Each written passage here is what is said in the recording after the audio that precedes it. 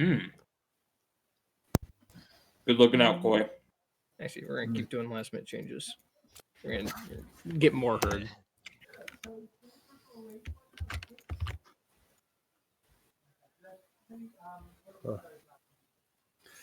I'll ask one thing about that later. Yep. Name, or is that someone? Yeah, at least it very much looks like the default name that was handed that character.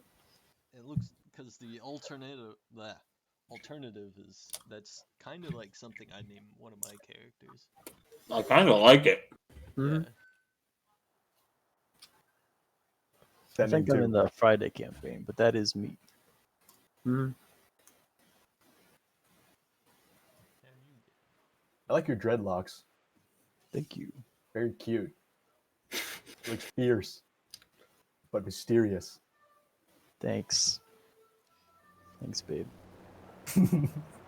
No, it'll never work out, Lumpy. We're not close enough related. That's a you thing. What? Not a me thing. Koi is really particular. Mm-hmm. He doesn't just... Is he from Alabama? Secretly? No, you gotta keep the bloodline pure. As a You king. can't As a keep it in your proper family. king. At least keep it in the family. I see. Quote Koi.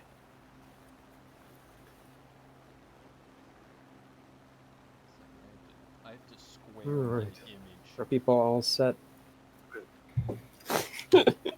So you don't look all smushed. Look at that. Yes. He's very Damn, it thin really do be like that. I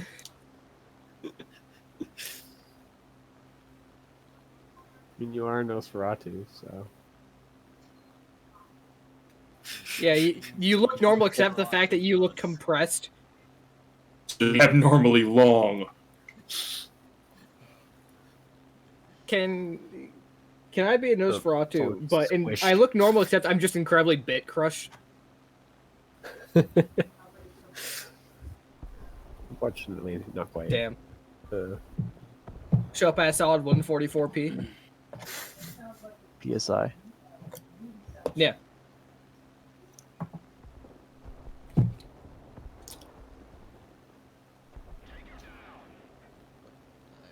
spelled that wrong.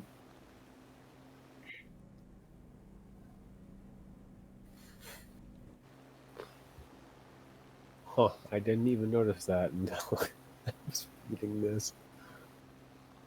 Yeah, it's something spelled right there. Someone messed up my bookmarks. So it's Chipatter 7. Japan. Yep. CHPT or PATER. Rather than chapter spelled normal. Probably fix it if I was really, really invested, but I don't care. There we go. Slightly more reasonable. There we go. You're not quite a squish.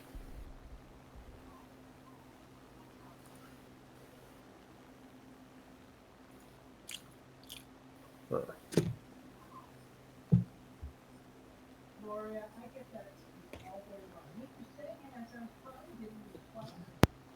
Guess I'll deal with that later. So, what was it? There was one more thing I wanted to ask before we get started.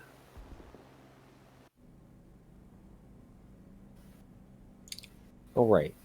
So, the way I normally do damage for this game is effectively each point of damage you take, depending, of course, on the damage type. So, bludgeoning, if I remember correctly. I think it's not. It's bruising. It's something that's not bludgeoning, but it's bludgeoning, yeah. Yeah. It's the you're getting beat up. Yeah. Some sort of blunt force trauma, but it doesn't use bludgeoning as the word. Yeah, I don't remember what it is off the top of my head. But basically, for vampires, it's 1, 2, 3. So you have to take 3 bludgeoning before you fill a box. Mhm. You take basically, well, for lethal, I believe is the damage. It's 2 slashes and then of course for aggravated, it's the whole box. Yeah. If you guys like to do basically my version of it, which gives you guys a little bit more health to work with, because bludgeoning can't just like put you down because a person with a freaking gun doesn't just fire a burst and puts you on the ground, or we can do it the way that the book has it. Wait, what is your way? Basically, it takes more damage to put, like, remove boxes from you. It seems fine to me. Yeah, I'm up for that. All right. I'm having Does- trouble even finding the boxes that you're removing, so I'm down I- to whatever. Health in the bottom right, where it Yeah. says bruised, hurt, injured, wounded, etc. Mhm. Extra bruised. Also, as a note, it is not bludgeoning; it's bashing. Because, fucking, why not? Same diff. Yeah. So, all right, we'll do it that way. Because normally, the way that the game rules as written does it is, if you take 5 bashing damage and you don't soak all of it, then you'd go from bruised to 1, 2, 3, 4, 5 to mauled immediately. Sure, you could heal it up to wounded 1 turn at a time. But with my system, you'd be only hurt. Because you're a vampire and someone shooting you with a gun, as the game suggests, takes a little longer to bring you down. Yeah. Vampires don't have the normal squishy bits that make guns as lethal as they are for mortals. You should go with the you should got with the gun. Yeah, you get shot with the gun, you go, it's cringe. You made holes in my body. What the hell, man? I need that body. Bro, what the fuck? So, The if guns everyone are- is all set up and ready to start, then we can get underway. Yep, I agree to hit record.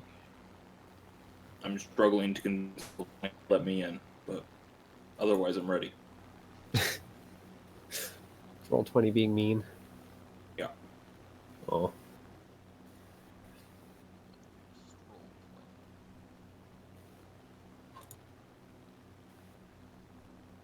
Let's try this.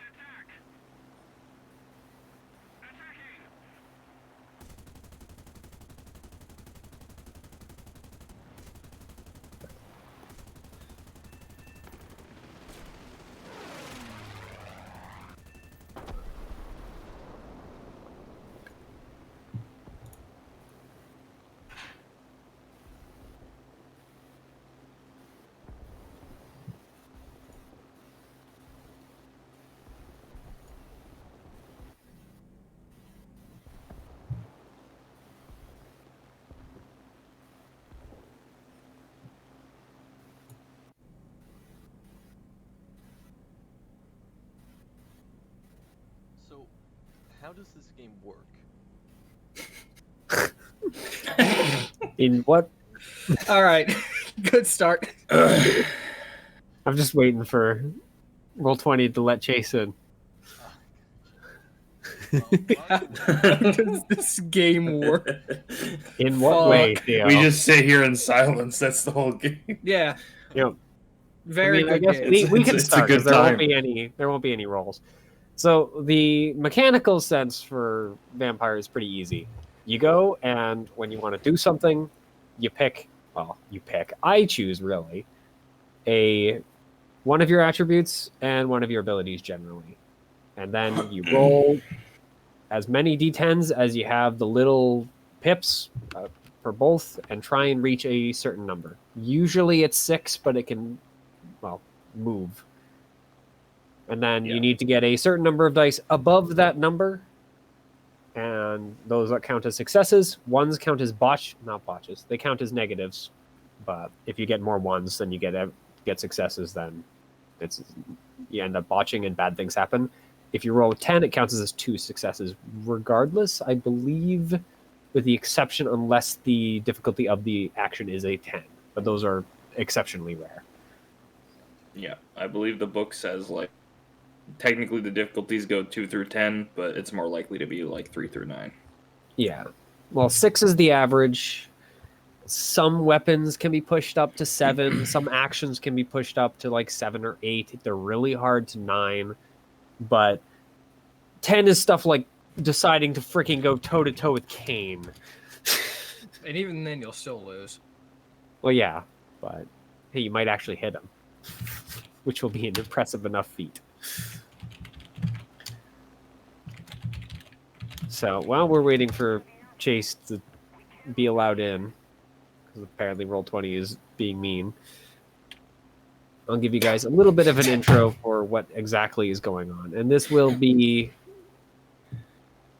I'm in. also... Okay, good. I just also had to for go on the- incognito mode for some reason. Yeah! The hell? Yep. So this will also be the case. The basic setup will also be the case for the Friday group. So, Lumpy and Koi, this will also happen for you. You guys are currently in Boston. At least the World of Darkness version of Boston. And have, in the last 2 to 3 weeks, been embraced and have learned either from your own wits or via a mentor of some sort how to not be a bad vampire, aka don't freaking go torpor or freaking rage. A couple of days ago, however, you were all individually approached by a certain individual.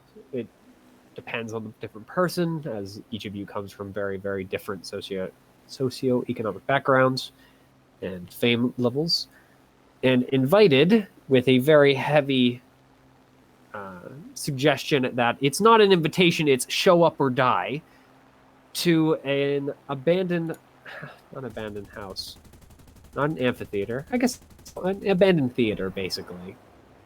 Of course, you don't know it's abandoned until you show up to the freaking place and find out it's abandoned.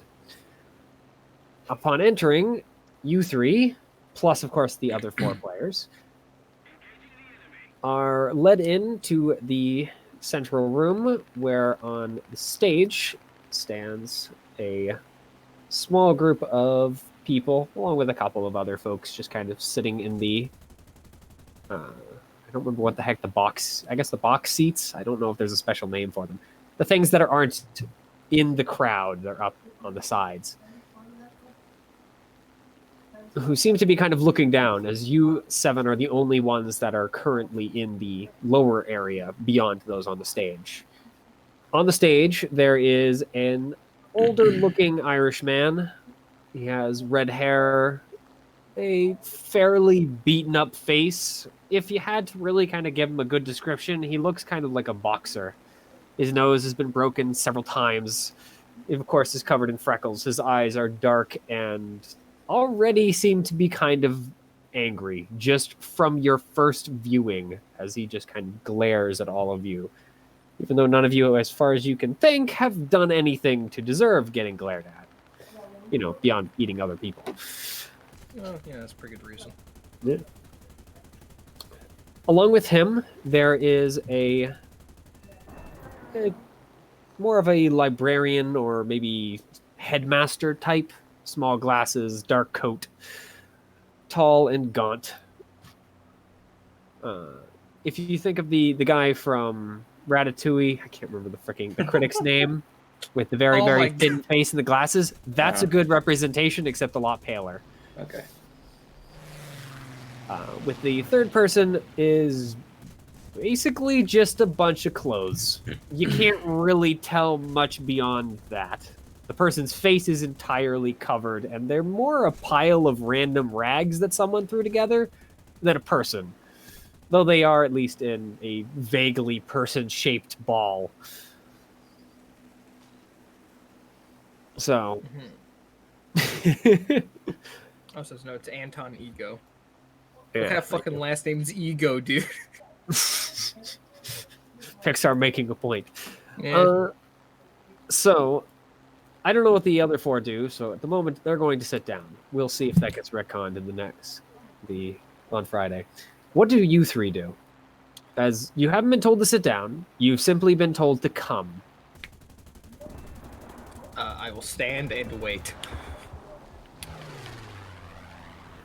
and wait. I look nervously at the sitting people. I mean, there's stairs to the stage, right?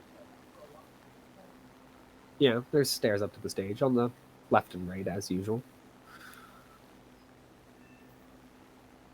I'm just gonna walk up there. All right. Yep. So the other two, you just kind of stand in the aisle. Send out representative.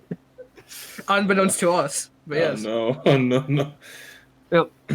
The Don't get us killed. Now, the man that looks like a boxer just kind of stands up and does a slow clap. Just kind of looks over at you, Shiloh. Ah, I see a brave one from this group. It's always good to know. Now, get back down on the ground. I have something for you to do. Fuck. Very well. I'll step off and go back down and return to my two people I came in with. Yep.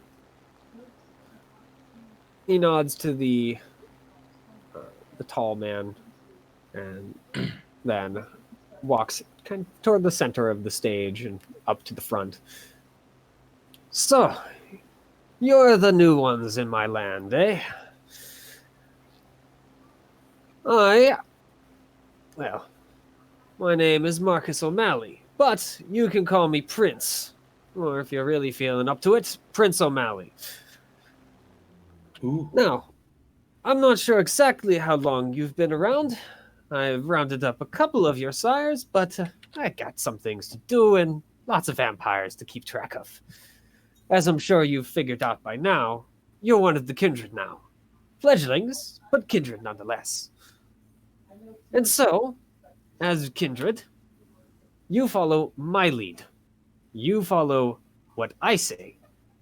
And if you don't like it, I'll push you back in the ground where you came from. You read me? He just kind of Okay. gives you a long look. Yeah, nod. Where is it you gained this authority?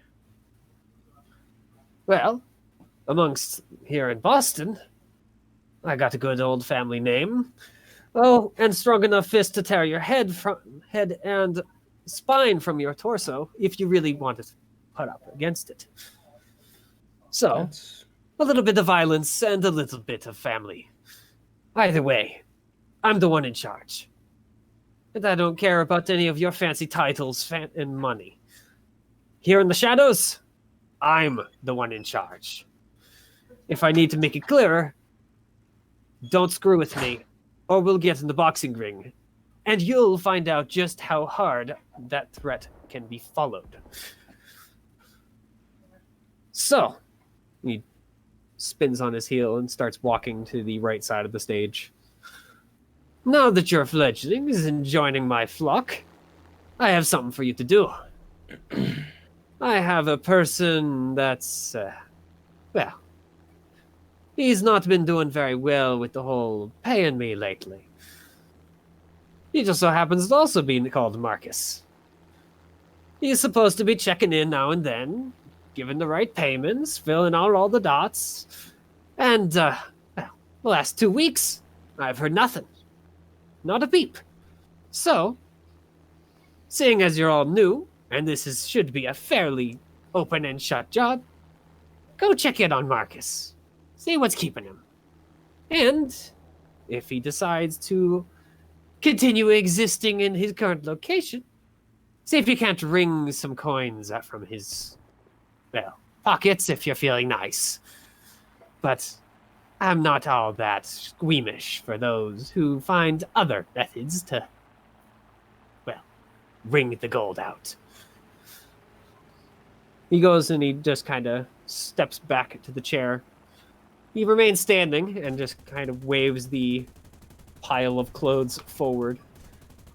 They just shuffle towards the edge of the stage and then just kind of fairly lightly for a pile of clothing drops off without much sound at all and walks towards you, reaching out a single very, very gnarled white hand holding a small scrap of paper. This is the location.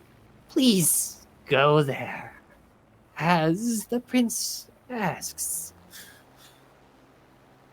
The clothing then, at least you'd assume, bows, as you still can't see this person even after they've walked all the way up to you. And Take a starts to scrap of walk back paper. to the stage after you take the paper. Yep. The prince then sits down. The tall man just kind of looks at you guys and then kind of nods back to the prince and makes a kind of get on with it gesture. The prince rolls his eyes. Fine. I'll be nice then. Do you have any questions, fledglings? How much is it he owes you? By my accounts, I'd say about $2,000 or so dollars. Aye. And don't be feeling generous. This is making a point. I don't care if you have the cash. I want it from him. And I'll know if you do. He does make a very pointed look at Carmack. I wouldn't plan on doing anything. Well, I gotta get strung up for this guy. What? Huh? Hello.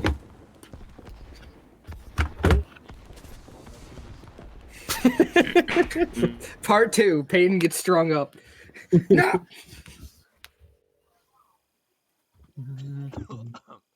Excuse me. So, any other questions? Any specific way you want us to acquire these assets? Non-denominational bills, or just whatever we find? Yeah. Well, nowadays they prefer the bills. I got a soft spot for the coin, but I doubt he has it. Kind of has a small, far-off look for a moment before snapping back to what is going on in the moment.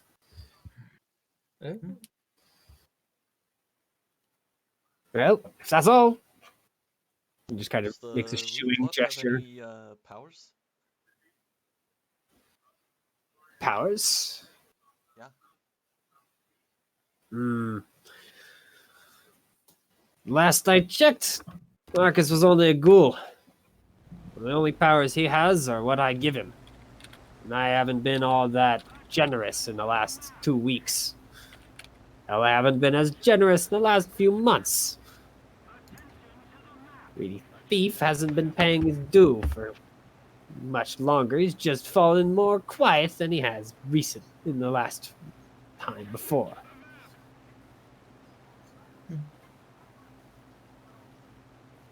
Just for interest's sake, what if he is no longer with us? Well, he just kind of thinks for a moment. If he's not, then how about you go seeing about who decided to step on my doorstep and kill my men? True, I'm not a big fan, but it's still mine to kill. All right. He doesn't have the 2K, someone else does. We're getting that 2K if we have to go all the way back to fucking Kane, baby.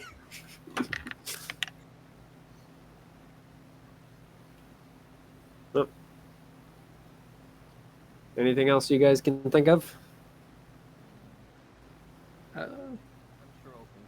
like, No. like 15 minutes. It was really important if you're Yeah. Yeah, that's the way it usually goes. done for now. All right. Then, yeah, he just kind of waves a hand dismissively, leans up against the side of the chair to talk with the pile of clothing, who is now returned to his side. All right, leave. All right. So, yeah, you guys walk back out onto the street. And this seems like a good opportunity to find out what you all look like. If you'd like to describe yourselves to each other. Nah. Nice. All right, good to know. Carmack is a nah. I look like that. I always try and find character pictures that actually look like the character. That's why it took me 20 fucking minutes to find it. Mm. Yeah, well, Shiloh is much like the picture. She's somewhat tall, shaven head, not so pale, and she's wearing a well-organized pantsuit with bold purple and black colors.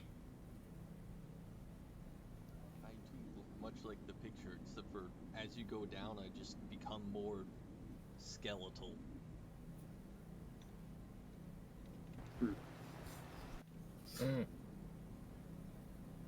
So, how did you guys end up at this old deserted theater? A car. All right. So, are you guys going to ride together to the intended destination, or How far away is it? based on the? Well, I guess how are all three of you from the Boston area, or are you from elsewhere and just happened to get embraced when you arrived? From Boston. If I could do a better Boston accent, I'd even represent it. But the only Boston thing I can say is I'm gonna put this whole fucking town in my rear view. I don't think that's really applicable in most of these situations that we're gonna be in. No, just keep saying it, it'll work. My rear fucking view. That means yes.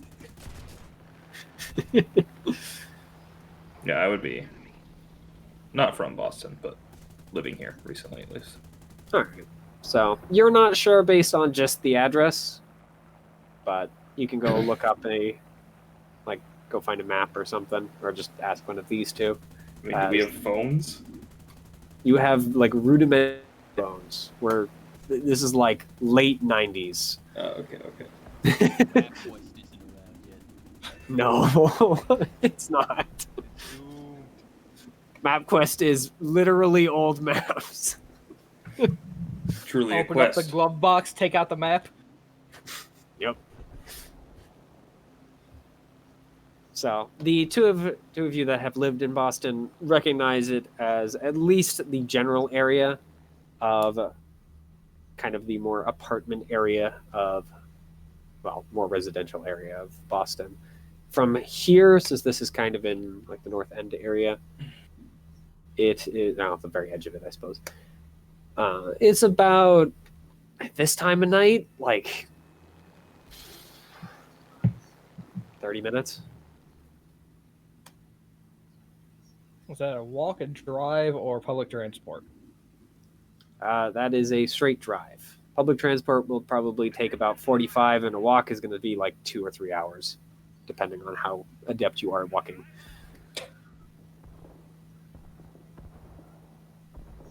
It's a skill in a freaking city as maze-like as goddamn Boston is. They're just like, hey, you know the freaking road planning that other cities did? Nah. Spaghetti. We're just gonna do it based on the old freaking walking paths.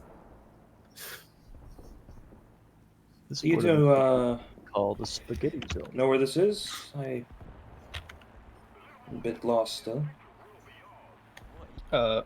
Yes, it's in the uptown residential. Not uptown. Sorry, it's in the residential area.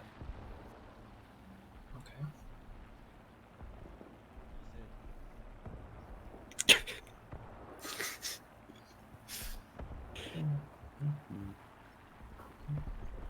should go now. I'm going to go get in my car. He's parked around the corner or some such. Yeah. So, are you guys all riding together, or are you picking your own routes to the place and they're going to meet up there? I imagine all just taking the car would be better. You just both walk to his car. What the hell? Why are you guys following me? My I car. just get followed to the car and turn. I'm like, what? We're traveling together?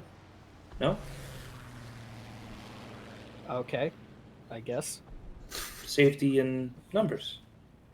I don't think everyone's gonna be attacking me in my car. Shrug and climb in. Tanked in his car. As you're climbing in, Carmack, you hear the, at this point, ever-present voice that doesn't always speak, but speaks often enough that you've kind of gotten used to it, even though it's only been around for the last couple weeks. I don't like these ones. Fuck off, Johnny boy. We're worth what we're given. You know I'm John. Cease with the nicknames. No. I start driving towards the residential area. Yep. The car ride. Is he like actually talking to himself, or? Yes.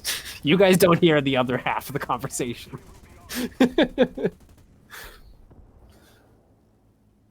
So, yeah.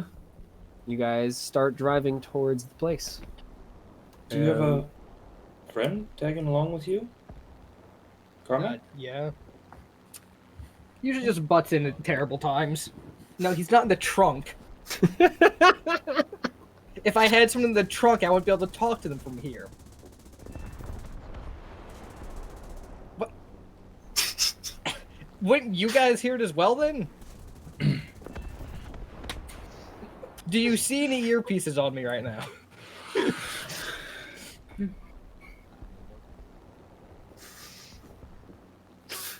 I've changed my mind. You were right, John.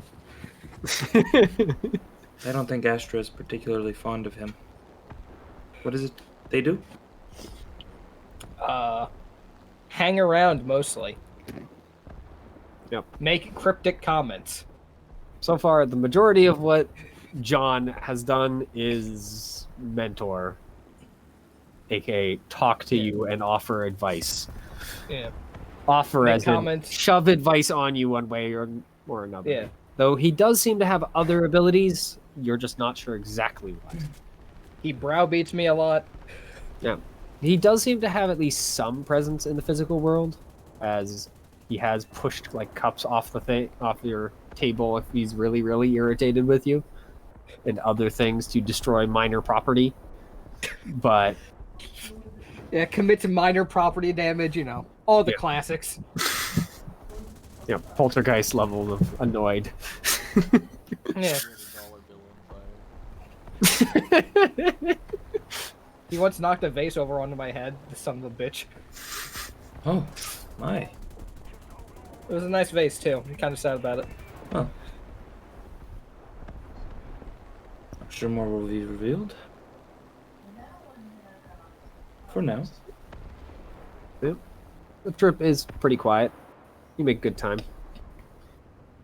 About 20, no, almost 30 minutes later, you arrive at the apartment building. It's pretty nice. I mean, it's only brick and mortar, so it's not exactly high scale, but So, before we head in there, I should probably ask, how rough do we plan on being? I would prefer not at all. I don't even know the man. I mean, who's to say he deserves any sort of beating, as long as he can give the money in some way, shape, or form, yes? And if he can't, or refuses to, then how rough do we plan on being?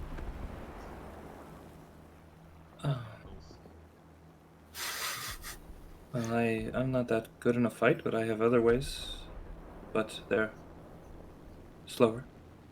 So All right, I'll go off of the cracked knuckles, and when we park, I'm going to go into the trunk and get a sap and put it in my pocket. Yep.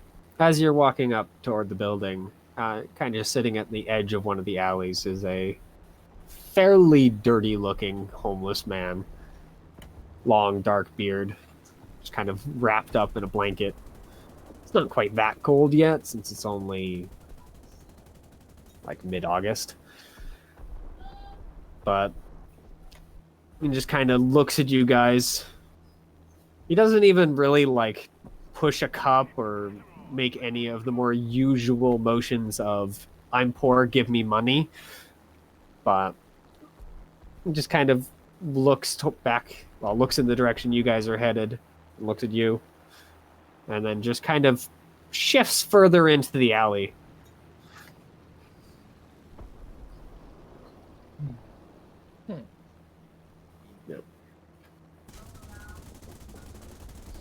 Yep. Are you like stopping to say that, or are you just saying that as you go by? All right. Yeah.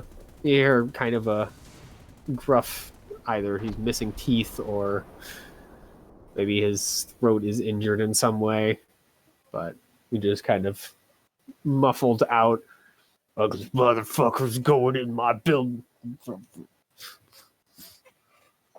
pardon me, sir. Do you know a Marcus? Well, what do you want? Do you have money? I will put some money into.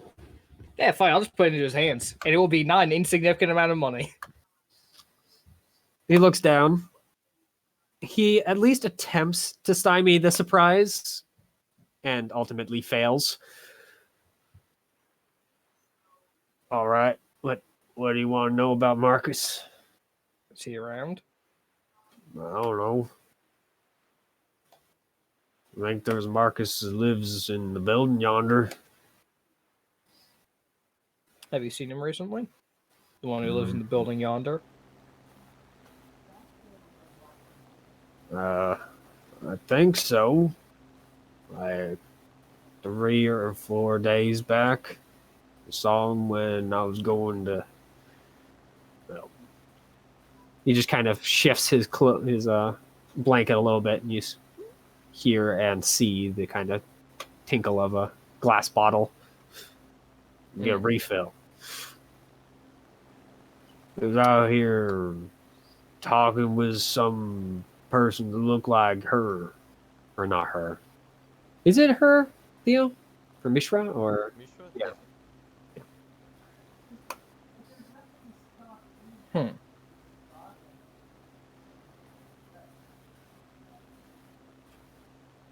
This used Happened to to be a read nice the conversation. neighborhood before all the uglies came in. He was hurt. I do. Carmack does stifle a laugh at that. It's caught me off guard. Wasn't expecting it. Yep. Ugh. No need to call others ugly. It's rude. Well, ran out of politeness a few years ago. Perhaps Oh. if you were polite, people would be more polite back to you. You just got a bit of a payday. Maybe you can afford a little bit more.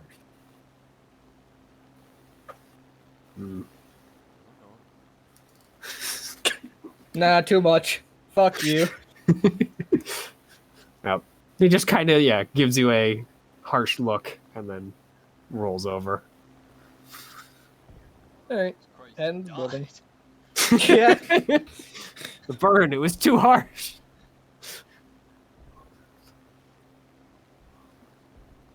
Mental recovery? Never. Other than that guy, the streets are pretty quiet. Like most of the lights, even this early in the night, it's only like 8:30 or so, are already darkened.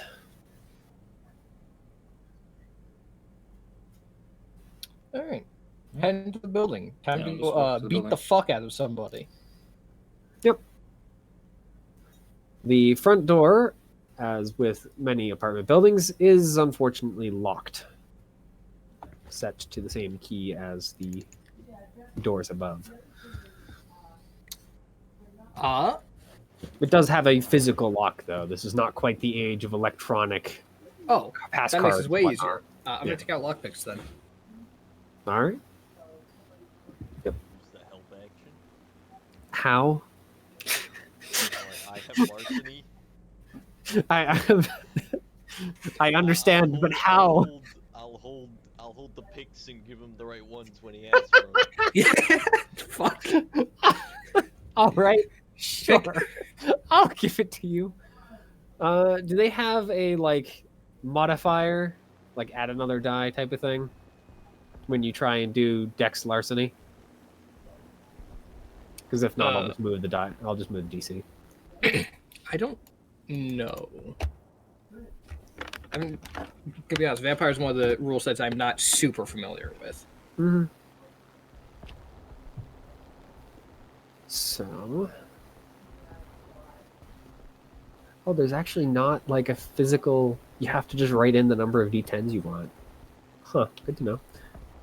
So yeah, do Dex and larceny. So in your case, it would have been normally 4 dice. Add a fifth for the help.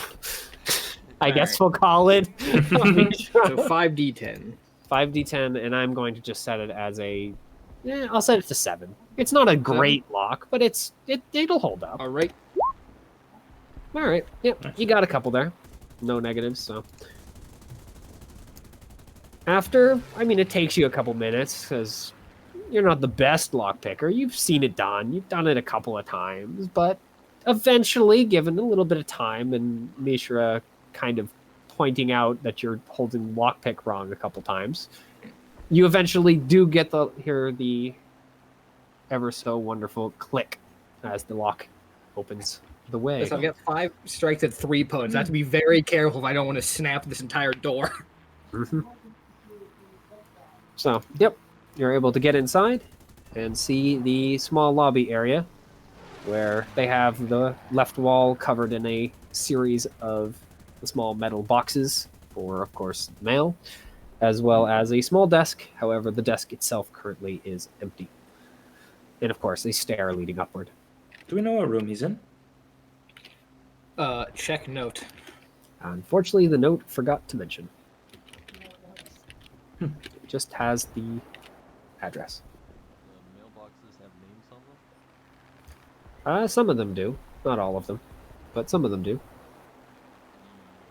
Insert name here. Marcus. Marcus. Yep. There is, in fact, a Marcus. Along with his last name. And how old is this mailbox? I mean, it's still closed, so there's no little letters poking out from around it. The name, by the way, on the mailbox is Marcus David.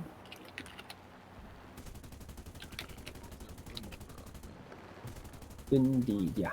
That's how they're marked. So they have the room number. In this case, it seems like it's an apartment on the 3rd floor, and then the 3rd room is what it says. So I guess 3C in this case, because they're lettered. Because you can't have 3-3. That wouldn't make sense. So, heading upstairs.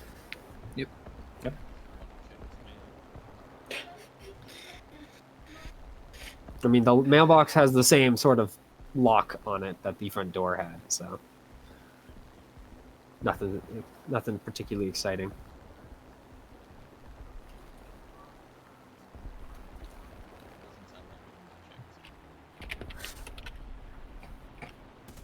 Yeah, let's not waste time. So, yep, you walk up 3 sets of stairs. And on a couple of on levels, well, 2, you do hear a very quiet rock music kind of playing from one of the rooms down the hall. And finally reach 3. Walking up to It's 3C. Let me actually see. How perceptive are you guys? Hmm? Oh, Mishra doesn't notice it. That one. All right. 2 alertness, 3 wits, I think. Three Or, sorry, perception. All right. For Shiloh and Carmack, your perception is high enough that I'm just going to give it to you without a roll. You faintly smell a pleasant, well, aroma coming from the door, you think. Hmm. You're pretty sure it's not pleasant from your past life, however.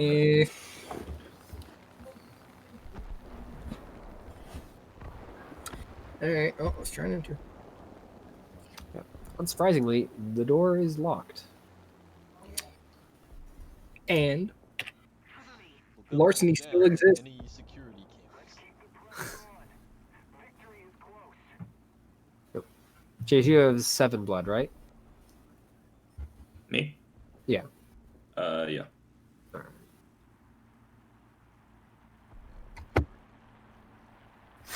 Huh? Yeah, max blood.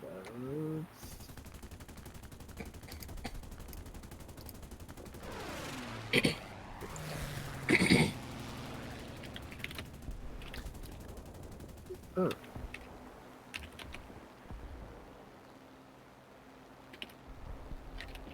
So, how are you opening the door? Is this going to be a boot, or is this going to be another pick? Let's try and lockpick it again. All right. Am I still getting assistance? Yes, sir. Scalpel? Yep. This door. Is it- has- Actually, hand you a scalpel. Fuck! Why? Yeah. So with 3 successes, the door pops open, and the thing that you guys only just barely noticed from underneath the door comes out significantly more strongly, and the scent of copper and blood floods the hallway. Oh no. Inside is a room that probably was once a nice apartment, at least for the time for the area. Now it's currently a tossed apartment, is putting it nicely. Blood coats a lot of the area, Hmm. along with some viscera. But Okay, well, that answers my next question, which was going to be on a scale of 1 to 10, how many corpses are there? I guess you'd have to put the pieces back together. Can I take an educated guess at, is this the amount of viscera of 1 body or 2? At least probably it's less than 1. Okay. It opens into a living room / kitchen, effectively, along with a, like, stepping inside, you can see a small hallway that has another pair of doors. One that's open that leads into the bathroom. You can see the mirror from kind of the sitting room area, or living room area, and then the other door that seems like it's been heavily damaged, as it is hanging on only a single one of its, well, hangers. What the hell? Freaking heck. Just Yeah, thank you. Hinges. Oh. Kind of kneel down next to the blood and the viscera. Can I use my Eyes of Gas on this?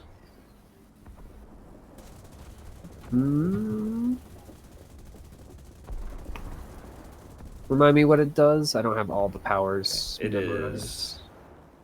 So, may scrutinize the patterns of a person, blah, blah, blah, blah, blah. And then it also says you can use it to find patterns in nature and things like that. So, the example it gives here is like a pattern of falling leaves. Almost anything might contain some hidden insight, no matter how trivial or meaningless. The patterns are present in most things, but are most often so intricate they can keep a vampire spellbound for hours while she tries to understand their message. Sure, you can use it there. In the pattern of the viscera and blood pool.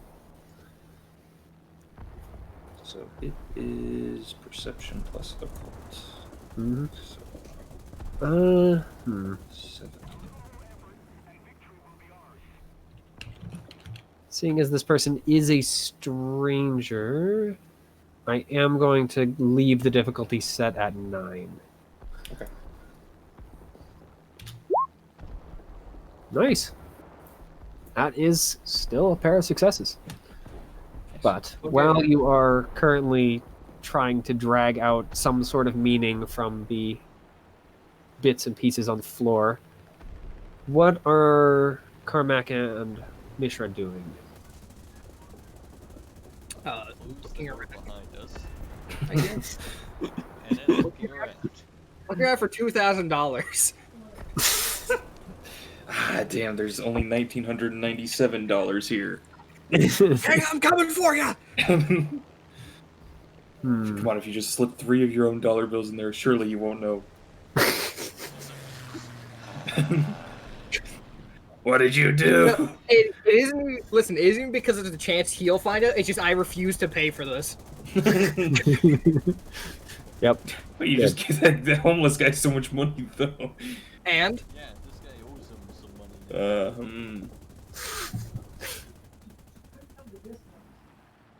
and If later, you're once we're hoping- getting back out, I'll get my money back from the homeless guy. All right. Yeah, I'm gonna have you do. Let's do perception investigation if you're looking for the money. Perception investigation. That's 42. And what about Mishra? God damn Are it. you looking around for the money, or are you just looking around in general? I'm looking around. I don't know. To see what. Yeah, no successes there, unfortunately. All right. I guess how are you attempting to put the pieces together? Well, I am a doctor, so. Sorry, a nurse. You're a nurse. We had this exact fucking like thing before. Yep. So I'm probably.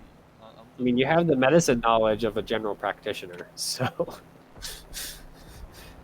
you're at least as good as most doctors. I'm probably gonna focus on the body, what's left of the body, and what happened to the body. Currently, the majority of the body that's in this room seems to be a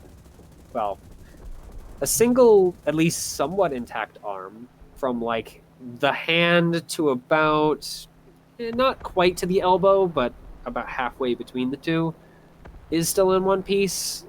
You'd assume probably some of the viscera is the rest of that piece, along with more gut-related things. But there doesn't seem to be the main body in this room anyway. If you'd like to explore for the I guess rest. I'd like to explore. All right. Bathroom or the bedroom first? Are you going to take a peek in? All right. The bathroom is a mess, but it doesn't seem to be a mess because it's covered in blood. It just seems to be very, very ill kept. There's hair everywhere, little soap stains. Frickin' it's awful. This bathroom has not been cared for in quite a long time. However, it does not seem to have been taken up in the mess that happened in the living room.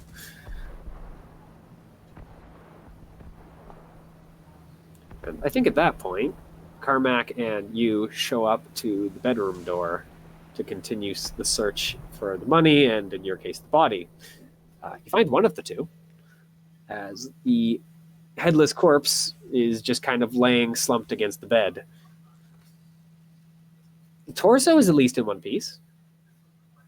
His guts are laying all over the place, but The torso's kind of fucking worthless without a head, huh? yeah. The other arm and the at least 1.5 of the legs are still there. But yeah, this guy looks pretty freaking messed up. In your medical opinion, he's pretty damn dead. Medical opinion, blown the fuck out. Yep. It appears to you that something tore him apart. I'll give you for free.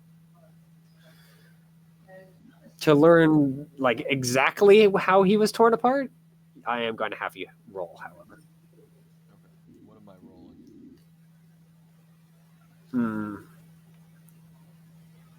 In this case, I think medicine perception makes the most sense since you're trying to piece together, or not piece together, you're trying to look at it to figure it out. So, 1 perception, 3 medicine, that's 4d10. Yep, 40-10. And Carmack, looking around in this room, while Misha is doing a very good job, you don't seem to find any, like, hidden lock boxes, all of the places where it would make the most sense to hide money, so drawers and pots and other things that most people hide money in are either non-existent or empty. Yeah, for 3 successes, this was not either someone pulled horses in here and literally freaking pulled this guy's arm and leg off, or you're dealing with something stronger than that. All right, done searching, I then look at him and go, oh, hey, I've done that before. Yeah, I was kind of wondering, like, would that be my strength, or... Yeah, if I look at that, do I think I could do that? What is your strength? Is it? With potence, 8. It's at least 8. 6.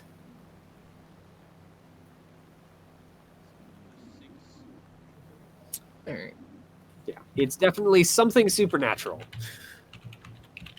Outside, while you guys are looking at the headless corpse, Shiloh, you do draw something out of the bits and pieces outside. It's not much of something, since you only got 2 successes, but you at least draw that this fight wasn't supposed to happen. At least one of them assumed it wasn't going to happen. Like, an accident wasn't going to happen, or just... Oh no, Yeah, it was not an accident. accident. It's just this fight happened Wasn't due planned. to, yeah, one of them assumed that it was going to be fine. The assailant was not that person. This was a surprise. One of them. The best kind of surprise. So in short, Marcus thought this was going to be a nice conjugal visit. It wasn't. As you can see, that didn't happen. kind of walk in to the bedroom. My hands still covered in some blood from tracing through the bits and pieces, physically and mentally. Jesus, were you finger painting? She speaks. Was an ambush, a surprise attack. Someone he trusts, I think.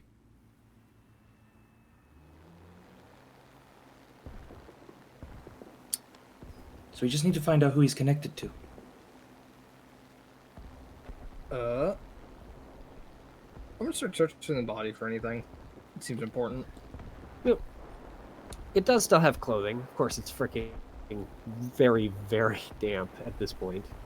Yeah. A little bit waterlogged. Yep. One of the things, by the way, since I should mention this, this guy has not been dead for as long as 2 weeks. Well, it can't have been because homeless guy saw him 4 days ago. Mm-hmm. Yep. By your estimates, Mishra, this guy has been dead at most 2 days.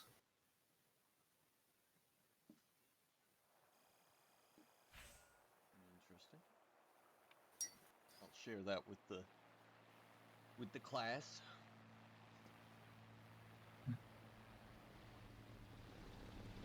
So whoever killed him has a 2-day head start on us. That's- Also lock the door behind him. As for what he has in his pockets, not much. He has a wallet. Unfortunately, it's mostly empty. Like, either someone took all the money out of it or this guy was freaking broke, as he has a handful of coins. Well, handfuls, even too many. He has like less than $1 worth of coins. He has a couple of small cards.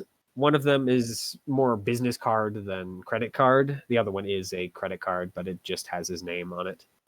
His actual name, surprisingly. Yep. It's Marcus V. David? No, not David. Davin. Marcus V. Deadass motherfucker. Yep.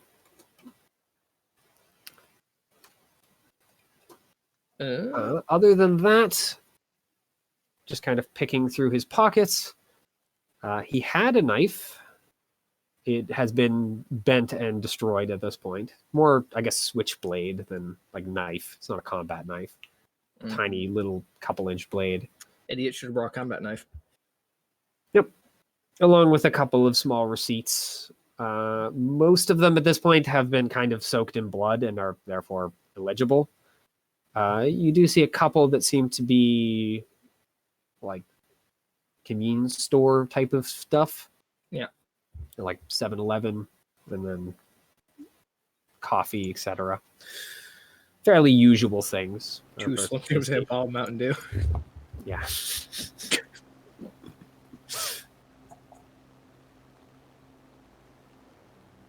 But that's kind of all on him. I mean, I'll start checking in here for any sort of like notebook or anything that might have clues as to who he was meeting. All right. You do remember seeing a notebook when you were going through looking for money. I will go back and try and re-find that. Yep, it's pretty easy. It's been kind of set aside in one of the like side table drawers. The notebook is, well, it's not locked or anything. It's just a fairly simple, like, it's not even a moleskin type of notebook. It's a more, you know, like the ringed notebooks, Yeah. the 90-page, like Mhm. those ones. College ruled. Yeah. And it is filled with very, very tight script. Most of it is pretty nonsensical. Though, whether or not that's due to this person having the goddamn worst handwriting you've seen, or because it's encoded, or because it's a language you don't read. One way or another, it's nonsense currently. Either you know how to read this shit? Maybe. I will hand it over. First, I will ask them to wipe their hands off, though. By the way, Chase, using an ability does require a point of blood, pretty much regardless of the ability. Yeah. Yep. So just tick it down when you have a second. Fine. I'll go. Is there like a bathroom where I can Yeah, wash my there's a hands? Okay, I'll go wash I mean, my it's hands real freaking filthy, but it still has a functioning sink. quick. And it has running water. That'll do. Mhm. So, yep. And, then I'll And the come water back. is still on. So, Okay. I'll just peek over his shoulder while he reads. May she bless us with more words of wisdom.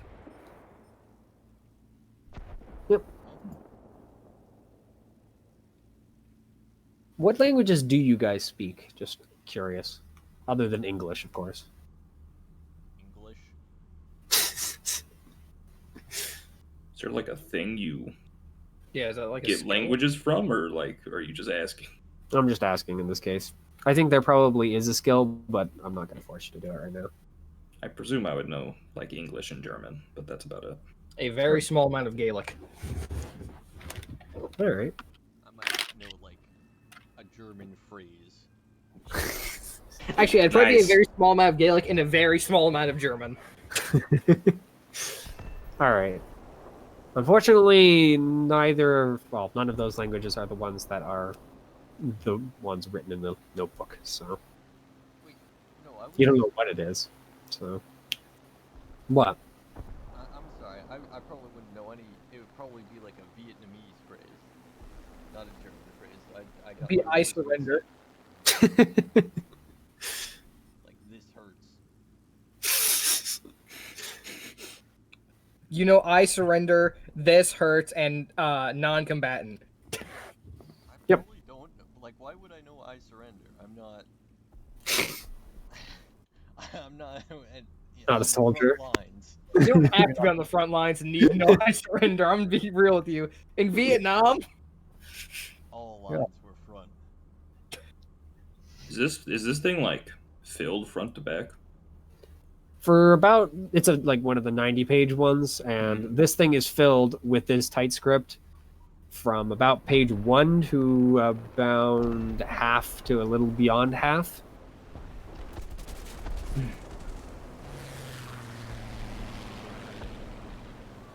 It isn't numbers, by the way. It is just writing.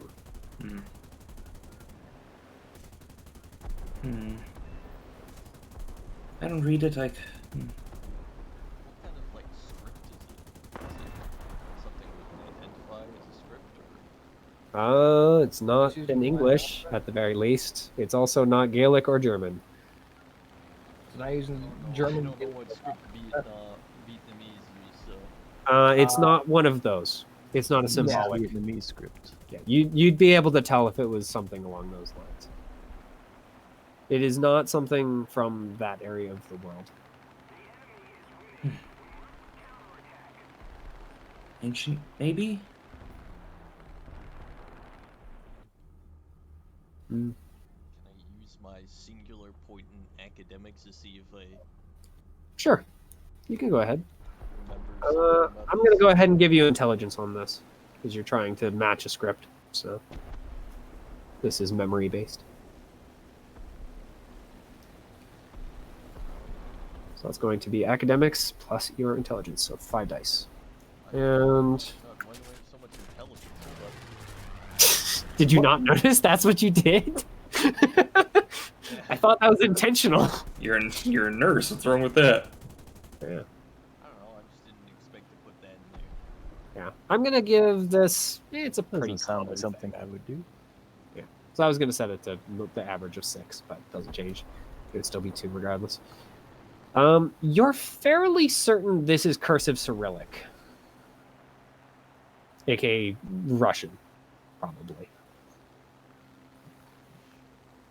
Didn't I make another Russian character? Yeah, actually, probably make Russian characters. I'll share that with class. All right. By the way, just seeing as you're Flanagan and Carmack has a little bit of Gaelic, you're pretty sure the name that you've been given, Marcus Davin, is not a Russian name. No, it isn't at all. So the fact that this person has a book filled with Russian handwriting is freaking odd, to say the least.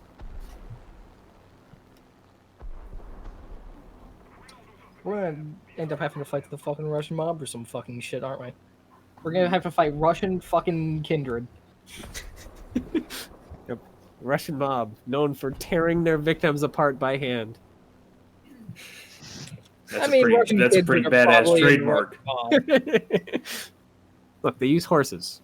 Like Yes. normal people. The horses have hands? Oh my god. Advanced I know horse. This is perhaps. Well, actually, no. I can probably look this up in the book. I was wondering what the difference between alertness, awareness, and perception were. Perception is an attribute, so it's, well, your kind of natural sense of being able to see, hear, etc. Alertness is physically seeing things, spot in a way. I believe, if I'm remembering correctly, awareness is the magical. Yeah, it's the magical version of alertness, effectively. Yeah. So if someone freaking is throwing magic around, you're going to be starting to roll awareness to get this idea that someone's following you while invisible or something along those lines. So, I suppose either of you two know any Russians we can talk to about this. No, I don't. And given that Johnny Boy hasn't thrown in any gloating remarks, I doubt he knows Russian. So where You do we wait go the from extra here? moment for John to say something. Either he decides to not, or he wasn't going to say anything in the first place. You can't ever tell. Yeah. Well, on to it. I don't think Prince wants us to return with just this. No? Some more information, or can we ask him? I mean, we were told to find whoever got his guy, and given that someone very obviously got his guy, Mm-hmm. I think our job has changed, unfortunately, to that. Well, we need some connections to him. We need to know who he would trust to let into his place. I mean, the door wasn't bashed down or broken or any way. So, someone he trusted assaulted him. Maybe we can Like find someone. the windows and stuff. What are you looking for? I'm just looking to see if someone got in or out through some way other than the front door. The window there's only two. There's one in the living room and one in the bedroom. The one in the bedroom had like iron bars installed on it, which seems like about the freaking weirdest thing you could do. As far as you can tell, no other window has iron bars installed. The one in the living room has some blood on it, but otherwise it doesn't seem to even open. It's just a window. Or I guess not a window, but a glass pane, effectively.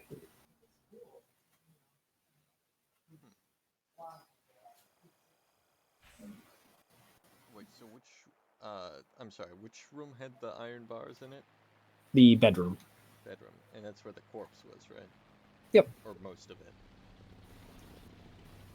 Well, it's where one of the one of the legs is, and the torso and head. No, actually, the head is still missing, as well as the rest of his left leg and the right arm. We found the left arm, at least most of it.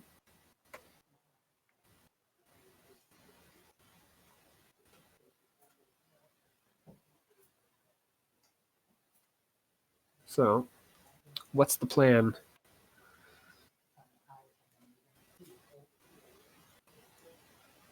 Did we find any keys to his room?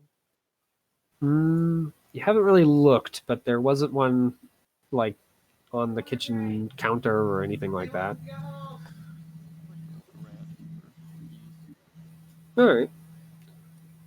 You look around for a while, and unless they're hidden really well, there doesn't seem to be a set of keys. No car keys, no room keys, no keys. Like, at all.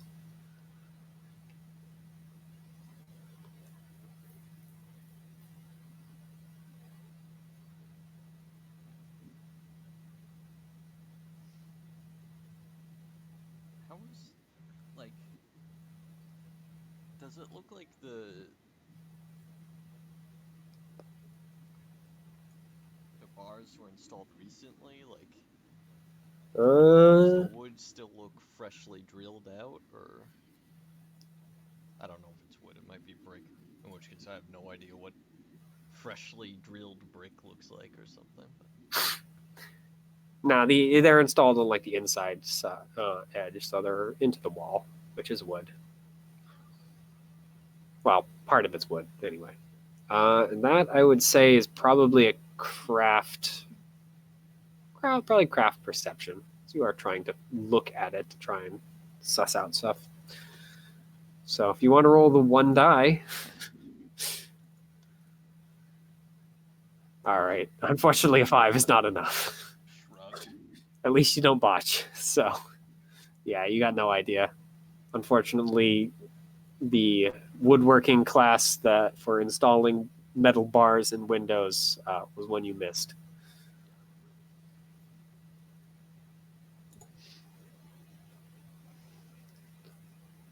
Yeah. So it seems like someone is left with his keys. Mm-hmm. We think it's time to talk to Prince.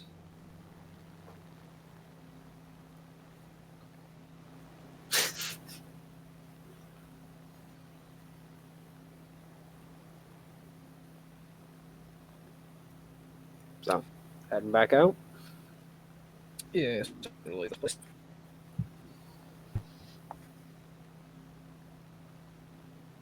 Do you Alright. want to talk to Prince while I look around some more? No, I don't want to talk to the prince at all, actually, Same. because I feel like it's going to end fucking terribly. Sort of why I was thinking of staying here for a little while. Yeah, I imagine. Do you expect them to come back? No, I just Don't want to be there when we talk to the prince. Well, There seems to be many pieces that could be put together. Like why he barred his window. I mean, in one room. did all of the windows have bars, or only that Nope. Only the Oh. one in the bedroom. The Uh. window didn't open as far as we could tell, right? Yeah, you would have had to smash it if you wanted it open. strange that he barred it. He thought he was safe. one? Well, I thought he was safe from this meeting. Yeah. If he was Many- running around behind many the prince's enemies. back, then But why just that window? That doesn't. because that window opens. Hmm.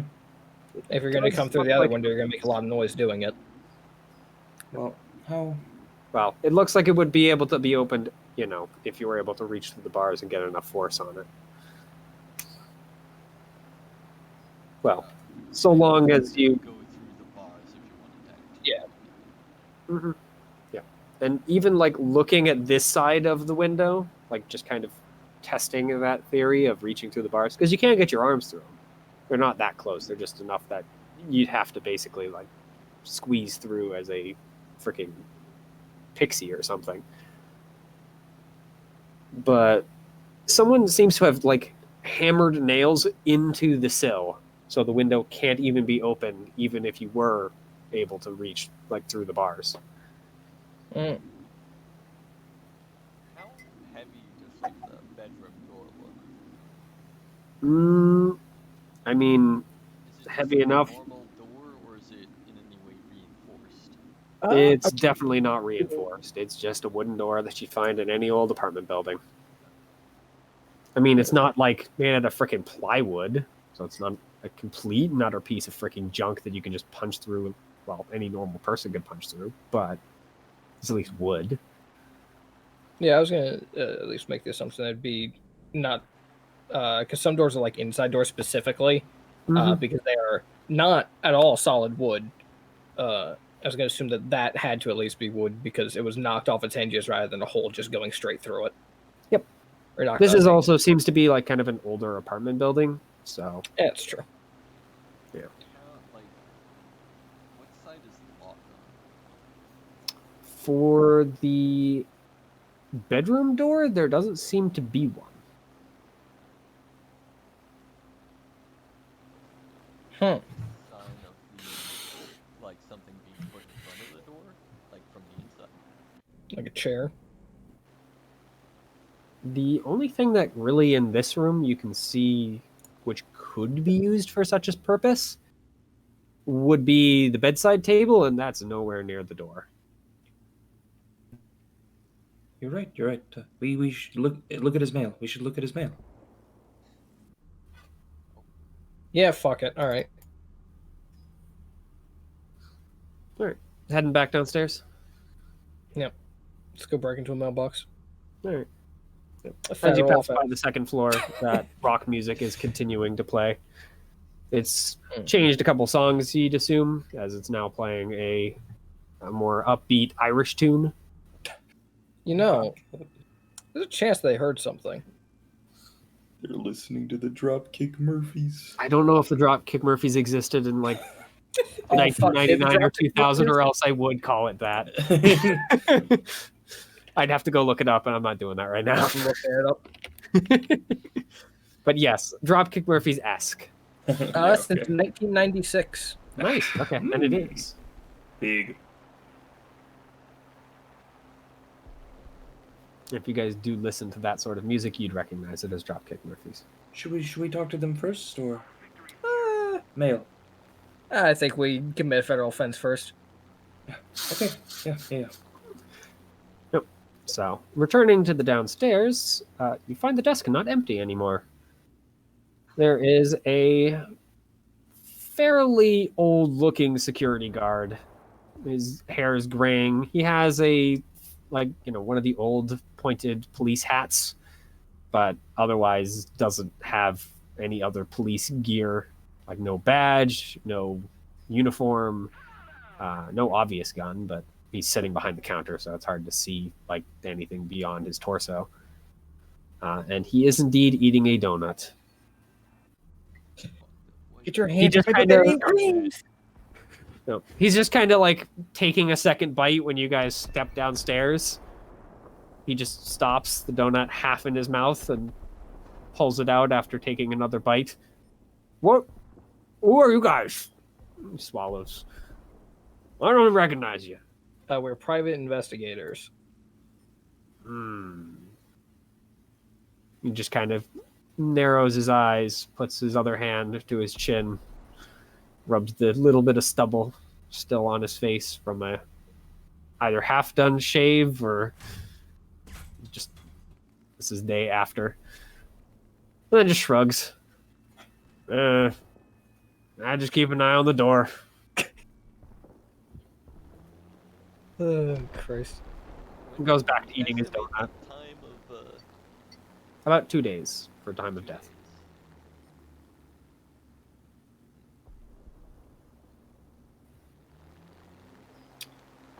You know any weird comings and goings a couple days ago?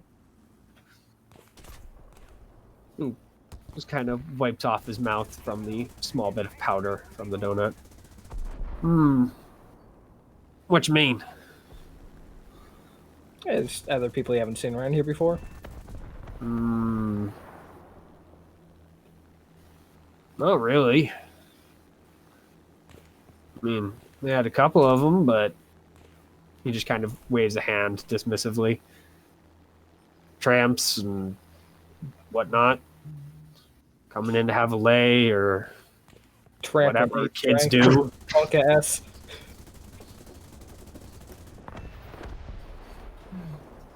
Yeah. Do you happen to have a key for the mail slots? He just kind of looks affronted. Of course I have a key. What do you want it for?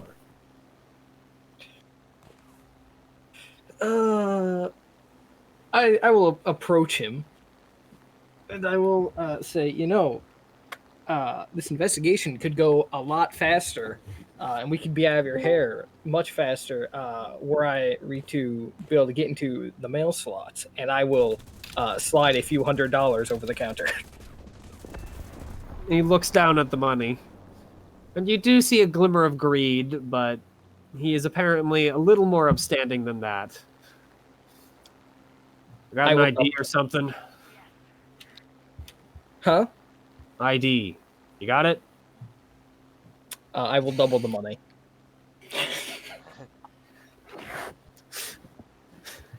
No. You do see that twinkle again, but his earlier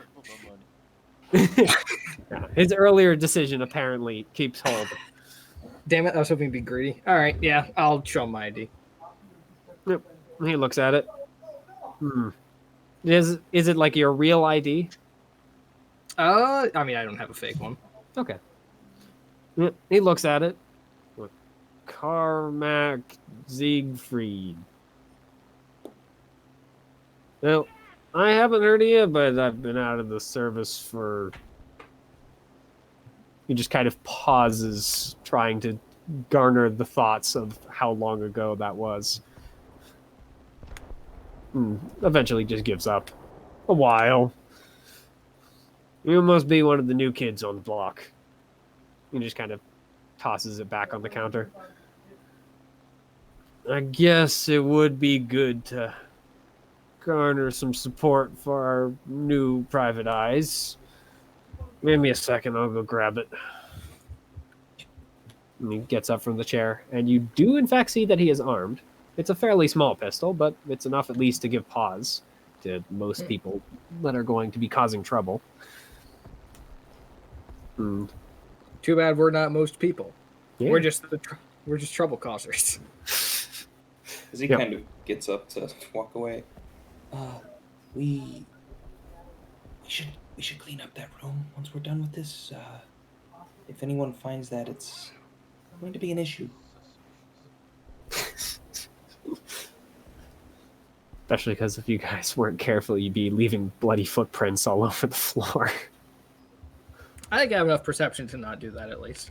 At least I do. I don't know about the other two. Hopefully you have enough perception to stop me from. Yeah. I'm assuming you guys would not be wandering around with your shoes covered in blood. So, yep, he walks into one of the small rooms off from the lobby. And after rummaging around and a fairly large amount of grumbling, he eventually walks back out holding a small key ring. It only holds maybe 10 keys. And he flips through them as he's walking back to kind of the center of the lobby. Which box do you need opened again? Where's that god key? Huh? He's just kind of muttering to himself. We need. If my. Yeah, Marcus David. David. David. It's not David. Davidan. It's Davin. Davin. Marcus Davidan. Marcus Davidins. He just kind of nods and then finally finds whichever key he was looking for, and then kind of looks back up. All right, I found it. Which box do you need to open again? Devin. Marcus. Devin. No, Marcus Devin. He walks over to the mailbox that has the name. Been dead for 18 years. The crash wasn't your fault. No, inserts the key, turns it. You hear the click of the lock doing its job, and then the door swings open. The human head falls out. Thankfully for you guys, no. Yeah, if that did happen, this would have been a fucking mess. This would be a very different encounter if that happened. Thankfully, yeah, just some letters spell out. The mailbox itself is not very full, but there's still a good, well, now that there's a couple on the floor, a dozen or so. Christ. Take a look. Yeah, start looking through. Looking for Russian names specifically. All right. Most of them, unsurprisingly, I'm sure, are bills. Yep. All marked, of course, for a Marcus Devin. There's one that seems to be some sort of, like, strip joint invitation or something along those lines. It's Racy Ladies. And not pay to get a good name. Well, like, Yeah, that one's more of like a postcard type of thing. There are two letters that come that are, well, of interest beyond those. One is simply marked Marcus. Like, there is no return address. It's just the name Marcus written in the center of the fairly ordinary card. The other one, well, doesn't have pretty much anything but a return address, but it's just some, like, well, it's just a street address. It doesn't have a name on it. And on the back, it says, it has like a little heart and Tanya written on it. Now, is this an address in Boston? It is. Question. Did the Racy Ladies thing have a fucking address on it? It did. Are they How the else would you same? find your way there? Huh? How else would you find your way there? Yeah, that's what I was expecting. If I check the address between that and Tanya, They're at least close by. Not the Okay. same one though. all right. It's like a street over. Okay. So there's a Marcus letter and a Tanya letter. Those are really the only two that aren't like Bill. Yeah, believe it or not, I'm not looking to see what his fucking electric bill is this quarter. Yep.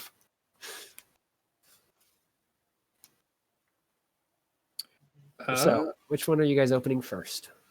By the way, the security guard, if you want to call him that, Yes. really that, just kind of walks back over, sets the keys back on his desk, and just kind of waits for you guys to finish with whatever you're doing. Let's check the Marcus one first. I feel like that one. Let's get the anthrax bomb out of the way fast. Yep. You pop it open, and it is a letter written in a fairly, flowy, pretty script. The script, however, seems to detail a letter that, in short, comes down to pay or else I'm going to tear out your freaking lungs. From our Does it seem like it's our Yeah. employer? I mean, the actual, like, what is the freaking sincerely is from a different person, but you do see the prince's name on there. Okay. All right. Or at least Let's just O'Malley. tuck was that not one into the back pocket. Check the Tanya letter. The Tanya letter is written in, pretty childish, blocky script. It's in English at the very least, but this is written by like a first grader. You can read it, but it is long and long letters, etc. It's kind of painful to read. And it seems to be a let's get together sort of letter. You're not sure if they mean romantically, physically, just to hang out. It's very hard to tell based on the context. But it does seem like this has been happening for at least some time. That checks out. Yep.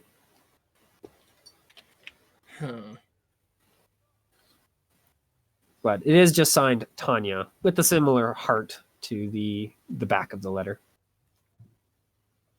All right. Also, pocket that one. Shove all the fucking bill letters back into the fucking thing.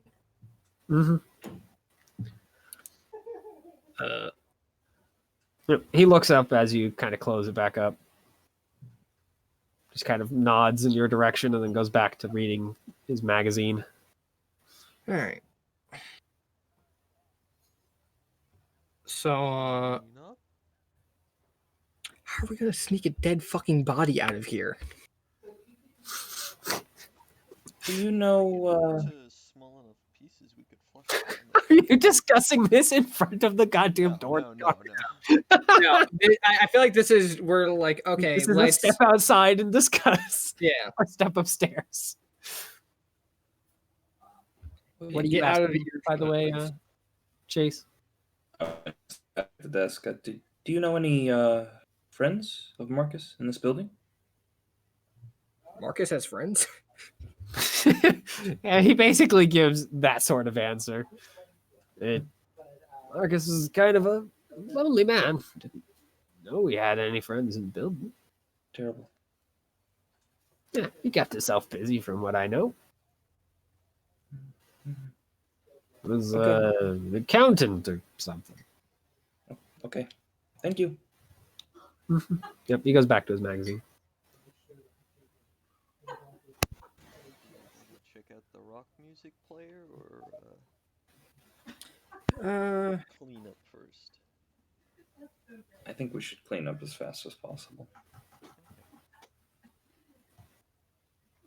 Yep. You guys go back upstairs.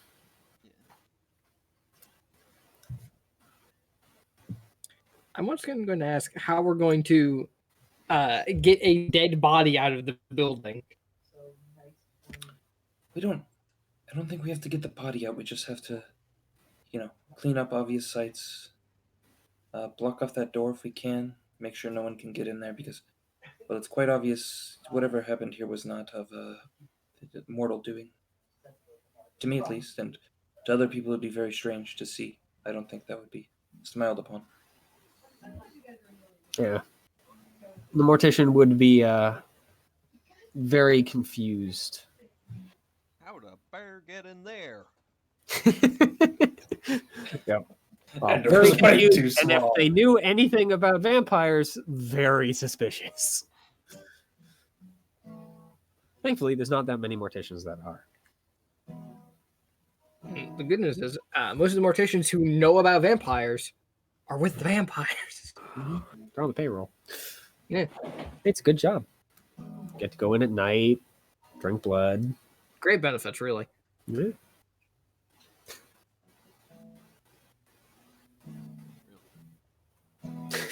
Yeah.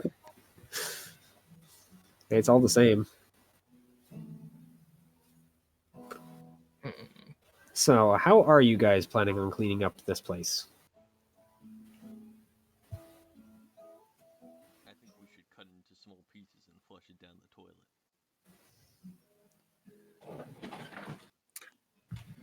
That would take way too long. I'm not going to do that. You'd also have to be doing a lot of bone breaking. Well, that's not an issue. Well, yeah. That's what my trusty cleaver is for. Or your two friends with potence who can do that. With Going to the hell of a drug. I'm 90% sure I could grind the bones into powder. Probably. But what is the plan?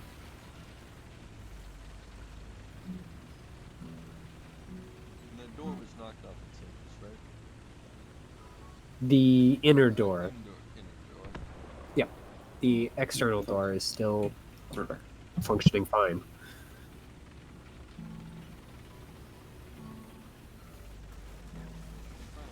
Consolidate things to like the bathroom, to the bedroom or something. If we're not gonna move the body out.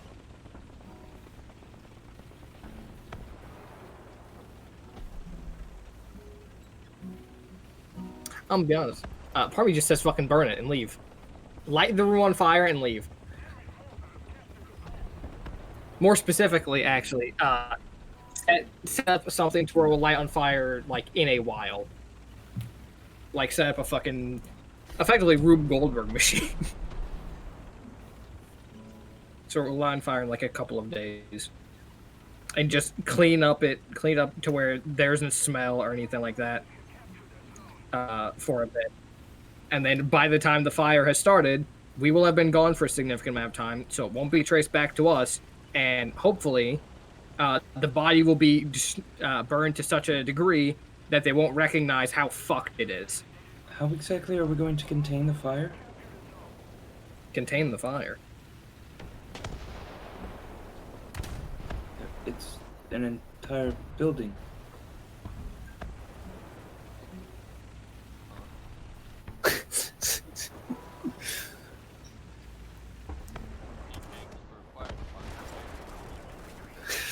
You know how many fucking taxes I pay?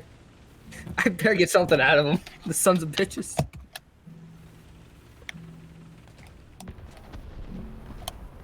I don't see why we need to set a fire. I mean, they already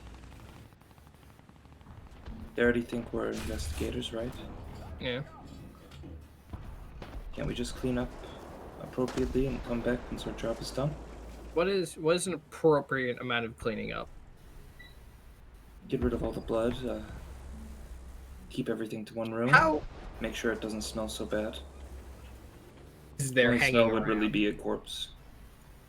Mm, I mean, in the main room, the blood got pretty much everywhere. Is it to the point where like I look up at the ceiling and just frown? I mean, it's not like covering the ceiling, but there's definitely some spray up there.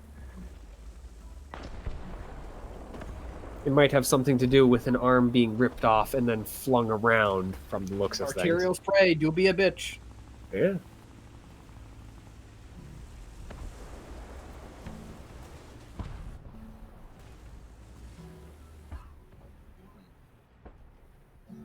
Can we just Febreze it and leave? Does he have Febreze? Does he have Febreze? Unfortunately, no. Dish soap? He does have dish soap.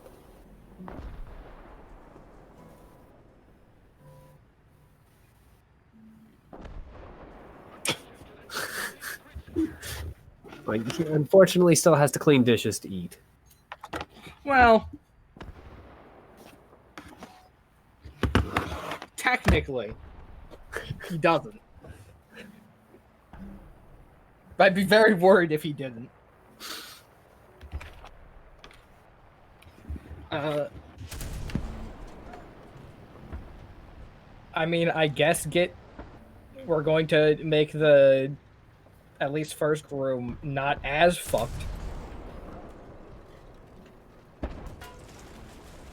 through the use of, I guess, fucking dish soap and sponges and whatever cleaning supplies we can scrounge up.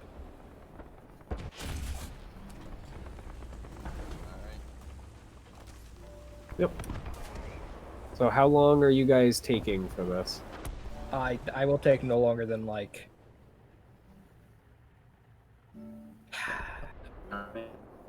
huh? An hour maybe. Yeah. Hour or 45 minutes, somewhere in that range. Alright.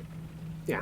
I mean, an hour isn't going to, like, clean the whole place, but between the three of you, you're able to at least get the majority of the blood out of the living room.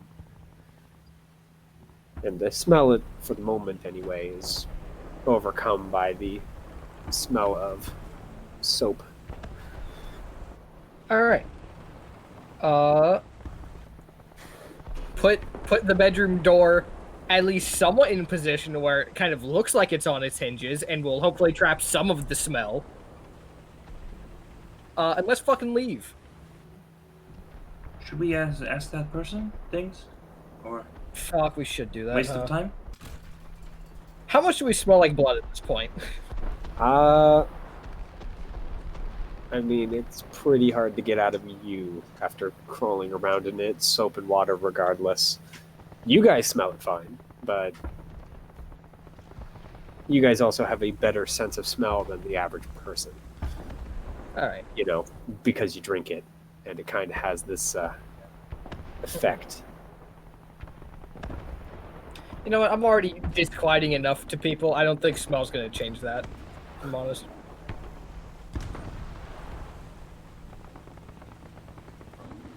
Myself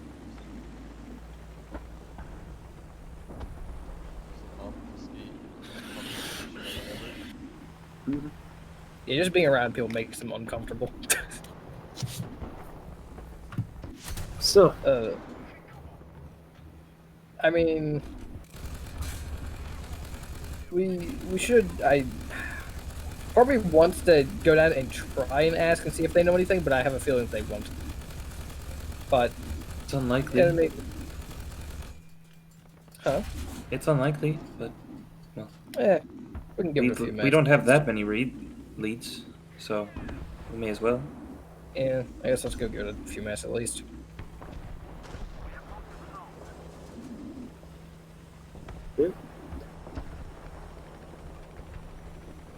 so you head downstairs. Yep. Music continues playing. It seems to be coming from 2D.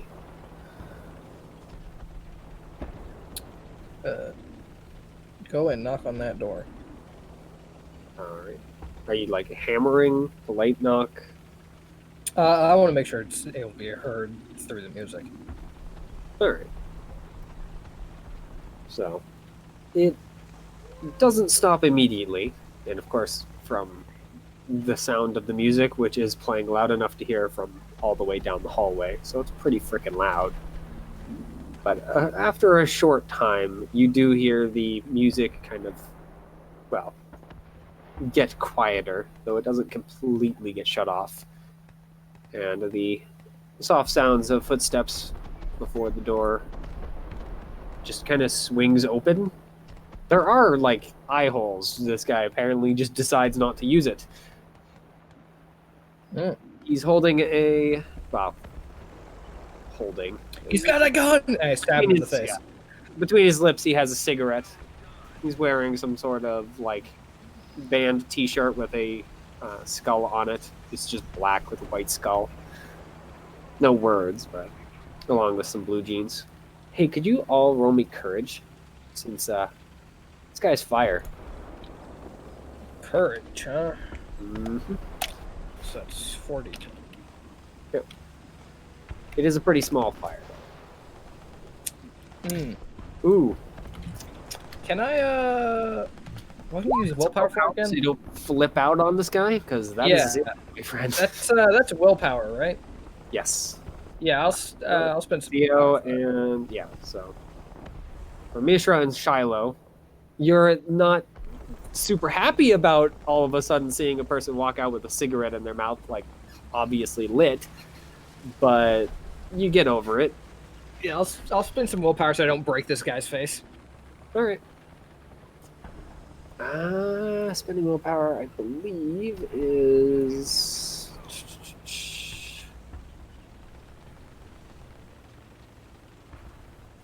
I'm trying to remember if it's per die or per roll. I'm pretty sure it's per roll. I'm not going to look it up at this point. I don't feel like it. So I'm just going to say you spend a willpower point and then you can reroll all of the dice. Do I have to roll all the dice, or can I? I'm going to say you have to, yeah. All right, big money. All right, much better. You get over it. Temporarily, the fear starts to dig, but you're able to clamp down on it and stand your ground regardless. He just kind of looks at you guys. He's just kind of a drowsy expression on his face. What do you want? Do you have a minute to talk? I mean, I guess. Turn down my tunes and whatnot. Takes a puff from the cigarette, just kind of blows it. At least out in the hallway, but not directly at you. You know anything about Marcus Davin? Marcus Davin.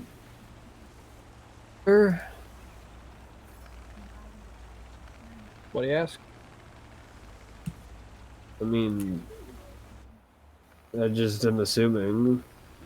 No, I didn't Mark, like, know my place. Yes, does he live here? Yes.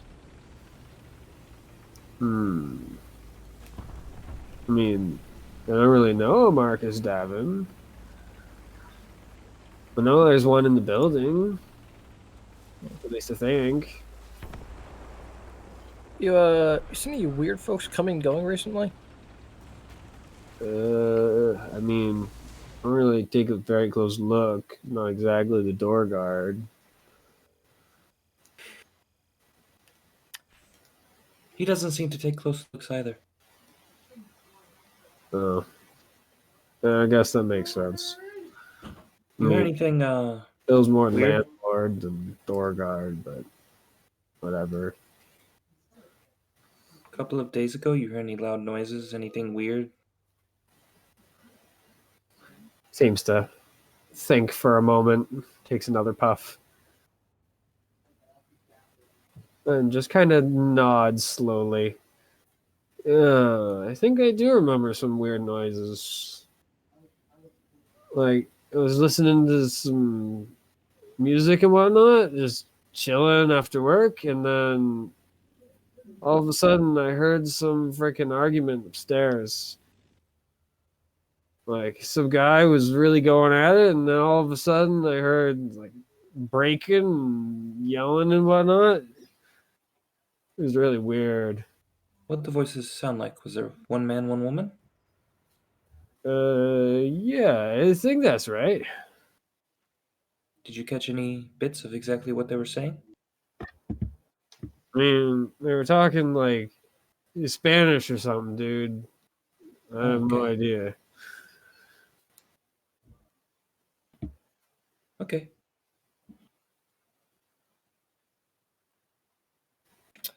All right. Well, He does, by the way, if Mishra, are you actively like trying to make yourself not be visible, or I'm just trying to make myself look. I was trying to make myself just look like a normal person and not be and would specifically not be bloody or smell of blood. okay, but otherwise you're not like hiding any of your other features. I mean, I'd be hiding the like Nosferatu look. I mean, it's a pretty hard look to hide without being like totally covered. you're like, do you got a weird skin Well, condition? Isn't It is obvious to a viewer with I light. guess what I mean is doesn't obfuscate Mask of a Thousand Faces. It does, but you have to have it activated. I see. Yeah, it's not on all the time. Would you like to do that before you talk to this guy? Yeah. Because otherwise, he is definitely going to point you out as freaking what the heck is wrong with you.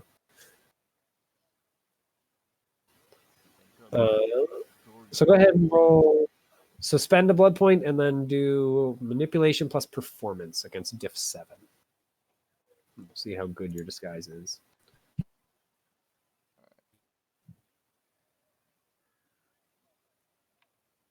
How do I spend a blood point? Just click like the next box down. And it should go down. So like this. Oh. If you had 5. Which I believe you did, right? Yeah. Yeah. You just click the box below it. Gotcha. All right. So go ahead and give me the manipulation plus performance plus that's 7. All right. I mean that's 1. So yeah, as you guys are walking up to the door, you're all of a sudden walking with someone a little different. It still vaguely looks like Mishra, but I guess like less freaking ugly. I see. They look One a little success. bit, yeah. One success is my Nosferatu to appear normal, albeit ugly. Yeah. You've been You're moisturizing? basically like appearance 1. You're hideous, but you're not supernaturally hideous. You should get dish soap all over you more often.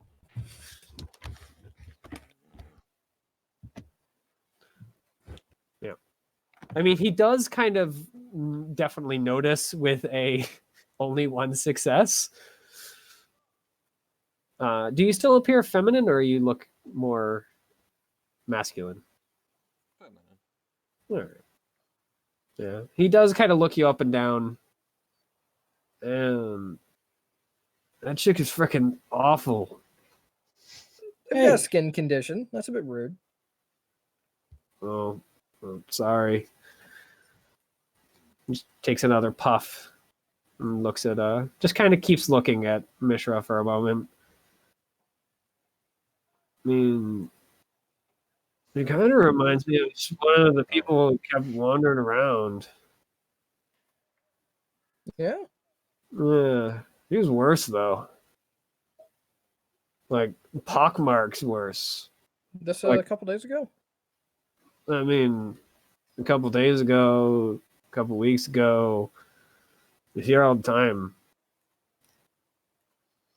Hmm. Name? They're like Where are they? Ortor orphan broken man. Okay, could you let's let up on their appearance. Where do they have a room here? I don't know. I don't think so. I would remember seeing that lady.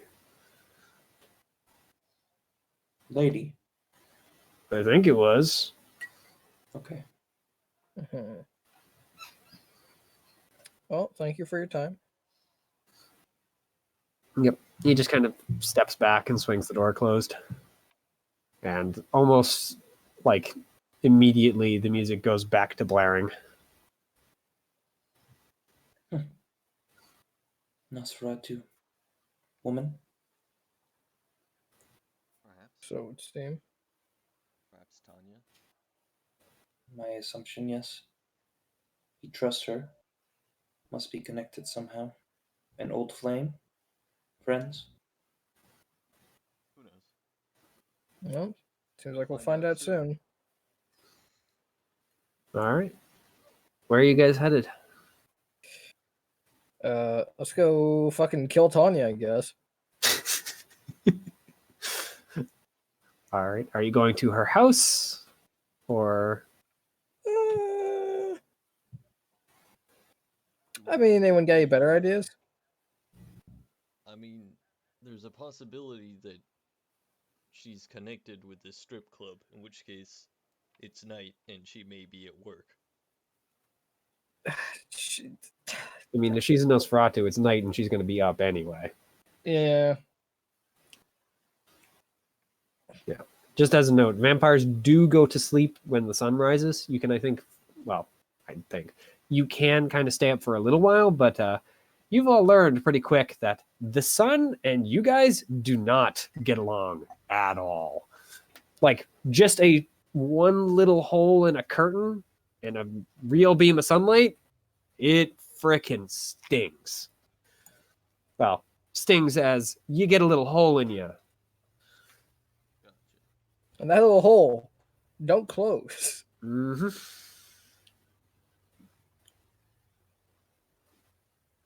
So, what is the plan? To Tanya's home, or at least whatever address she put down, or Do we have a way Possibly to the strip contact anyone from the prince?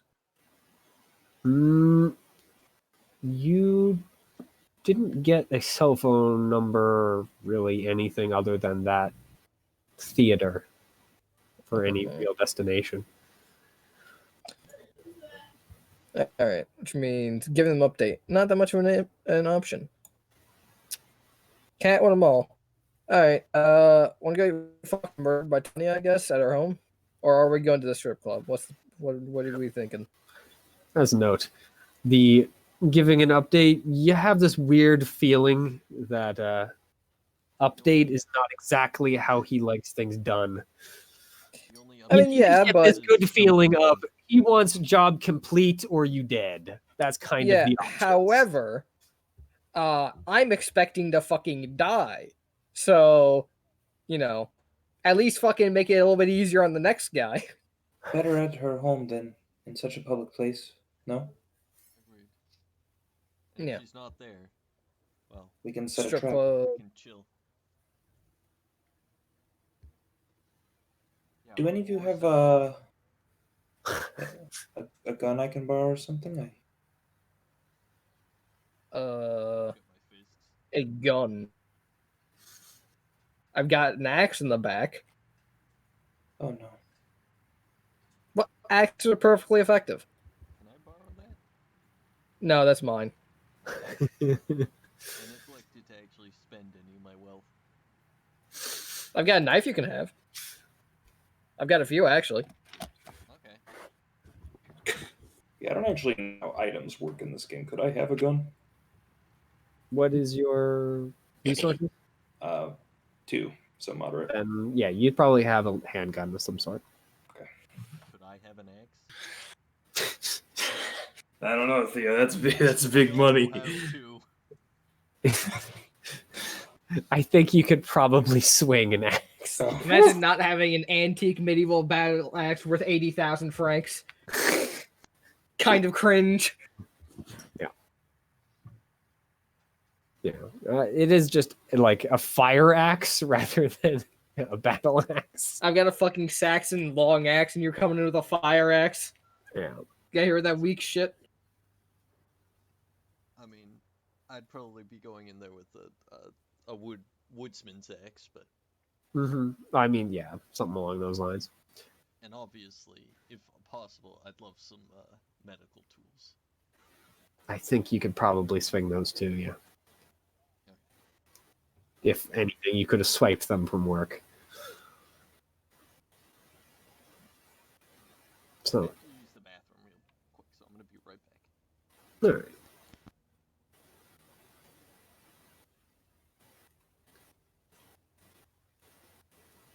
But who's here? I actually didn't hear, or I heard someone jump in. Mm. That was probably I popped in part with. yeah. That's what I figured. You son of a bitch! I'll kill you.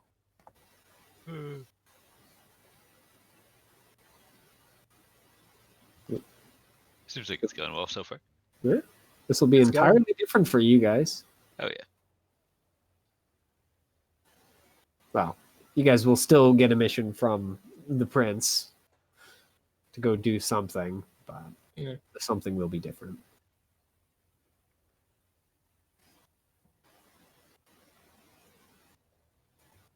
Yeah, we'll just wait until Theo gets back. It won't take too long, I'm hoping. All right, I'm gonna go get water then. I'll be right back. Yeah, that's fine.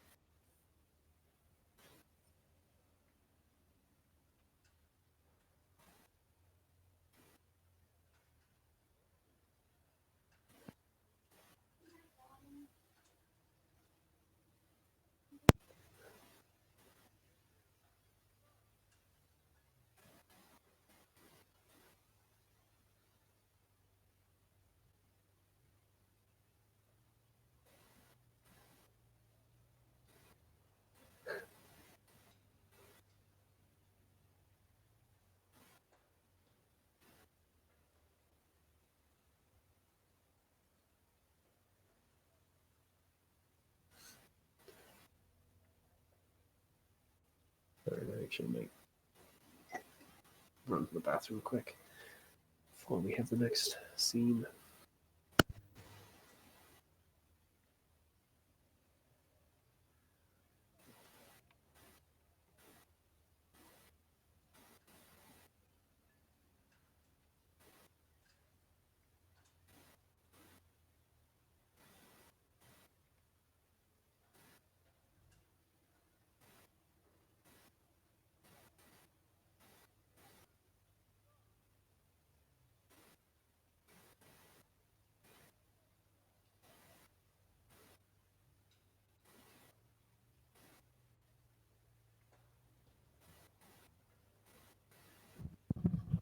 I'm back. God, what the fuck is wrong with this week?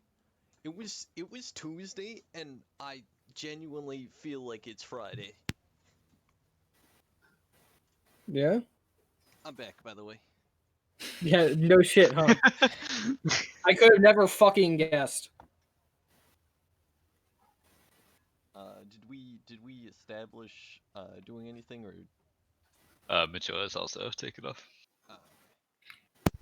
I have returned. Welcome back. Okay, so Is everyone back? Is Chase also returned? Yeah. All right, good. Then, you guys head to the nightclub. I think We're going to her house. house. Yeah. House? Okay. So, now at the house.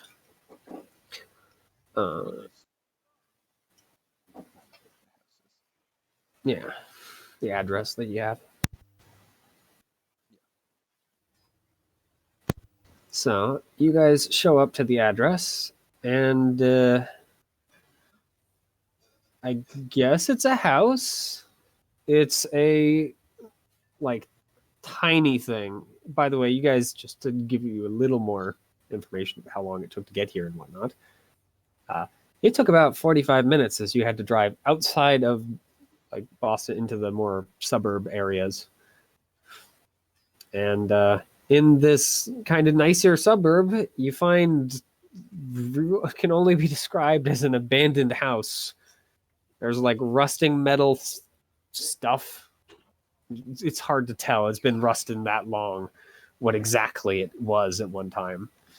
Shutters are all like unpainted, and some of them are hanging loose.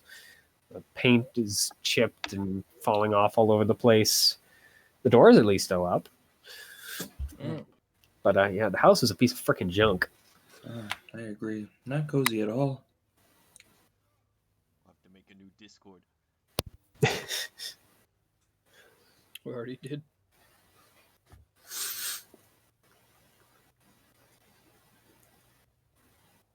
Do all vampires just completely let themselves go when they turn?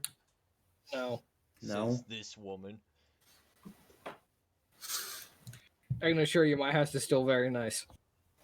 I'm holding up fine. I was looking for company, but thanks. What? Oh, don't worry. You have company. I say looking at the house. Granted, you might not have company for long. Yep. But Hopefully not.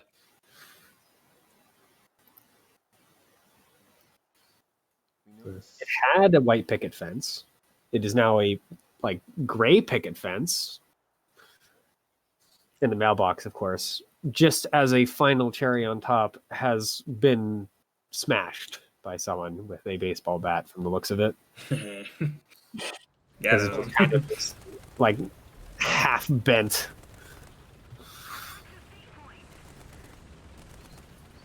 Well, lead the way. alright. I'm gonna start heading to the house. All right. As no, not actually taking the hint, the battle axe. As fun as it would be. I'll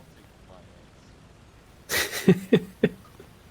So you're not taking the battle axe, and yet Mishra is taking her axe. Okay, well, if you're gonna take the axe, then I guess I fucking will, because any of us taking the axe means that it's gonna be very obvious what we're there to do. All right.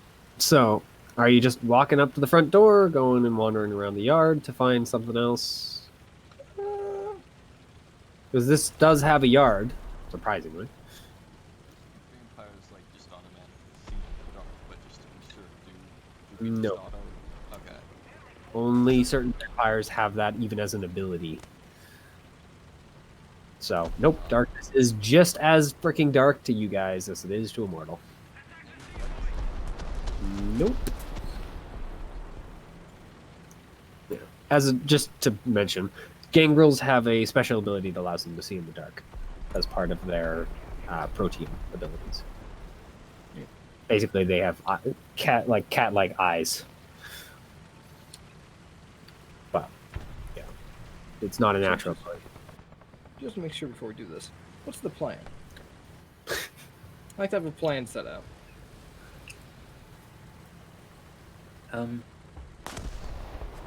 Well, I'm not sure exactly if she attacked him and it was fully planned. I think it was, but maybe it was a fit of rage or something.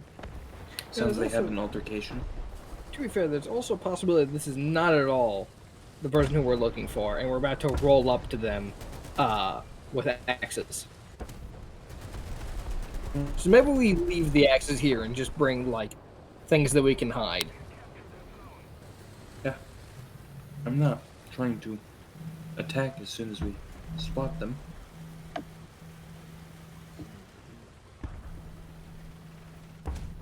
Well, it's good to assume they are, though. We wouldn't want to make a bad impression.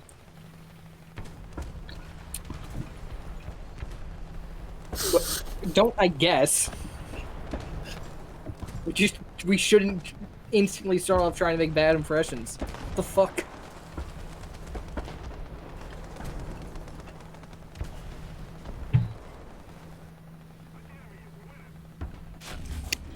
It's fine, it's fine. Just, yes, relax. What? You're something else, you know that? Alright. Oh. Fine. Just walking up to the front door. Yes, sir? All right. Leaving the axes behind. We bring knives, but I can hide those on me easily. So Yeah, so can I tuck my gun away Yeah, you can. into like my Hide. jacket? It's easy enough. So, you make it to the front door without any issues. Knock. Other than the hollow sound of the knocks just kind of repeating back to you. No one answers the door. I will attempt to open the door. The door is unlocked. Swings open to reveal the interior of the house is not much better. Dust covers the floor, and even as like you're swinging the door open, you guys all hear the squeak of rats as they flee from the street light from outside. She doesn't like this. I'm gonna This go is get a bad. flashlight. You go grab it and come back. Yeah. The house opens into a long hallway. There is no second floor, so the hallway just kind of leads through the center of the house along with a couple of small rooms on either side.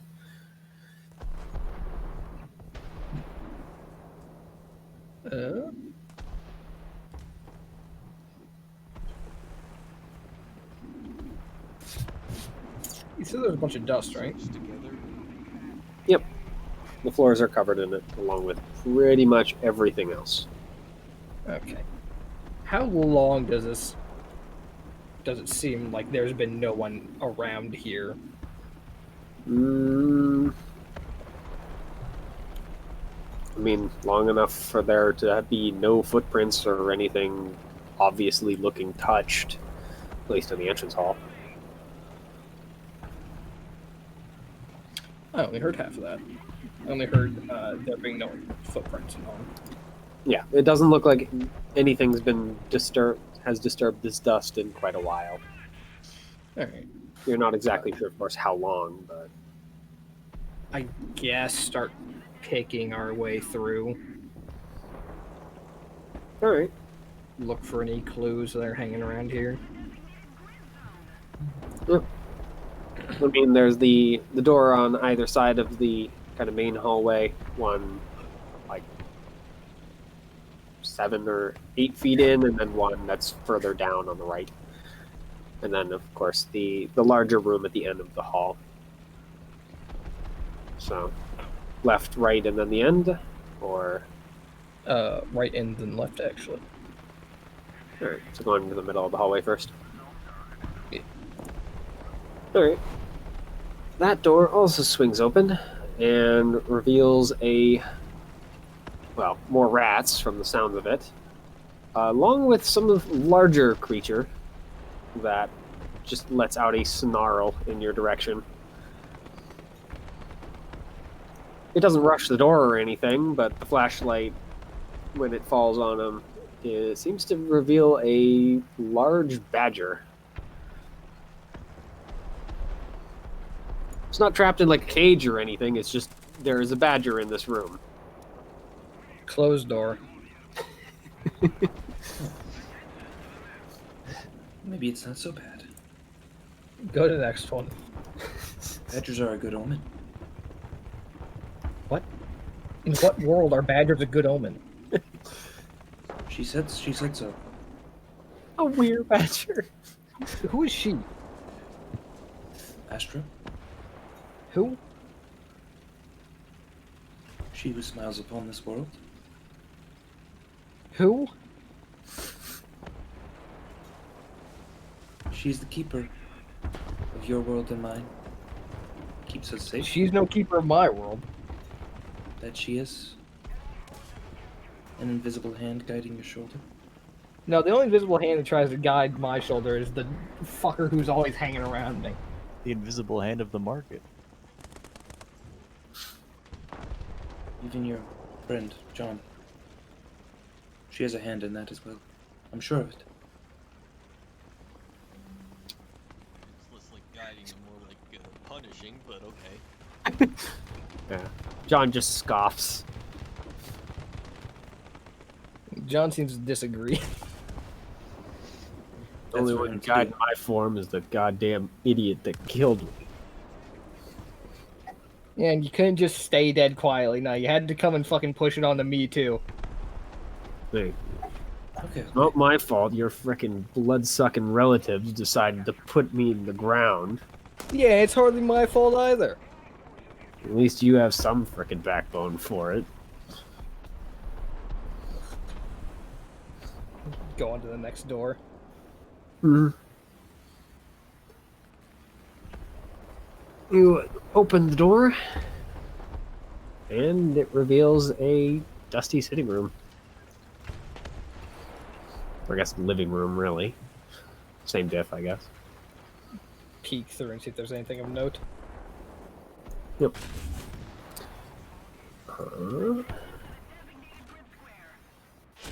Sorry, I'm just checking numbers. Stepping into the room, Carmack, you just get this feeling. Something's out of place. Mm-hmm. Like, you know, the looking at, look at these two images and tell me what's different. Something's different about this room than what it's supposed to be. You can't quite put your finger on it. It's just something's off.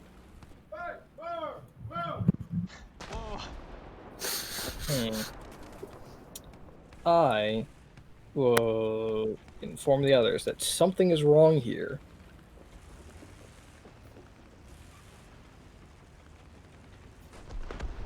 This is a sitting room? Yep. And I'm going to start looking around for what seems off. What is it? Something is here that shouldn't be, or isn't here that should be. Or it's in a Dusty. different form than it is. Dusty like the rest of it. I don't know, each sitting room is a bit different in each building, it's hard to say. Can I attempt to roll something to figure out what is triggering this feeling in me? Sure. Go ahead and do wits awareness. Wits awareness is 5d10. Back. Alright. I probably should remind myself to say what the difficulty is out loud. But that is just one success. It is higher than 6. Alright. Actually, no, it's 0 successes because it is, So, you I feel like just kind of maybe look more than around. that. Actually. Hmm? Can I use a willpower on that? To reroll it? Yeah, go ahead. Because it seems like this could be important. And I will fucking fail even harder. God damn it. Real hard. Yep. All of a sudden, you find your gaze fixed upon the armchair in the room. It's too nice. Like, freaking heck, that it's got like too much fluff. Find yourself just kind of walking around it. Is that it? Like, see if, is there like a counter obfuscate? See if something is being obfuscated using obfuscate? Probably not. Unfortunately, using obfuscate, no. If you're looking for the anti-obfuscate, you're looking at Auspex.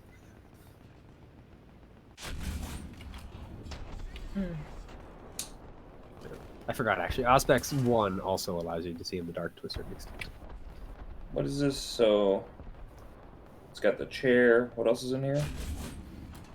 Chair has a, like, kind of small, not a dining room table, a, like, living room table. I'm trying to think of a name, and I cannot bring it to mind. Coffee. The short, it's like a little short I think it's sitting room, whatever. It's a little table, but made out of wood.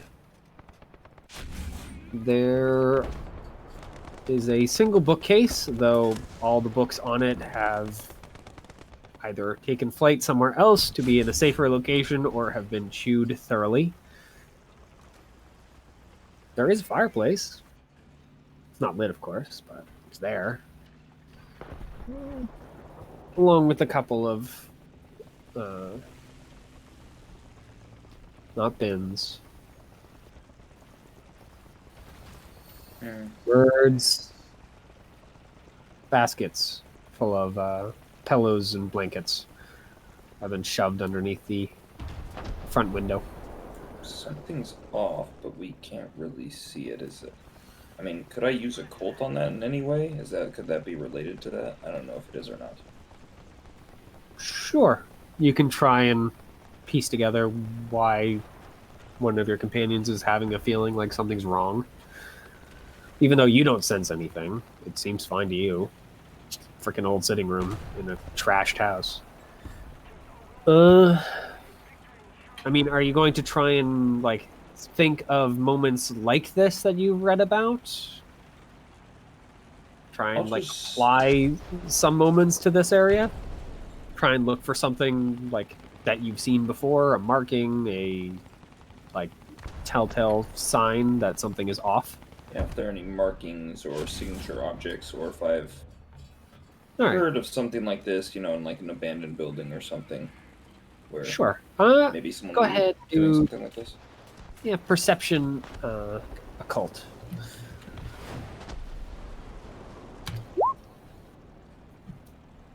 Yeah. Well, at least it's just a 0, not a botch. Hmm. That's So what does willpower do? If I Allows if I you to spend it? re-roll the roll. Okay, so does like running out of it do anything bad? I mean, it'll make you more susceptible to mind affecting stuff, but that's kind of ill. Oh, I'll reroll. All right. Here it comes. You've already seen it. It was literally the last roll. That's significantly better. Holy moly! Huh? So that was 3. I was thinking around 8. You kind of just peek around, trying to find a mark of some sort. And upon kind of examining the fireplace a little more carefully, you in fact do find something kind of like carved into one of the pieces of wood, just kind of laying in it, that you don't recognize exactly what it means, but you're pretty sure it has something to do with disruption of illusion, effectively. It allows someone to hide what is seen. This what is it? Like a piece of wood? Yeah. It looks at first glance just like a normal piece of wood, but it is effectively not a fetish, I guess a foci of some sort, Mhm. a stabilizing point. This is hiding something. This room or this place is not as it seems. That's hiding it. I believe so. It's the cause of this. I will attempt to smash it. Oh, hey. Are you throwing everything into it? Yeah. All right, go ahead and You know what? roll strength. I'll throw everything into it. I'll use a blood point and automatically gain 3 successes on it. All right. You don't even need to bother rolling then. 3 successes is enough to freaking break this thing like a goddamn twig. Just you grab, smashed it. crunch. The illusion is immediately dispersed, and you see the room in a new light. The armchair is gone, for one thing. It apparently no longer exists in this version of it. The blankets are all scattered around the floor, kind of in a vaguely den-like or nest-like shape. There's lots of animal bones and other kind of small bits and pieces of just kind of a living creature in here, and a fairly large one at that. Oh, lovely. A dog or something bigger than the badger, at any rate. Alright. And apparently something carnivorous. Well, drop the wood shards and start looking around. Yep. I mean, you've kind of seen what there is to see. I will check the hallway. Does it appear to be the same? Yes. The hallway appears the same.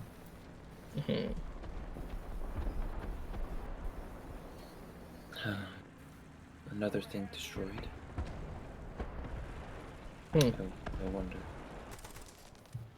I mean, it must be the same perpetrator, no? Do illusions have anything to do with ripping people limb from limb? Not that you can think of off the top of your head. If so, call me David Blaine. Then again, you don't know much about the clans quite yet. Yeah. You're still very new. You understand that you're a Brujah, but you don't understand what precisely that means. I understand I get mad easily and I can destroy shit easily, which is a very interesting combination. Yeah. You guys at this point, even with just a limited sense, especially if you have a cult, would know at least the basics for Brujah, Gangrel, Malkavian, Nosferatu, Toreador, Tremere, and Ventrue. All of the Camarilla clans. Beyond that, you don't know much about the others. Well, our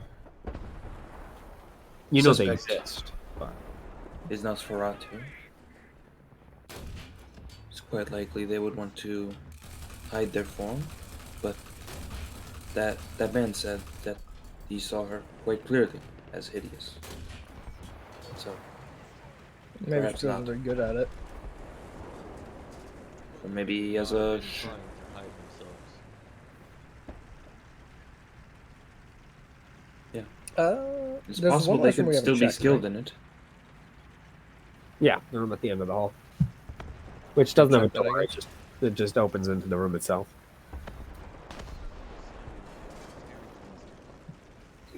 Yeah, this doesn't take much. Yeah. So, yep, you step into the final room, which is a kitchen of some sort, stove, etc. This room is at least more lived in. You can see the dust is kind of fallen in places differently than the others. Table, the refrigerator, though from the lack of hum, it's probably not on.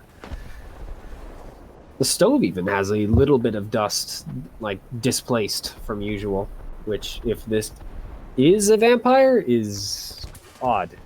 Very odd.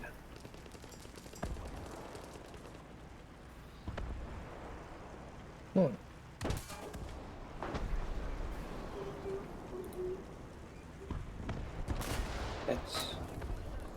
I don't.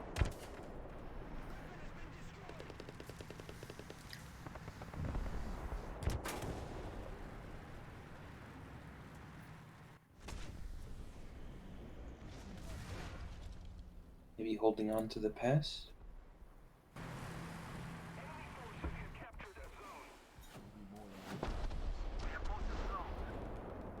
How recently did it say the stove was used? Or did you approximately say? I mean, it's not clean, but at least in the last few days, you'd bet. Like, it still has a layer of dust, but it's at least been used. More so than, like, some of the cabinets or certain areas of the floor.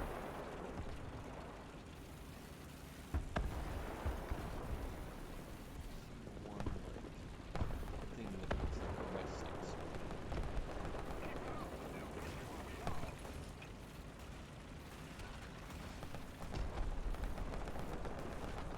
Is it possible that it's not a vampire?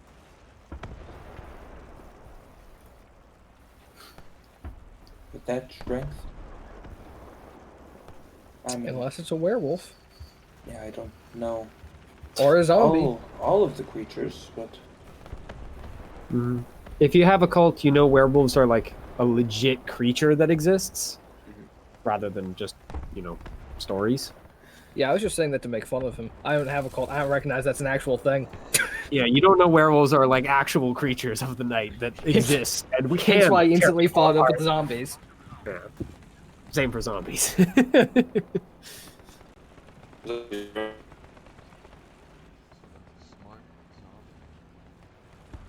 zombie.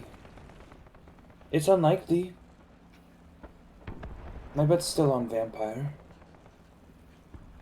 What else would it actually be? Do we get infected? Or are we immune? Why? What?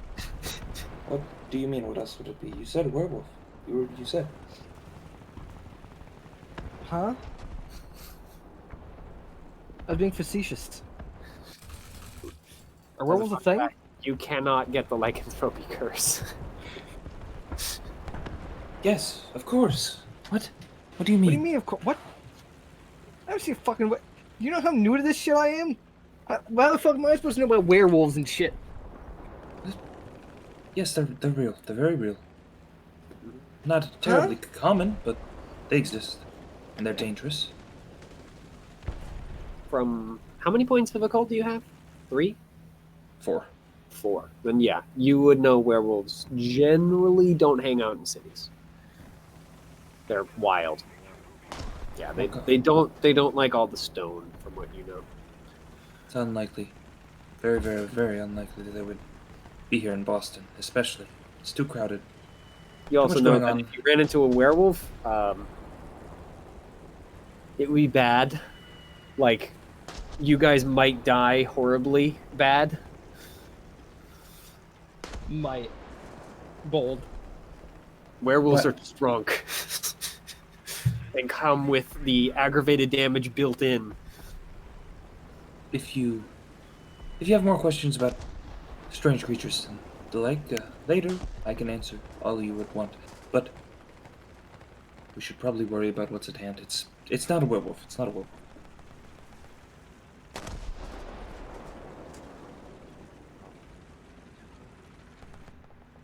Yes, that's still our best guess.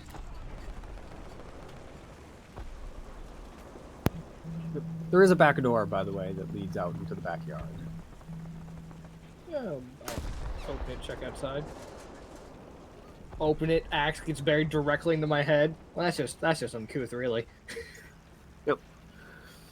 Thankfully, there is no axe trap or a person standing on the other side of the door with one. Oh. The backyard is at least in better shape than the front yard. There's only a couple of, like, bikes that are still recognizable as bikes, though the way their spokes and chains look, they're not rideable. And sitting in the backyard, just kind of curled up not into a ball, but with their knees up under their chin, is a person just kind of sitting there staring at the stars.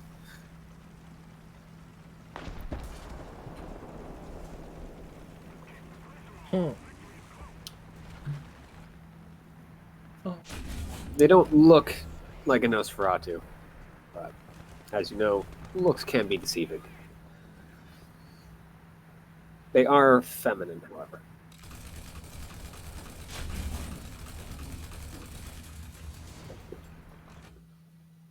Should we approach her? I'm going to start approaching. Okay. I will as well. Sound of the grass kind of crunching and waving as you move through it. But she doesn't turn her head, just keeps staring into the sky. Yeah, I presume. Woman just kind of turns her head from up and turns towards you. She has a kind of sad expression, and at least if she's a Nosferatu, she's the most attractive one you've ever witnessed. Her face is at least in one piece. She's not terribly pretty, but pretty enough. And at least for Carmack, though the other two, you guys definitely still see it rather than feel it. She's definitely not human. Yeah, Though what she something's is up. exactly, it's hard to tell. You see something behind her gaze. Something old. It's hard to tell exactly what it is, but she definitely is not human. She just kind of holds out a hand towards you guys.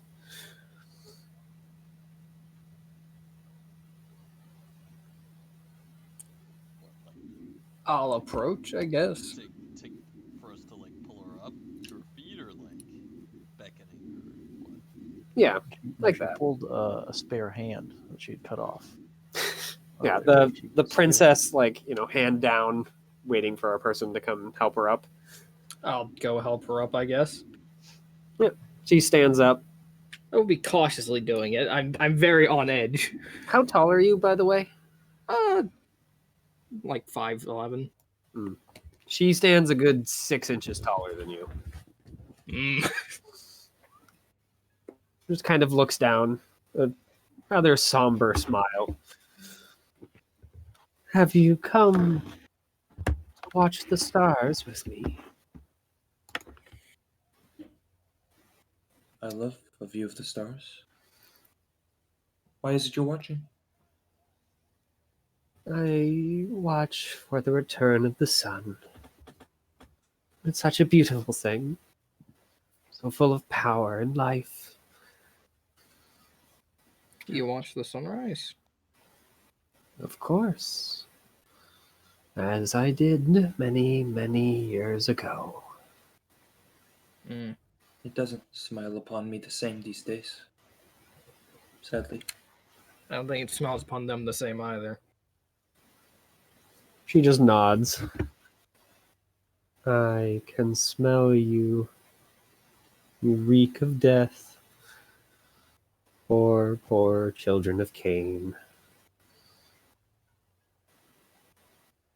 You seek the one who lives in this home here. Indeed. Lives, or once did, yes. She lives here still. As does my... He just kind of seems to struggle with the word. I suppose my pet, you could call it. Badger? He nods. Your pet doesn't seem too friendly. I knew it was a good omen. That was a assumption at best. Guess at best. Not even an She's- assumption. She said so. She said so. She never said it was a good omen. She did. She said it was her No, pet. not- That's different. Not her. Not her. Did Badger tell you it was a good omen? Yeah. No. Fucking presumptive ass Badger. I tilted on Chase's behalf. I'm a good omen. How the hell do you know? I just know. Don't worry about it. What? Well, who is she? Why is she? Why does she live here? Why do you live here with her? Who are you? She is an outsider. As am I. I live here to get away, to escape the stone, and choking concrete. You kind of, Fantasy all of life? a sudden, rather than that kind of solemn, far-off look, you do see a fire kind of strike in her eyes for a moment, but it fades pretty quickly. The strength of something much, much older and wiser than she appears anyway. Can I at least try to figure out if she's a vampire? Because it's sounding like she isn't, especially with the way that she described us as children of Cain in a rather detached way. I'm going to give you for free. You're certain she's not a vampire. Okay. What the hell she is? You got no freaking clue. Yeah, that's what I was guessing. Yeah. Well, she did seem to have a disdain for stone. Yeah? What does that make you think she is?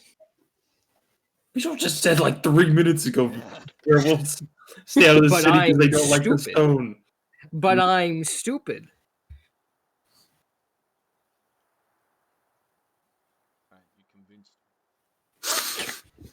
So, do you just stay here always? Do you leave? What do you do besides watch the sun and the stars? I gather my trinkets. They keep me company. And if I feel so very, very, very starving, I sometimes break and get what I need from those that deserve it. Just for interest's sake, that I suppose that like little wooden thing was yours. The wooden trinket? Yeah. No. I do not require such things. For what do I have to hide? The only ones that come after me are those foolish enough to assume they know what sort of beast resides in my soul.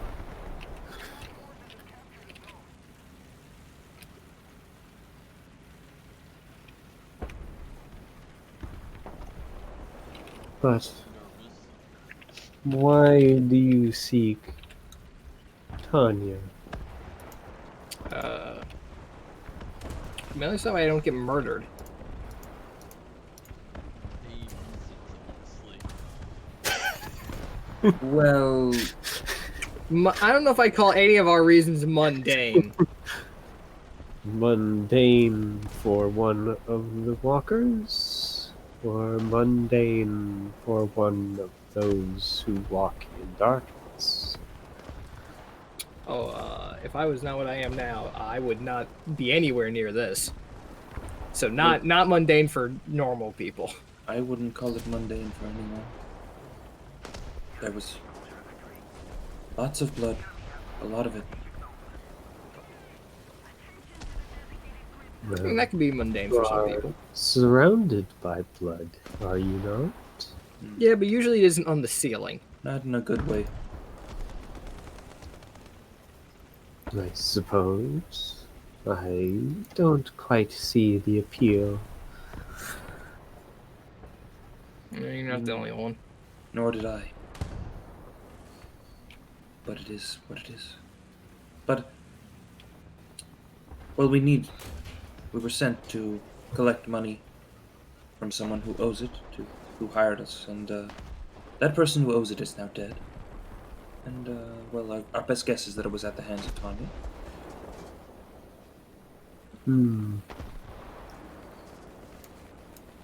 It is possible, for certain.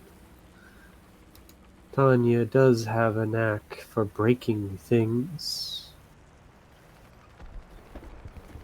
It Frown. is weaker than my own, but I am slow to rouse. However, Tanya is not here, as you can see, nor is her roommate. Or what? The one that is bound to her own place. I think she means a ghoul. I am unsure. I don't fully understand you children of Cain. Yeah, we don't either. You're too wrapped up in blood for me to fully understand.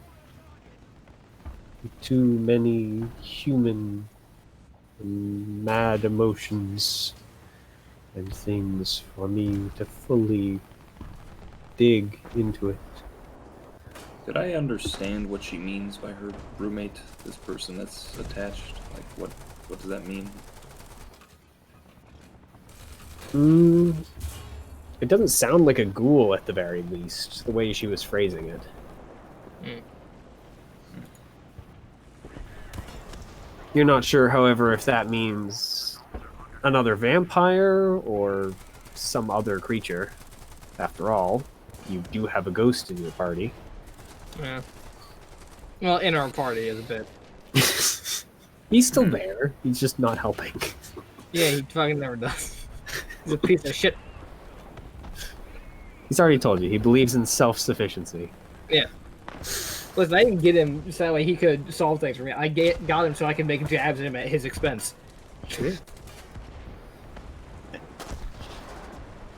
Lose expensive very artifacts and other things to him being mad. Thankfully, they're replaceable. Yeah.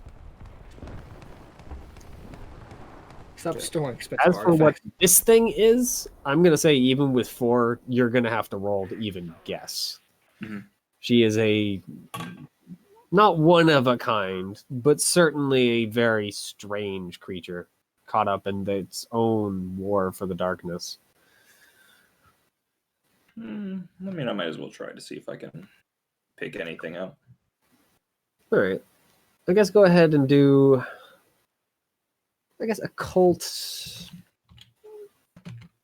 intelligence, I suppose, makes the most sense. Trying to recall information. Put together what you know. That was a pretty good roll. So that's God. You know the lady you keep going on about? Yeah, that's actually the lady. Oh my god, big fan! You're not certain, even with freaking 3 successes, but you would lean on these being one of the creatures known as beasts. In short, they're mythical beasts given human form. They are very dangerous, but they generally don't walk in the same cycles, as their hunting takes a different form.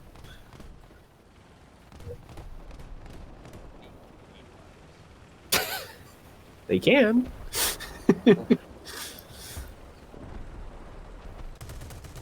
They're not well understood, unfortunately. Tanya is Yeah. sadly currently at odds with the world in which she lives, it seems. She nods, just kind of going back to her solemn expression. He has made friends with the wrong sort, I think. Vampires too mad to understand what they rage against. Or enemies. With the wrong people as well. Not I. Unfortunately, I cannot tell you where Tanya lies, for I do not know. She wanders the streets all on her own, doing what she bids, or her.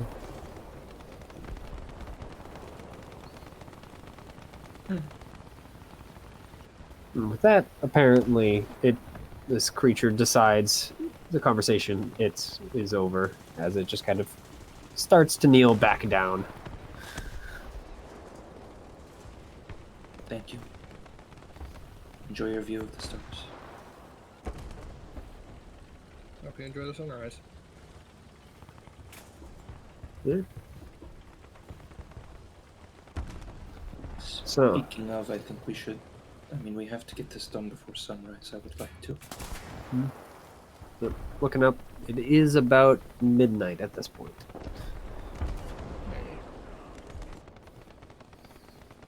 So you still have some time, but only about another 5 hours before the sun's going to start threatening. 5 hours to find a bitch somewhere in Boston. I mean, it's a pretty small city. Should be easy. Yeah. There's like 8 buildings total. We've already searched 2 of them. Yeah, okay. We're getting there. Next building just across the street. Not gonna be in my house, so that brings it down to only 5 buildings. Well, I got a good security system. yeah, I guess they just can't be then. It's just 800 UV lamps. Holy shit. If I go through the wrong door at the wrong time, I vaporize myself instantly. you know, if UV lamps actually hurt vampires, but Don't worry, there's also 83 Dragon's Breath shotgun shells, as well as 4 separate Molotov cocktails, that would do it. and 1 barrel of napalm, just in case. In case you piss off someone really scary. Yeah.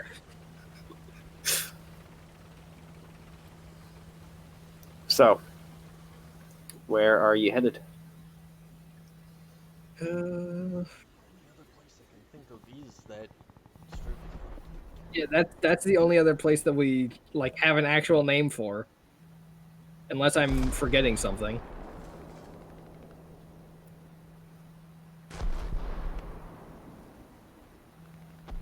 You aren't. That's why I'm not giving you any information. Yeah. Strip club time. Woo! Video's been dreading. The moment It's I've been looking forward to, because Everywhere ass.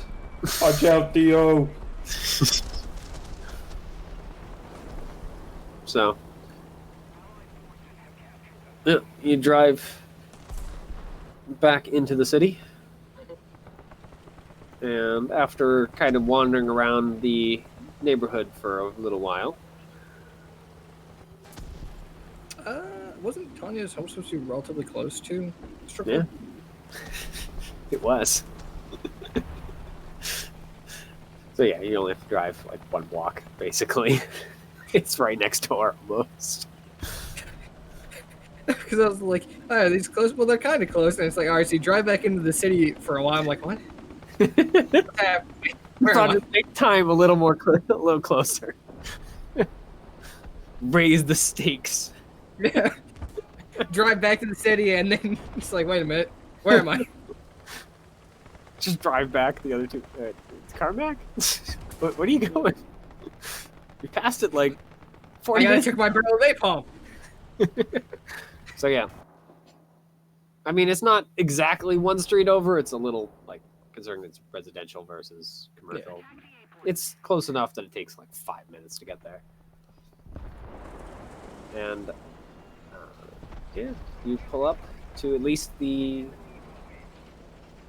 place where the address is, and in bright neon letters you see the name Joni's, Joni, with of course the apostrophe S.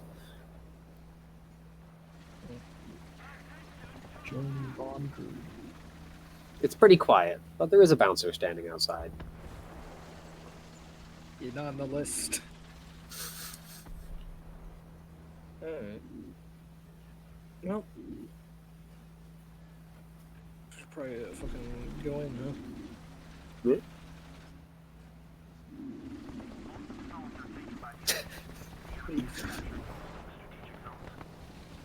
How the fuck are you gonna get an axe past that guy without burying it into his skull?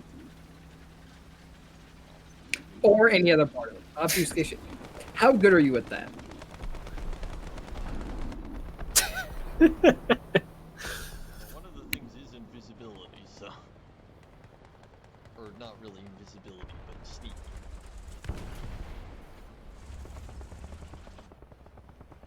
Yeah, high levels of visibility. At 1 and 2, it's more, I'm not here. Don't pay attention to me. Look the other way. And they're like, what? Why are you telling me to look the other way? You go, fuck! Yeah. So, you guys walking up to the door? Yep. Yep. Bouncer looks exactly as you're probably imagining him. Bald head, black shirt with the word bouncer written on it in big white lettering. I'll be honest, I didn't imagine that, but Just like you imagined, it's a fat, slovenly drunk who's riding a bicycle. Like, what? I don't know. Not at all, actually.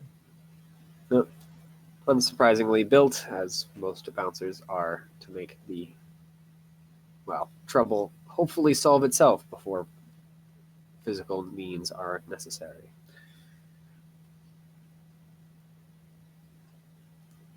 And just looks you all over. How long you planning on staying? Shouldn't take more than, like, I don't know, 30 minutes, maybe.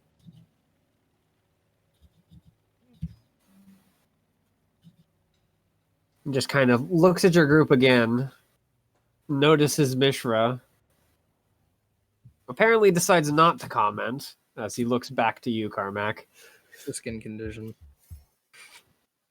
and just waves it off. God. It's All right. It just has progressively gotten worse. Just every time someone looks at Mishra, it just makes me think of the one thing from fucking Bloodlines, where the lady looks at you for your Nosferatu and goes, "Oh Jesus!" and then has a heart attack. Yeah. You don't immediately break the freaking masquerade if you're spotted in the tabletop. But it certainly gets questions rolling. Yeah, that part was always nuts. It's just doomed. Also, I see you're trying to play the game like any other clan. Now here's the thing. guy is like, you test two baby-looking ass. Shrug, Agent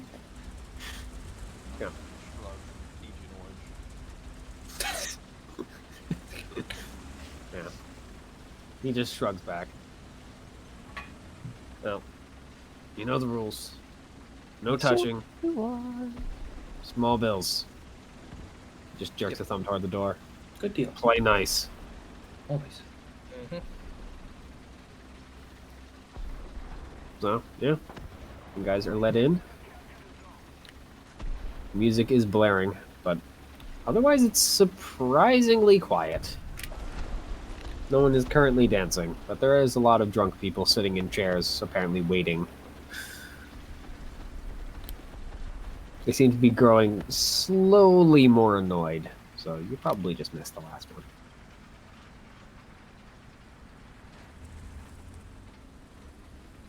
Where are you guys headed? And of course, have a bar, while its tables kind of spread around at the edges.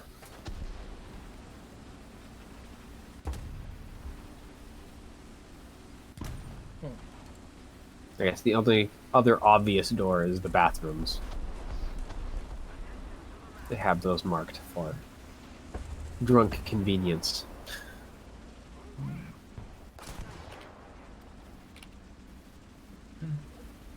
Well, I don't think we want to fucking hang out inside the bathrooms. Hey guys. 4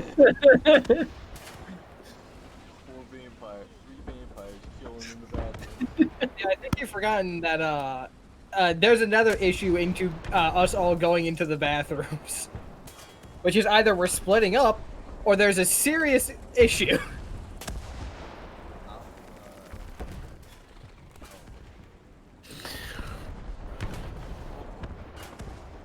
I could disguise myself, I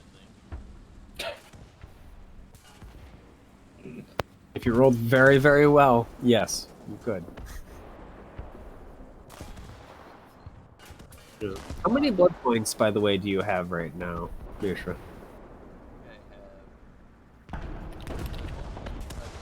obfuscate once, so I went from 5 to 4. Yeah. You're starting to get a little hungry. It's not quite, like, demanding quite yet, but you just kind of feel that little bit of thirst in the back of your throat.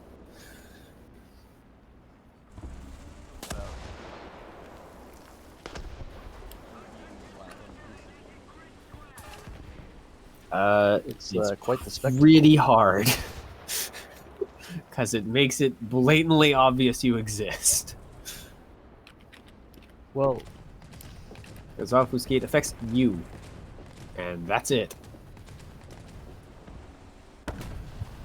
The moment you touch someone else, you kind of cease being obfuscated for everyone else.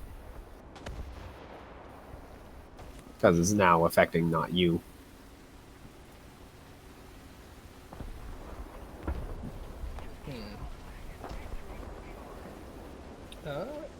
I mean, I guess I'm just going to act as if everything is normal and just like walk around and hope that at some point my brain goes, something's wrong there. And I can spot a fucking someone who seems off.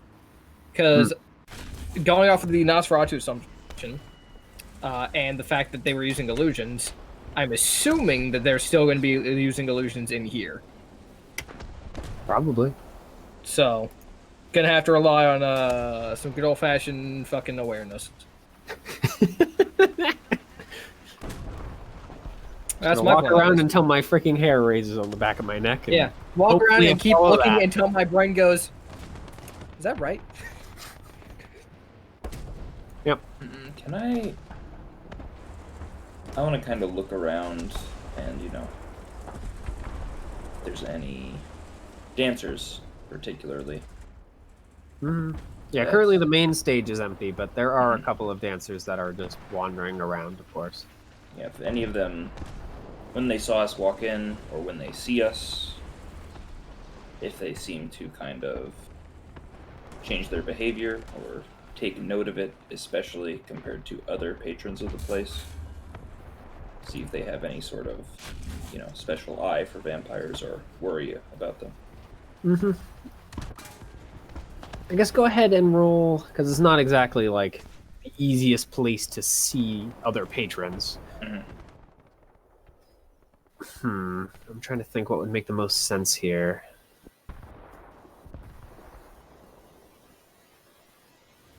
I guess alertness perception works. It's nothing really all that special.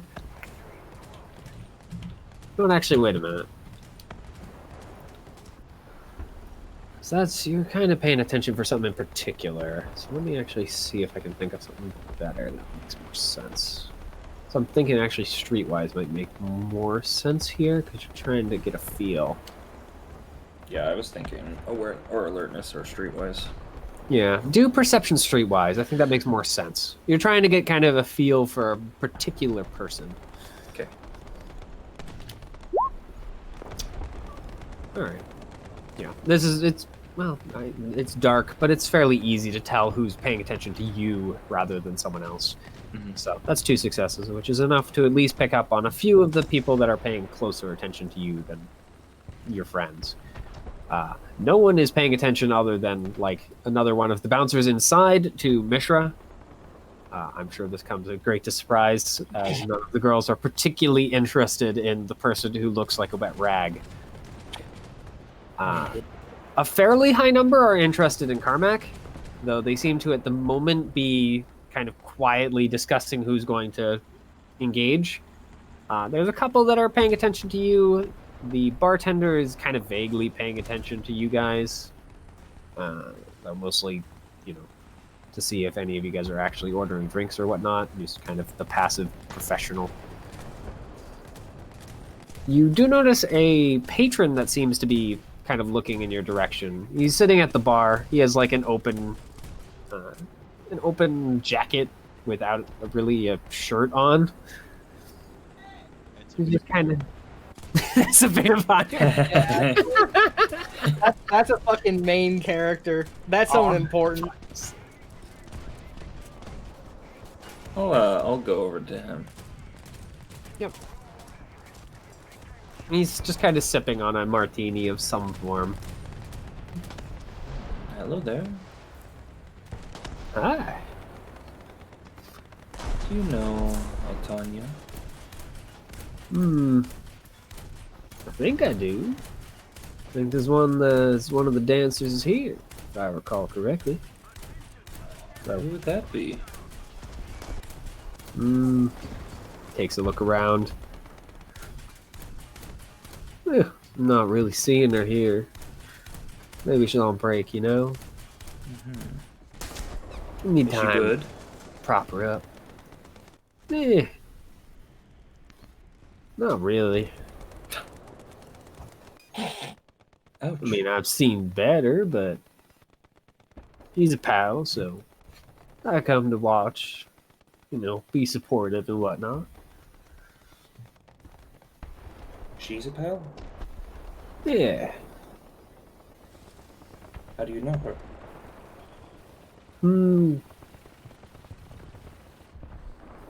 For work, I suppose. Just kind of gestures in the direction of the stage.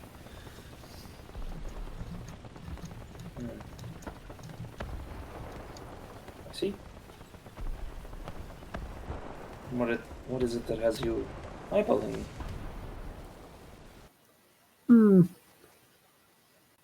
Well, she's just got that fire, you know? Gets you all tingly. I'm aware. I see. Is she hot-headed? Eh, I mean, bouncers don't normally need to step in when someone decides to get handsy with her. You know, at least until the guy's laid out. I see.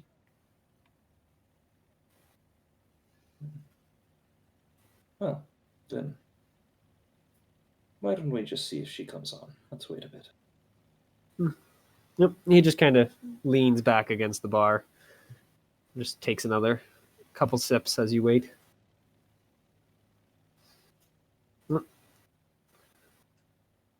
What is Mishra doing in the meantime before I get back to Carmack and his wanderings?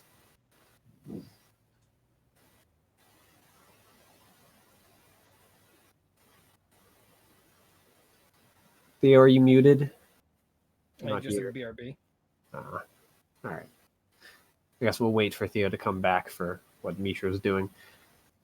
So I guess I'll just skip to Carmack. You wander around at least all of the easy to access areas without, trying to find a back room or anything. You don't find any tingle. Mm.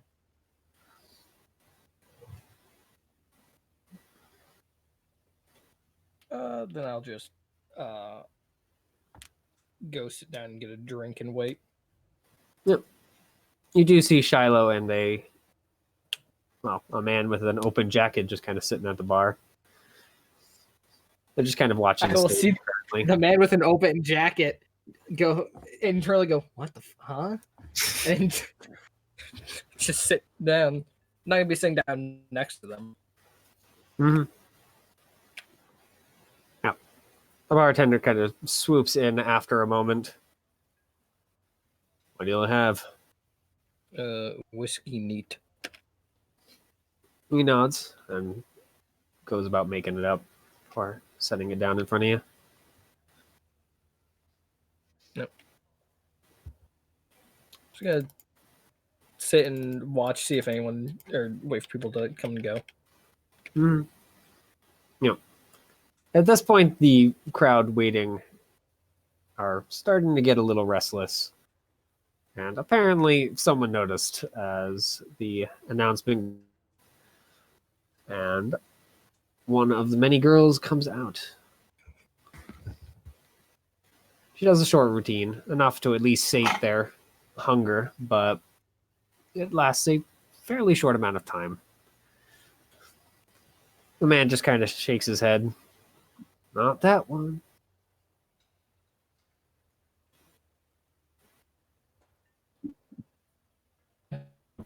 I'm patient.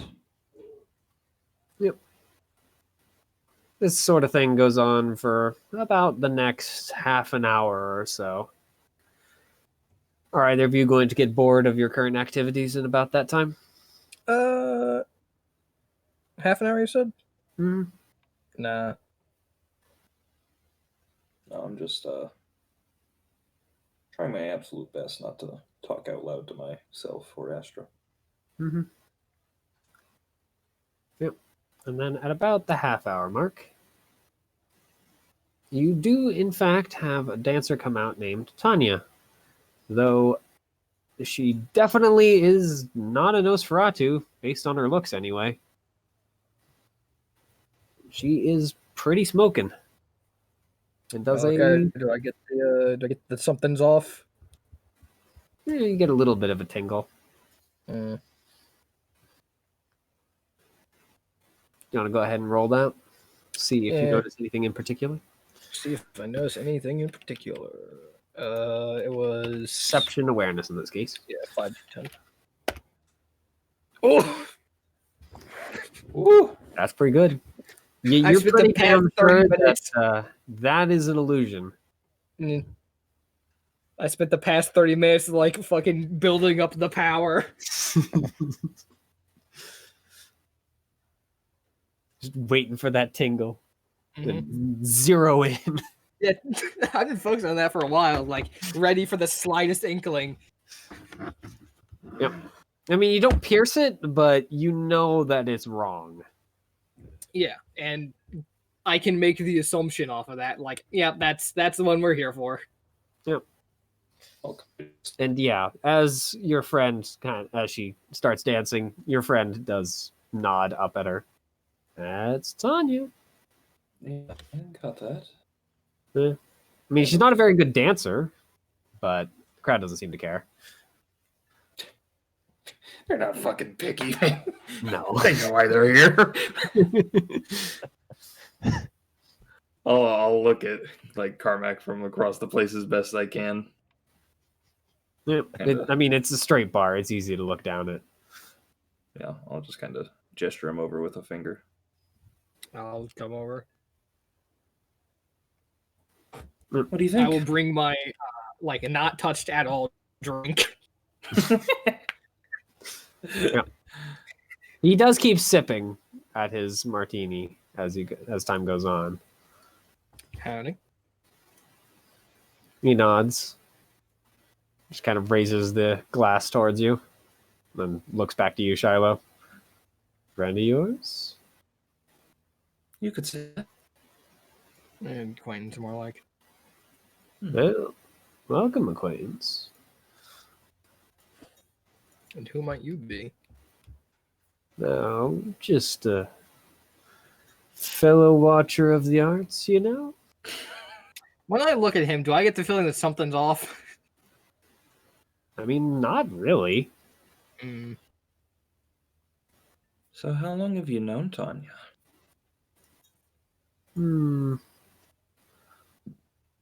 A while. I don't really like putting time on things, you know? Old friends? Old enough. I understand.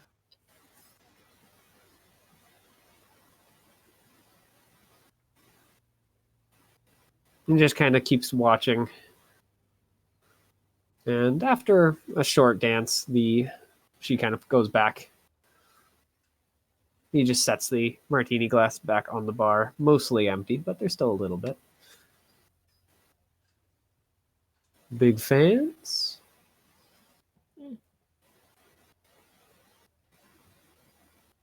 She's cute, but not that good. You're right. I said so.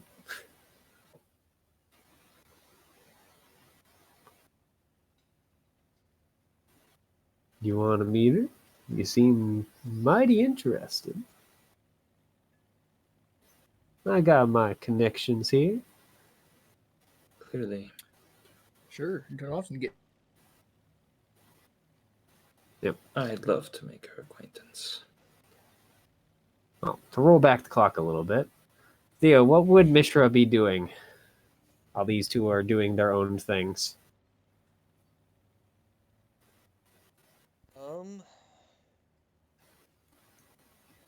I'd probably be hovering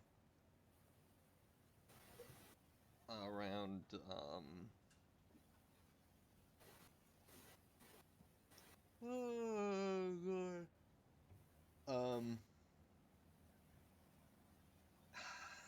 Chase's character. Sorry. All right. Shiloh is at the bar talking with a very, very interesting looking man. Yeah,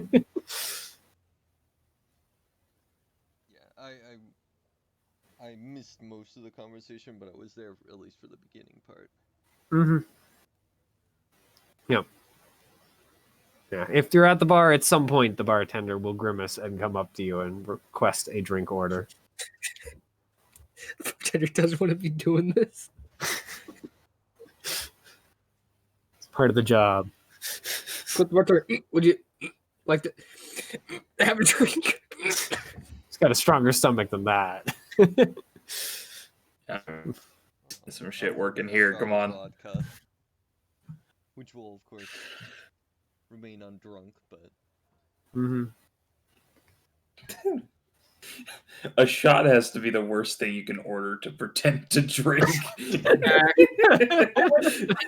hard liquor in a glass because it's like, you know, that's something you imbibe over the course of a while.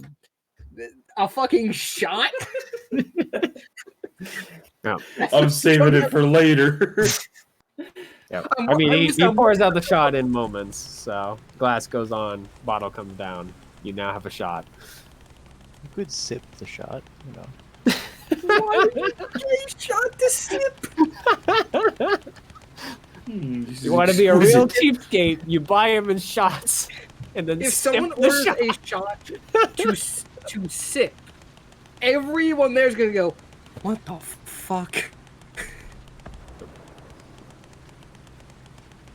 I mean, yeah, you guys definitely hear the muttered cheapskate from the the bartender at some point after some time passes. But they were just invited to chat with Tanya by the strange man with an open coat. Yeah.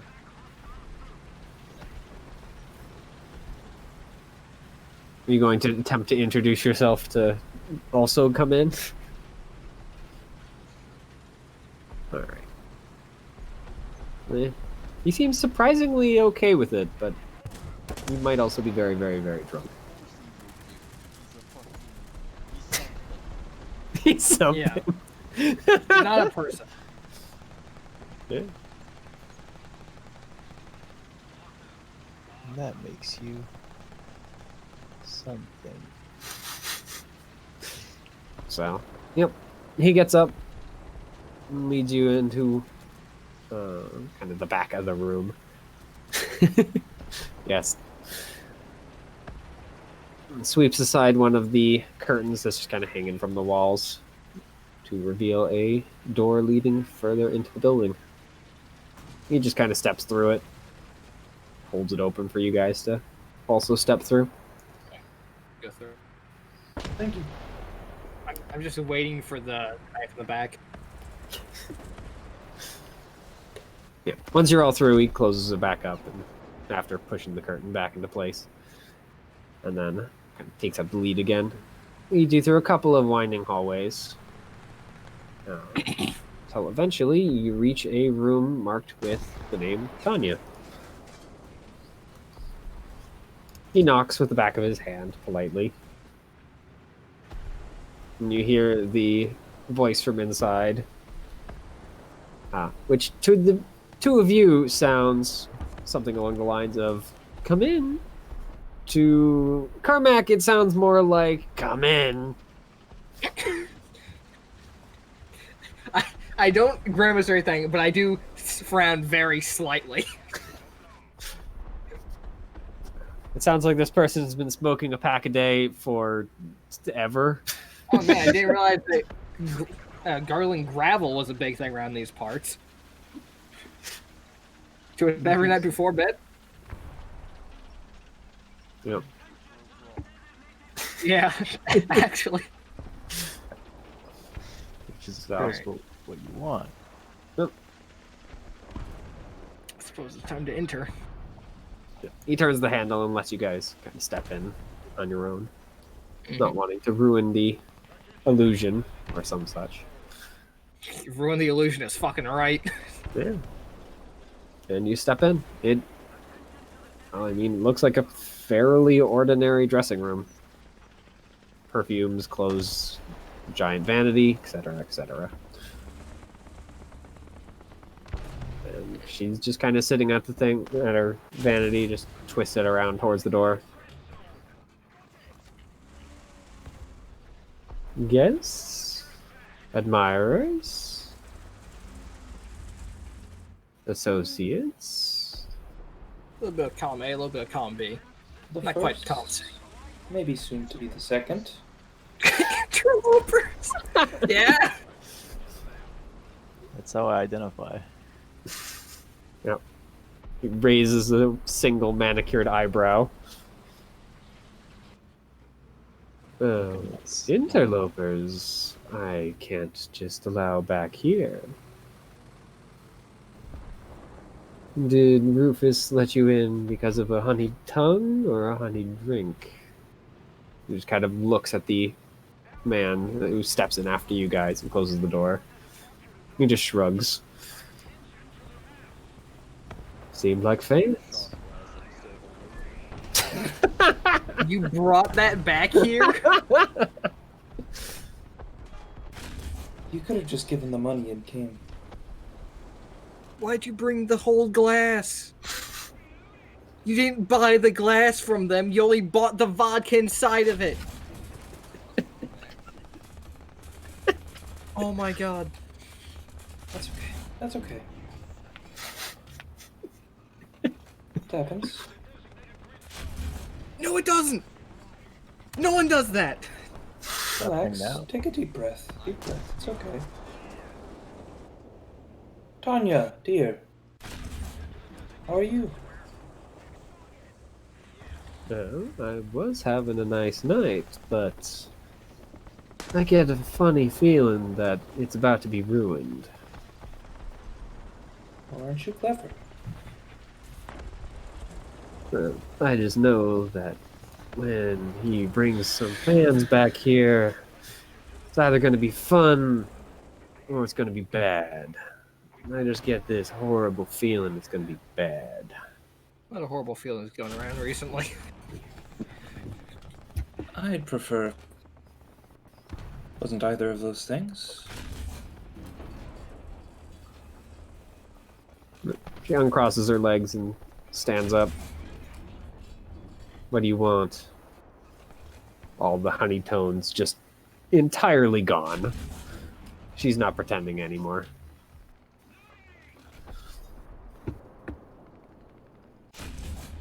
Well, we've been hired to collect money from someone, not you. But, Marcus. Do you know him? Maybe. What's it to you? He's dead, and we need his money. Sounds unfortunate. That it is. So we're But trying I to solve the know issue. corpses have a bad payout. Quite. So, what? My suspect, or? Yes. I think a suspect might be stretching it a little bit. More like the suspect. Not sure we're that. I'm concerned about the murder itself. Very. The collection. We have to be very concerned about the murder. When we were there, I asked, fucking, what happens if he's dead? And the answer was, then it was more or less get the person who got him, because no one can be allowed to fuck with my shit. Yep. So at this point, the money's no longer the issue. The issue is now who killed him.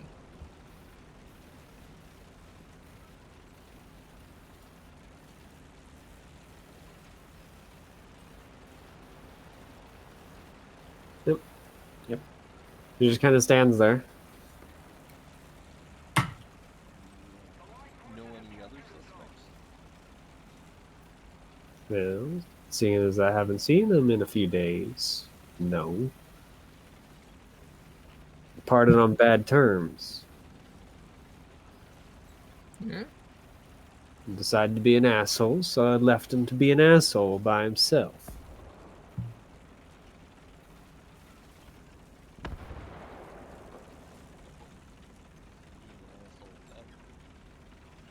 Oh, the usual things.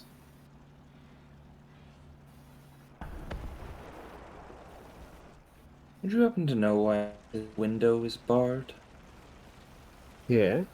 The bastard's paranoid. About? I don't know. I ain't paranoid, so I don't know how his screwy little mind works. I ain't paranoid. Well, that's your problem, isn't it? I should really give it a try. Yeah, it's great.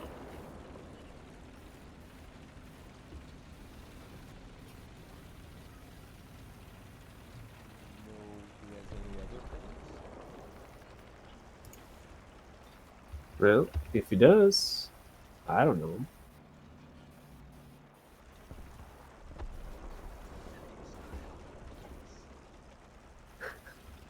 No, she isn't.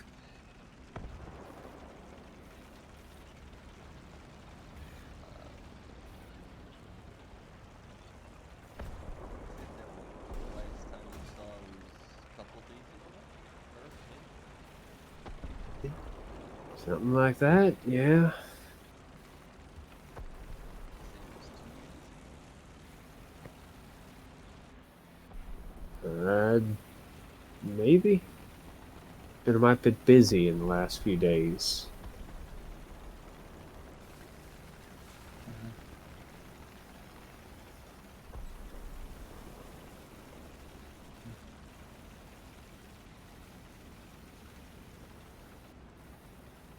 Well, I've been told. He's still with you? Lucas? Is that his name? Yeah. And yeah, yes. He's just kind of hanging out near the door at the moment.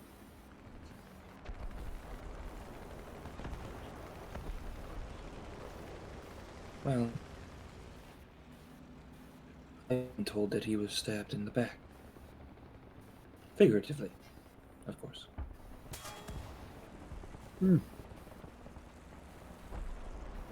Not really the sort to stab someone in the back. More the take your problems head on type. Well, at the very least, he wasn't expecting to have his head torn off. Fortunate way to go.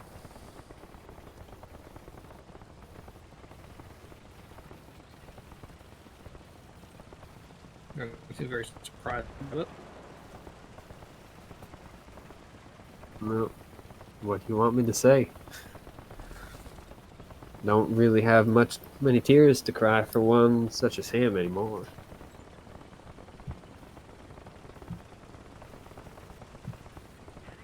Anything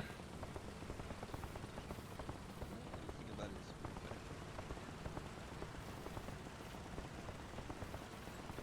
From what I remember, he was some sort of money changer or accountant. Something to do with plenty of fallen coin.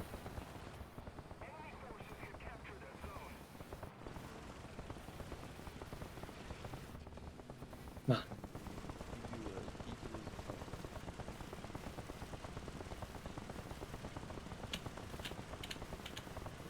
One point, yeah. This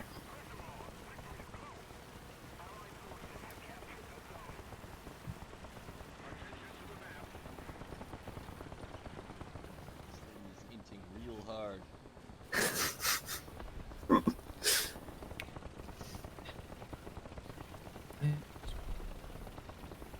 you're not making, well, I don't think any of us here think you're making a very good case, and you have this problem and it needs to be solved. Well, you should probably go find the head then. Just kind of stretches her arms out.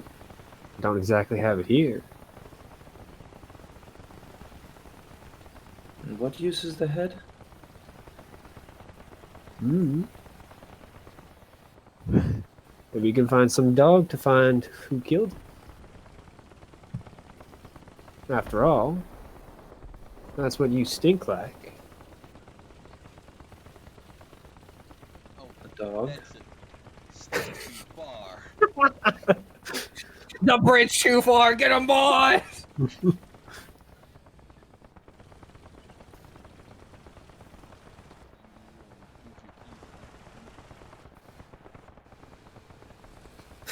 Why would I do that? You gave me the key. How long is a turn, Mitchell? I believe it's about 5 seconds or so. Oh, fuck. Hmm. I was thinking about using passion on her, but if I just get one success, it's gonna last 5 seconds. It's either 5 or 10 seconds. It's pretty short, though. Let me see if I can't find... It's... I know it's different than D&D's. At least I remember it being different than D&D's. I just need to remind myself how different. How many dice am I rolling? Empathy. 7 of them. That's pretty good. Yeah.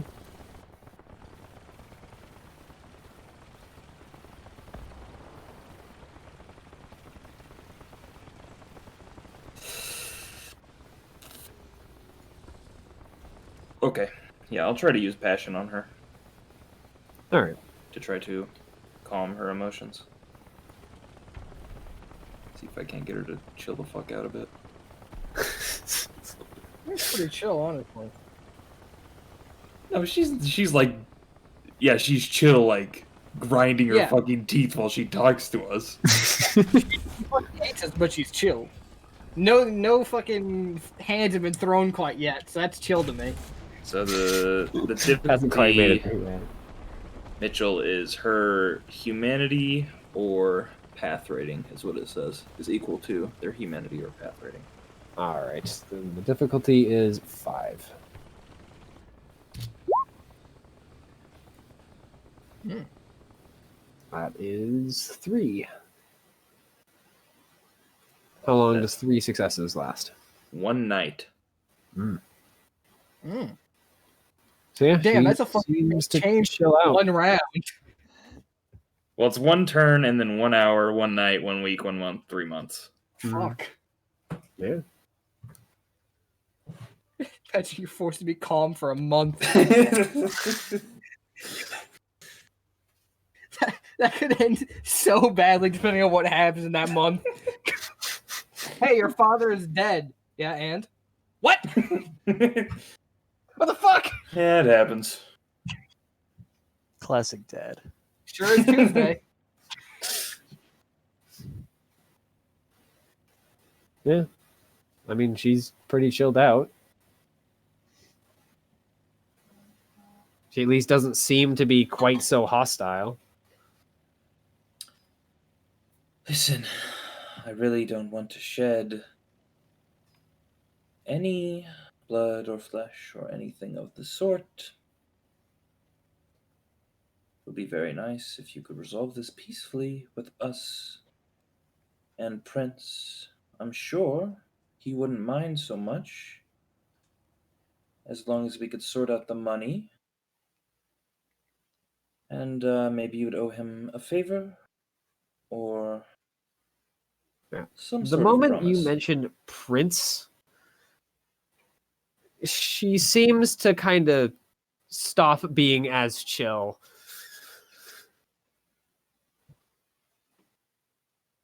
At least for a short time, as she's going to, well, resist your chill out and going to attack you guys. Of course, you had to mention the fucking. Alright, good time. Well, it's like I try to talk her out of the fight, and then like we're either fighting anyways or we're not. So it's like the same thing. Yeah. Yeah. No, this was gonna end this way. What's Rufus doing about this? Currently he's still sitting by the door because Rufus seems like a spectator. Yeah, he hasn't had a turn to do anything yet, so he's currently hanging out, waiting for his turn to occur. So the way that initiative works is just to make sure I fully understand, but I'm pretty sure I'm remembering it correctly. You do a D10, I think, plus your dexterity. I Is it dexterity plus wits or dexterity or wits, whichever is higher?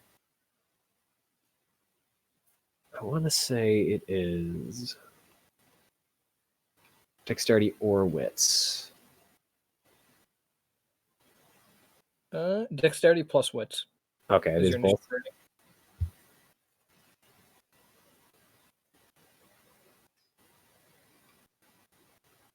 All right. Yep. So you guys need to roll a d10. And then just add the number of dots you have in dexterity and wits. Dexterity and wits. Both together. So D10 plus 6.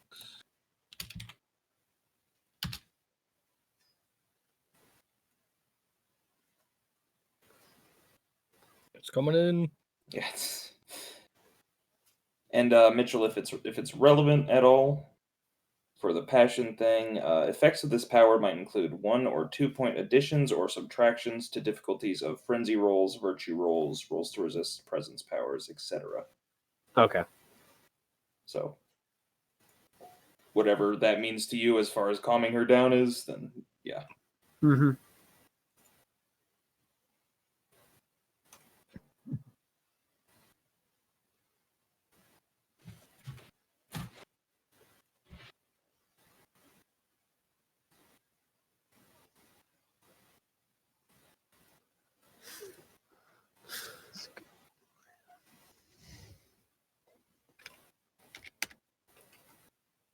Just so I have a token for her, so I can add her to the initiative more easily.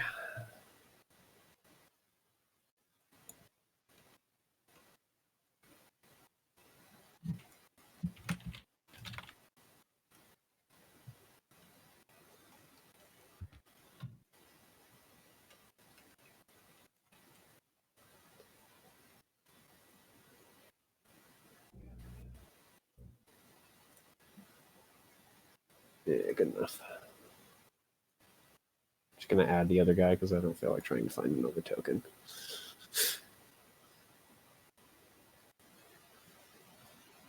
It's very big. Mm. Large lady. There we go. And yank. So she needs to add hers.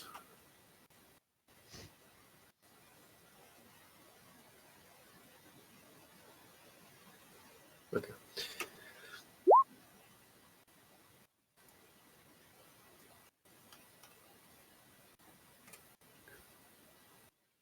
And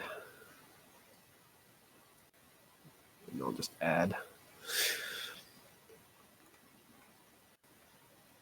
Rufus to the order.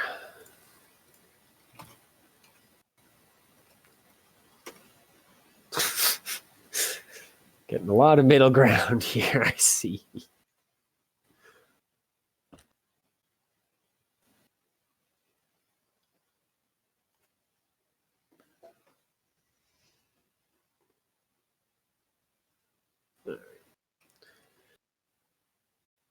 Just go ahead and do that. I think it's going to be the same. So, let's see if she acts first or you do. Just roll another d10, Chase. Don't get a 1. It's coming. It's got to build up the courage. Coming. All right. I'm consistent, baby. Yep. So you are before her.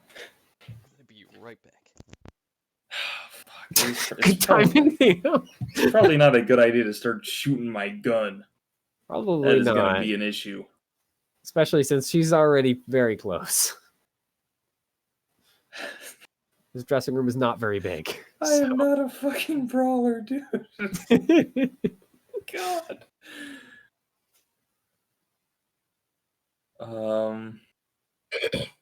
Okay, I don't think words are gonna work here though. No, it's go time. Fuck, dude. Yeah. I don't have like a melee weapon.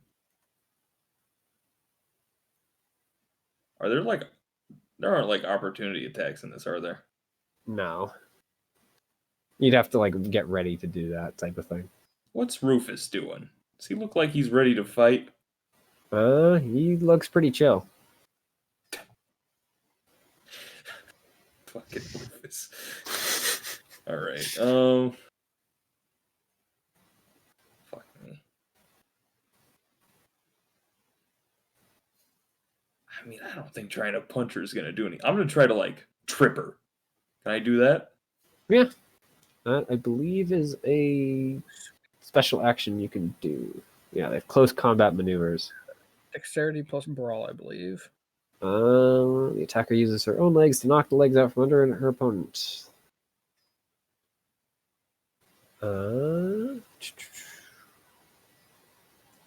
Dex plus brawl / melee. Mm-hmm. Or difficulty accuracy plus plus 1. difficulty.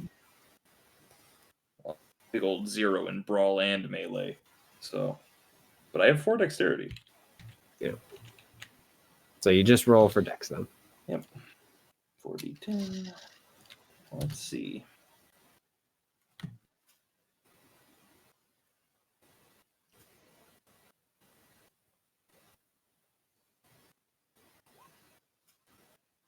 All right, that's at least one success. Yep. 6s and 5s Yeah. are not going to quite get there. Feels bad. So you are able to successfully at least attempt to trip her. So what is your strength? 2. Then go ahead and roll 2d10. Is it? No, I think it's 3d10 because you did get one success. Yeah. Yeah.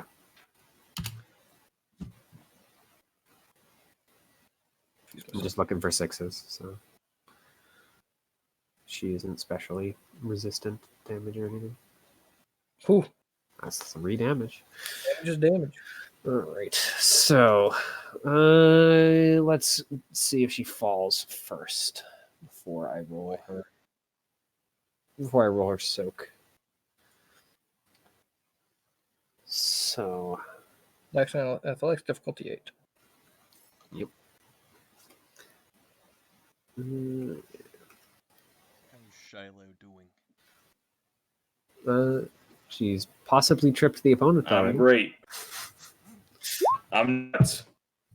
That is a success, however. And you only got one success on the trip, then that is a match. So she remains because defender wins.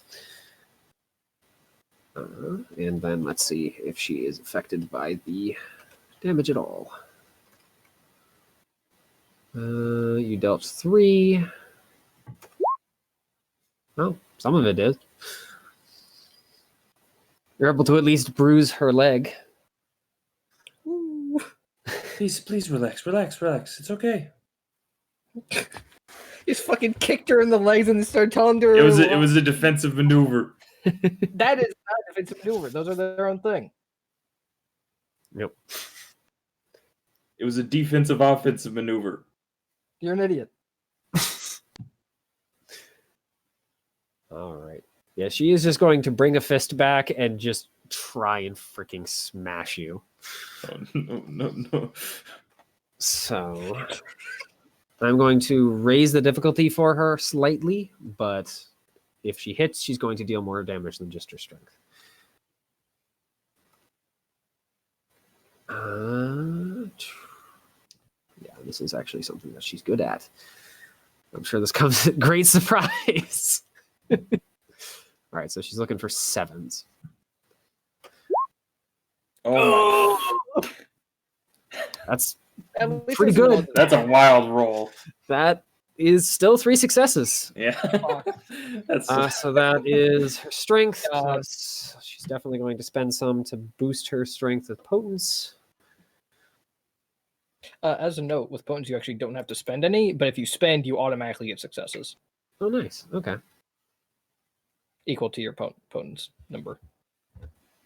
All right. So Wait, where are the combat rules?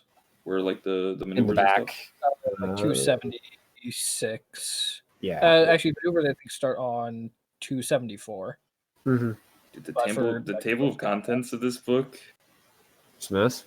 it's like one of the Very. worst I've ever seen. It's so Yep. bad. It's awful. So 3 plus.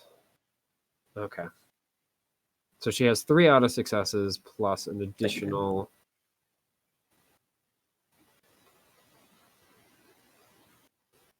God damn it. Freaking heck, I already did the calculation. Now it's gone. She had 3 additional successes on this because the 10 eliminates the ones. So that is going to be 7. No, sorry, 8 damage because it was plus 1. Oh God. Well, 8 possible damage. She still has to deal it. However, that is a significant amount of 6 Good plus news. 7 damage. 2, 3, 4, 5, 6, 7. Yep.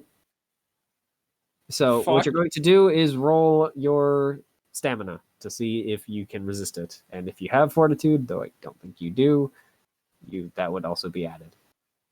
So just roll stamina, and for every success you get, it's 1 less damage.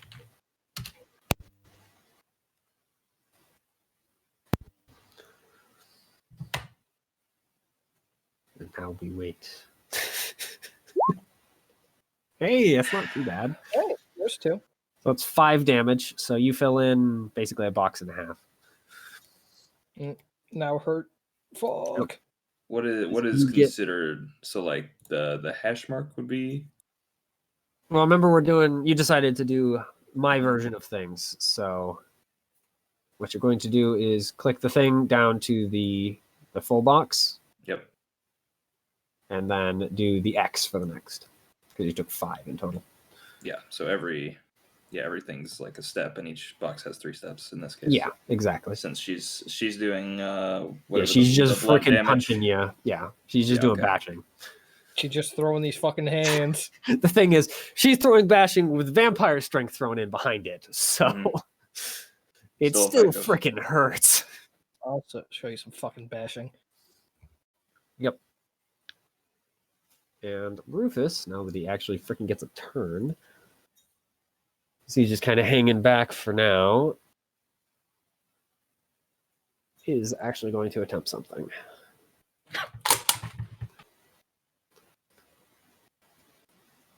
Can you just load a gun? Oh, that wasn't me this time. Oh, okay. I know, weird, right?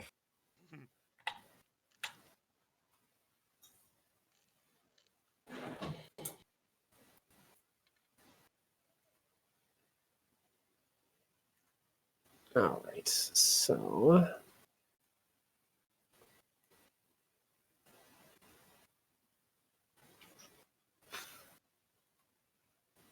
Peyton, could you tell me what your perception plus self-control is? 8. Right. Brobeck. So you see Rufus just kind of, he looks at you, just goes, "This could have been such a nice night." And then he is going to set your arm on fire. Mm. We'll see if it actually works, though. Because this could have been such a nice night to say, hey, I didn't throw the first punch, and then he lights my arm on fire. I go, what the fuck?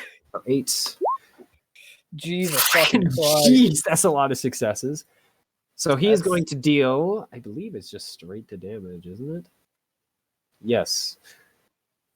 That is going to be 6. Yeah, 6 lethal damage.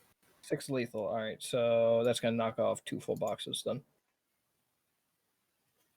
Well, keep in mind, lethal is 2 damage. Yeah. Yeah, bashing is 1 hash mark, and then Oh, yeah.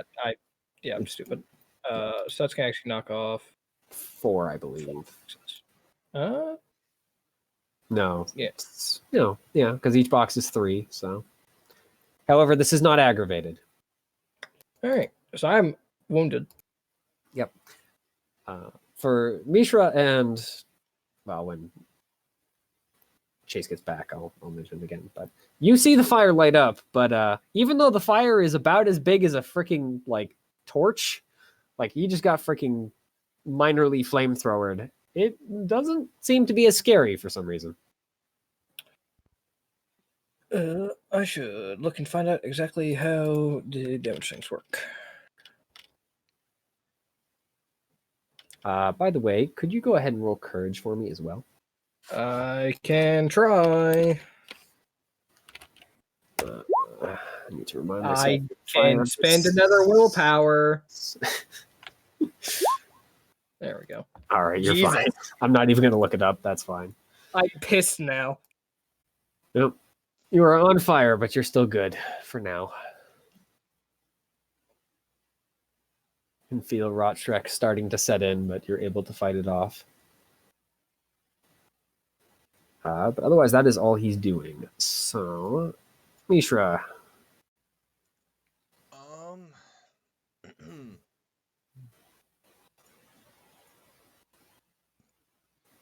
I was gonna ask the Rufus if he knew any way to diffuse the situation, but I don't think he's interested, believe it or I was originally actually planning on using hold, the thing where I don't actually do damage, but I just hold people in place. I'm about to tackle this guy out of this room. I'm about to start punching Rufus. All right.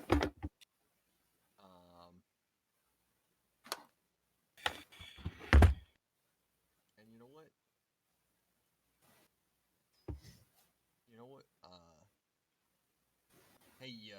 Hey Tara. I hear the prince is a pretty cool guy. What? Huh? I'm just trying to get her off of Shiloh. Yeah.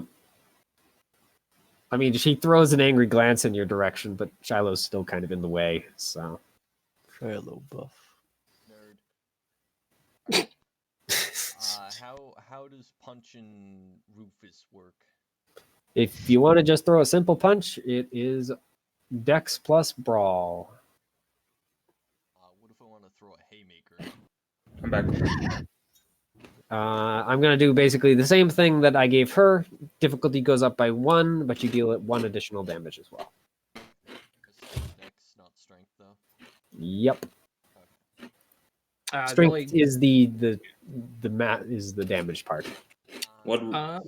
There are two things that you can use strength in the attack, and that is hold, which doesn't actually do any damage, and tackle. But tackle has its own thing, which is after you hit them with it, you have a chance of falling down.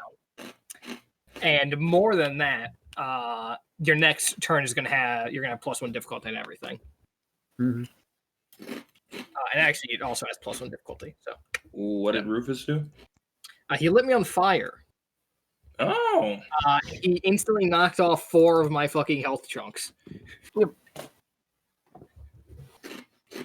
the fire is not as scary as you think. Am I still on fire? I'm just gonna, Yeah. normal punch. Is there like a full attack? Is a normal attack? The full attack is you punch. Then I am going to punch.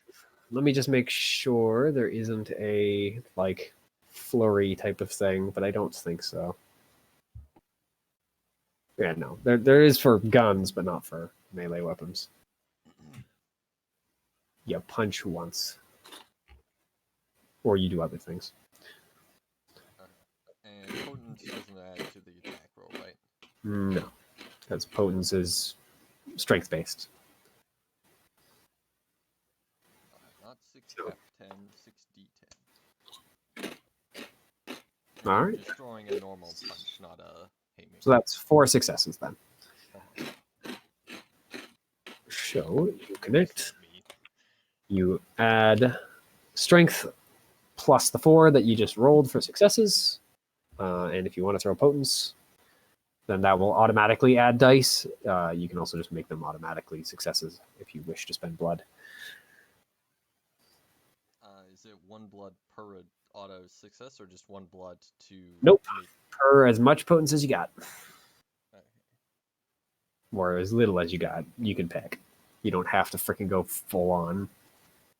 Or you really have no reason not to. I go full on. All right. Oh, nope.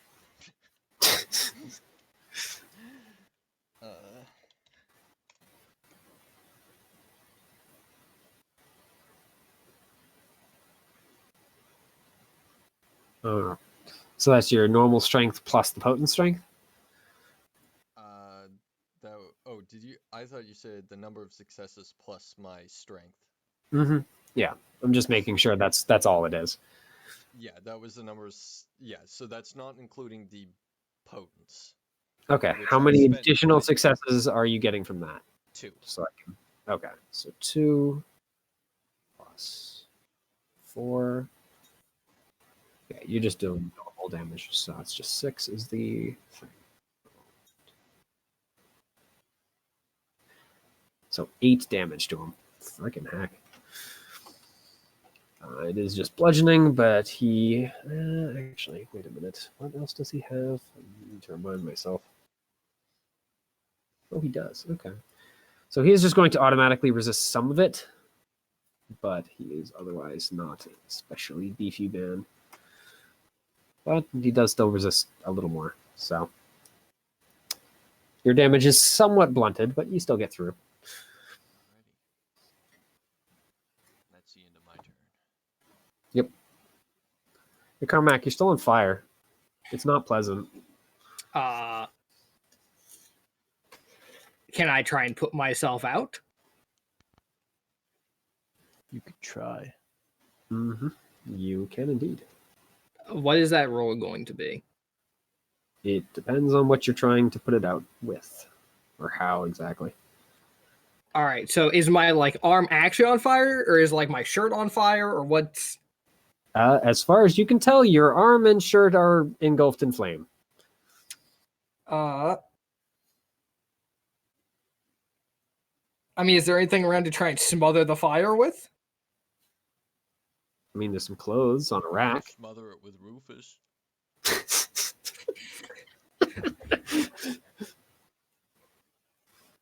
I mean, I guess I will try and smother it with the heaviest clothes I can get off the rack quickly.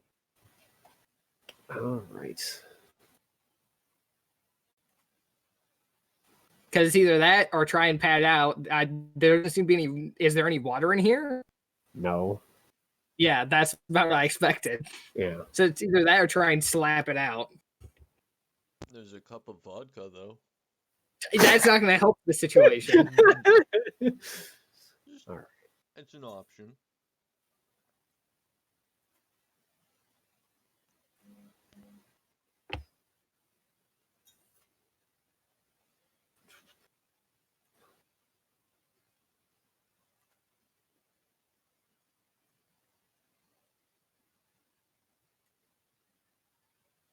Actually, if I like slap at, does it seem to respond the way fire normally would?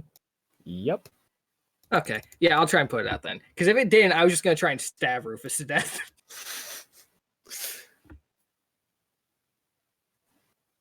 All right. Go ahead and do. Trying to think what would make the most sense. Dex something. Yeah, I'm be honest. There's a very high chance I do not put this out.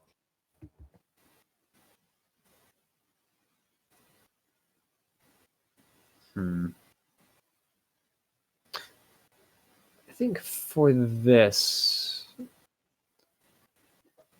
I'm trying to think what would make the most sense for this.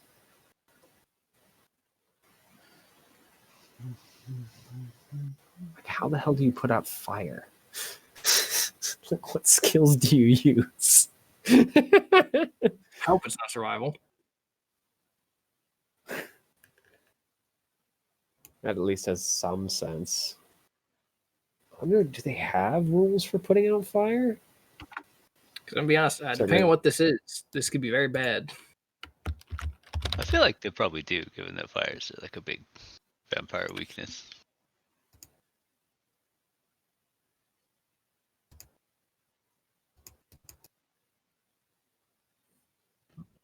Science. You must scientifically cut off the air.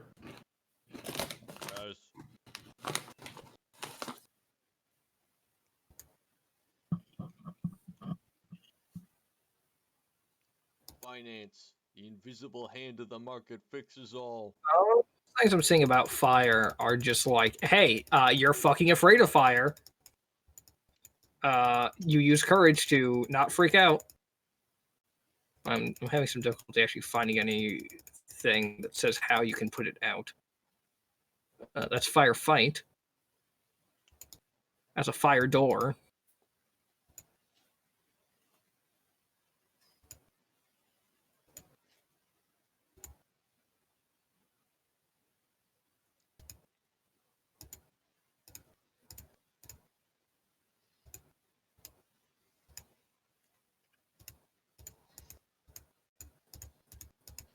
Could it be something weird like self-control or courage?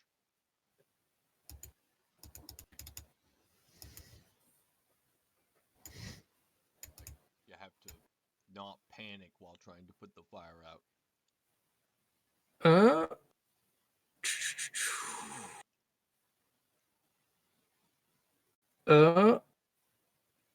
Here is fire and burns. It's not actually saying what to do if you get lit on fire, though.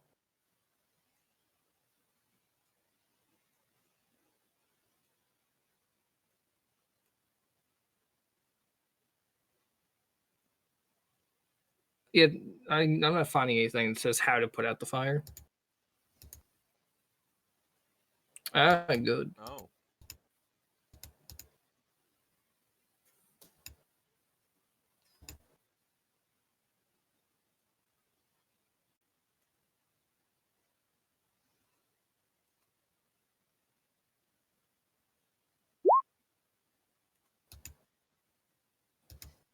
Dex and survival. Okay.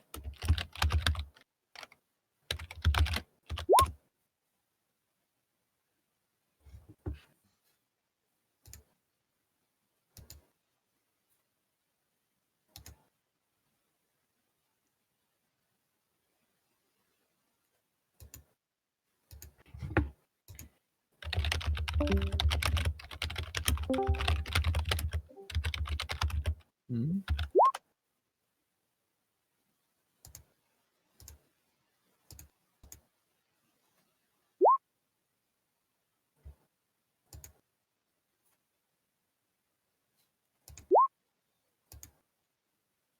Well, that's good. Is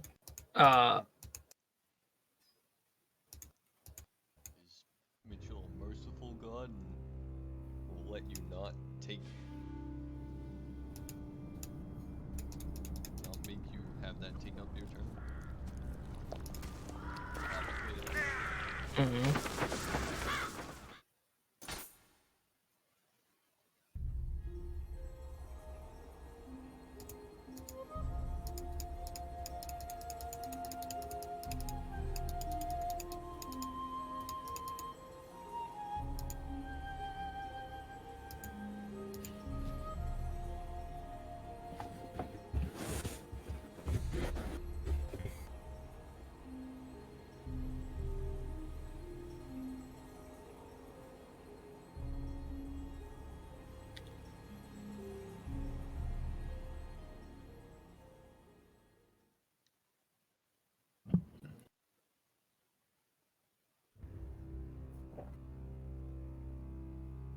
Good to see Peyton's performing well. Yep. Don't you have Dex to roll it? All right, I do have dex. I have 2 dex. However, the very first round of combat, I was wounded for 12 damage, so I am instantly wounded, meaning that all my die pools are reduced by 2. And I don't have survival. Oops. Oopsie oopsie, as they say. Self-control to see if I frenzy. So... Yes, I frenzy.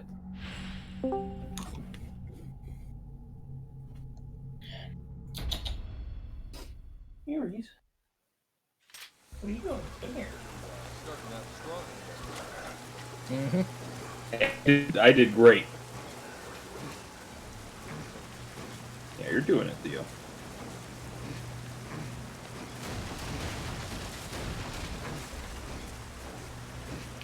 What?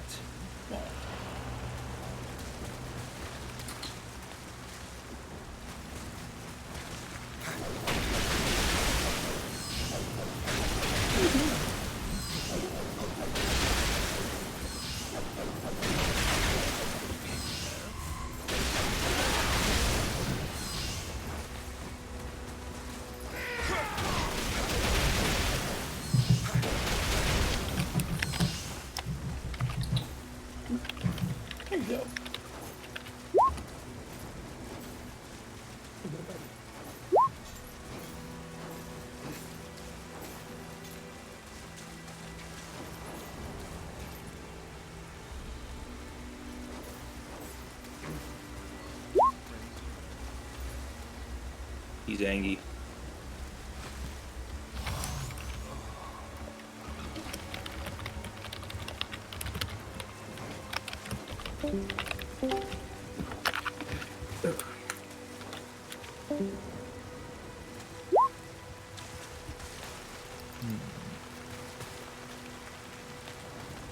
Man, slightly a leper. That is fine.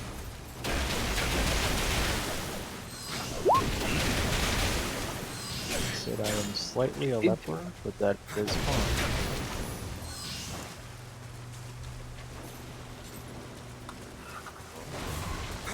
What about your sister?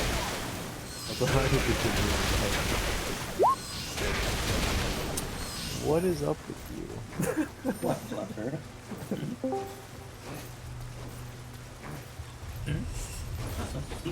Hello.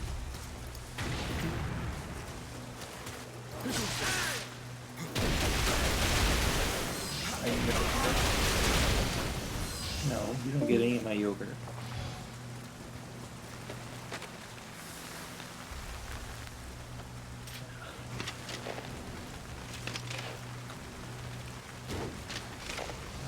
Let's see.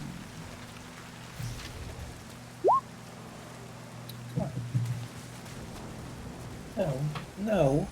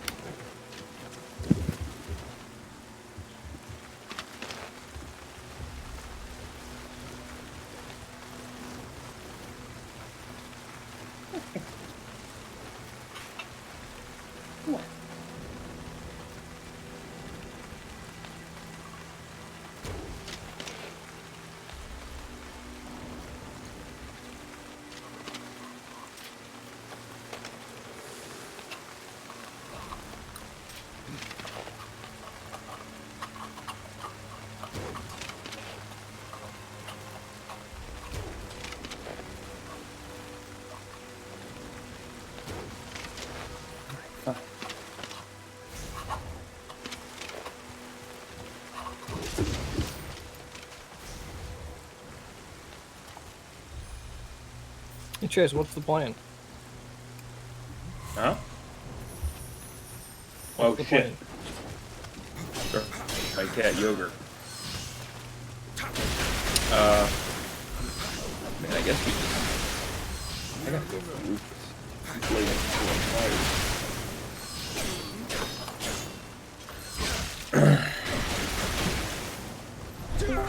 I'm gonna try to bite him. I am gonna try to.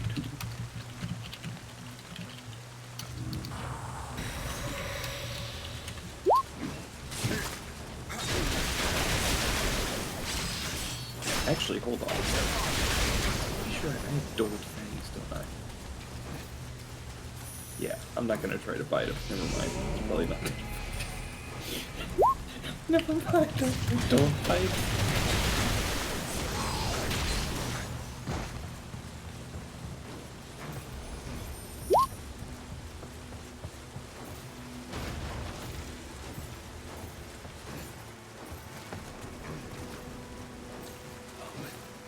I'll just...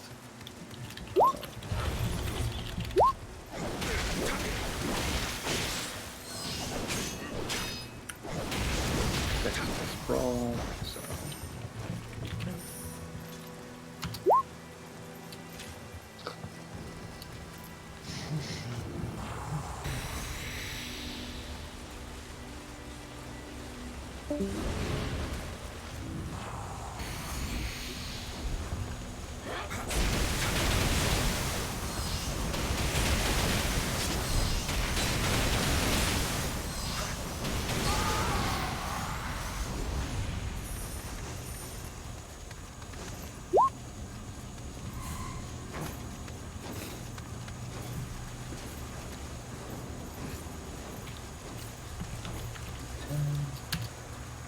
Should I be continuing to go out to parties if I have leprosy?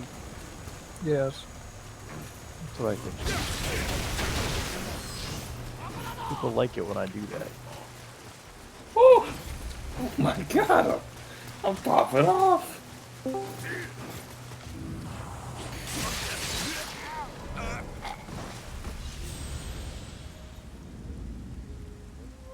roll 20 for Yeah, I'm kind of confused about that as well. Oh, what? You come in here for yogurt and then you just want out?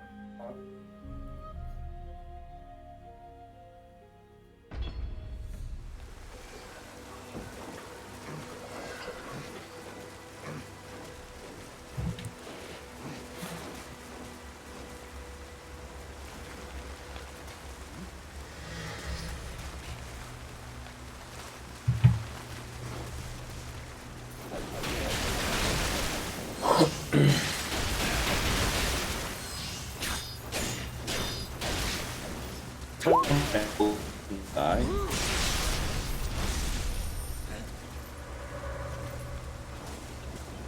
Does the plus one mean I roll an additional die? Plus 1 damage. Or is that just like +1. shit? Oops.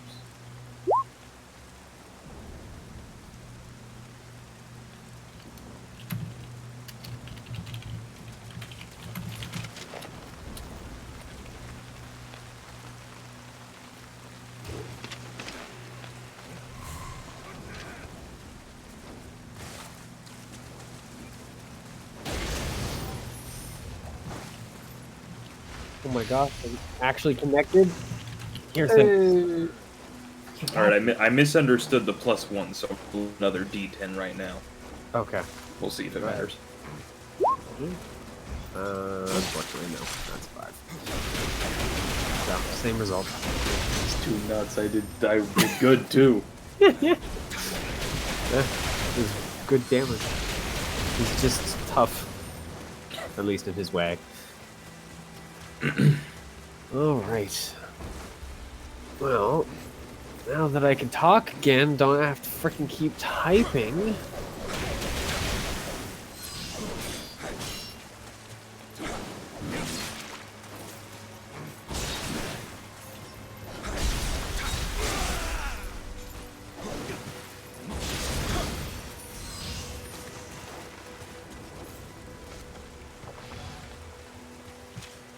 Trying to remember the actual freaking thing and like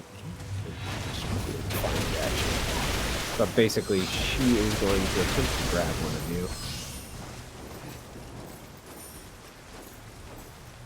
Is it just it's what? Difficulty +1, strength plus brawl? For hold? Yeah. Or for tackle? I believe, let's see. Hold is strength plus brawl, no extra difficulty, no accuracy, no damage. What the heck is to do with tackle? Tackle is pretty much that, except It deals damage instead. yeah, it deals damage. Okay. It's the way Jeez. to get strength on the attack, pretty much. Oh, she has something different in mind. So. I think she is going to attempt to grab. I mean, Mishra, are you trying to tangle with Rufus or are you trying to tangle with her? I called with her, but I've been just punching Rufus pretty much. Alright, I think she's going to go after you then. She's going to attempt to grab you. She moves.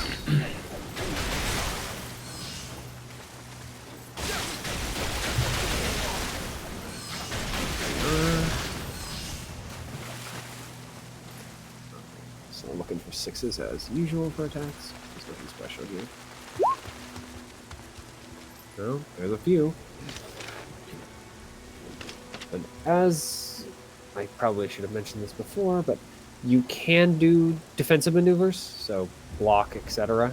Block, dodge, but you have to give up your turn to do so, because it takes up your action. Yeah, she's trying to hold you. So it's basically like grapple. So you can't move, you can't do anything else other than just resist her.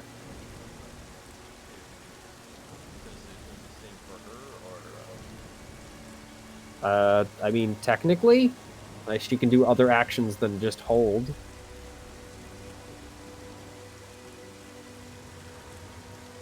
But seeing as she's opening her mouth, you're pretty sure you know how this is going to be going in a few minutes. Or a few seconds.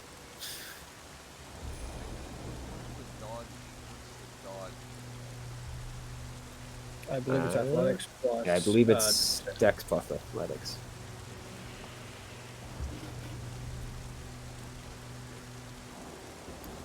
Yep, Dex plus athletics.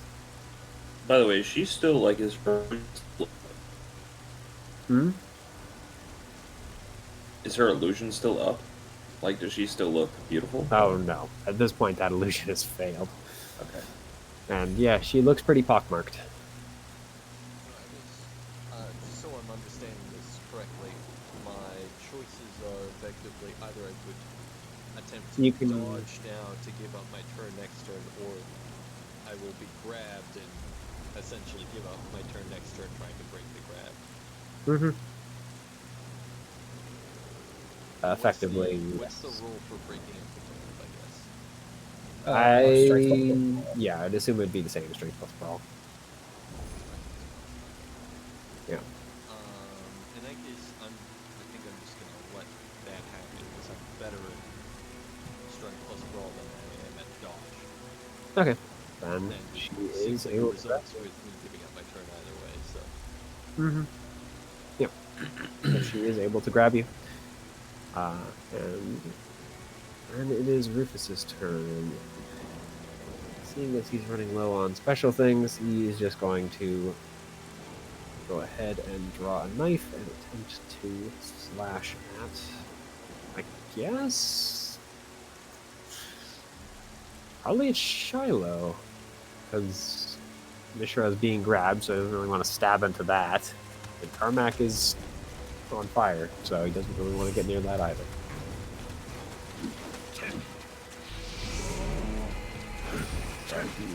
Just swing with his knife.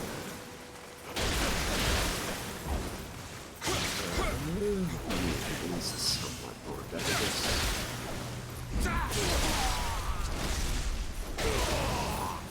There we go. It's just a knife. There's nothing special. What is the difficulty for knife? It's just a normal one, not. I believe it's just normal with knife. It's a little bit easier, actually. It looks like. Yeah.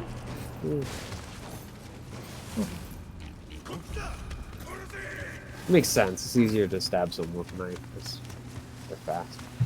I guess. But the damage is pretty light. So.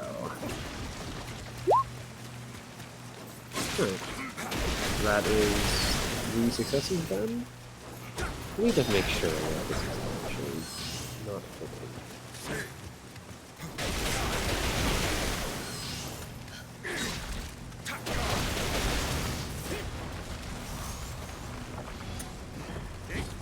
Yeah, I'm just gonna go with the normal one, so we're gonna say 2. It is still strength plus 1, plus 2. 5d10. And it's all gonna be lethal.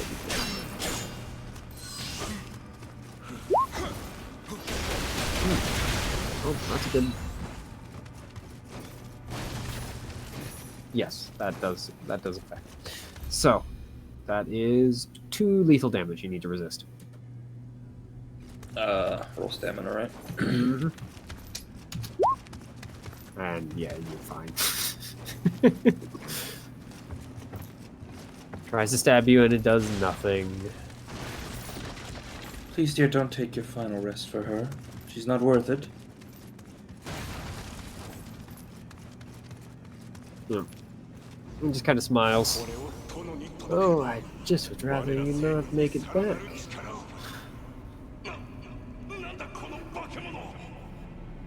So, Mishra. Guessing you don't want to continue being held.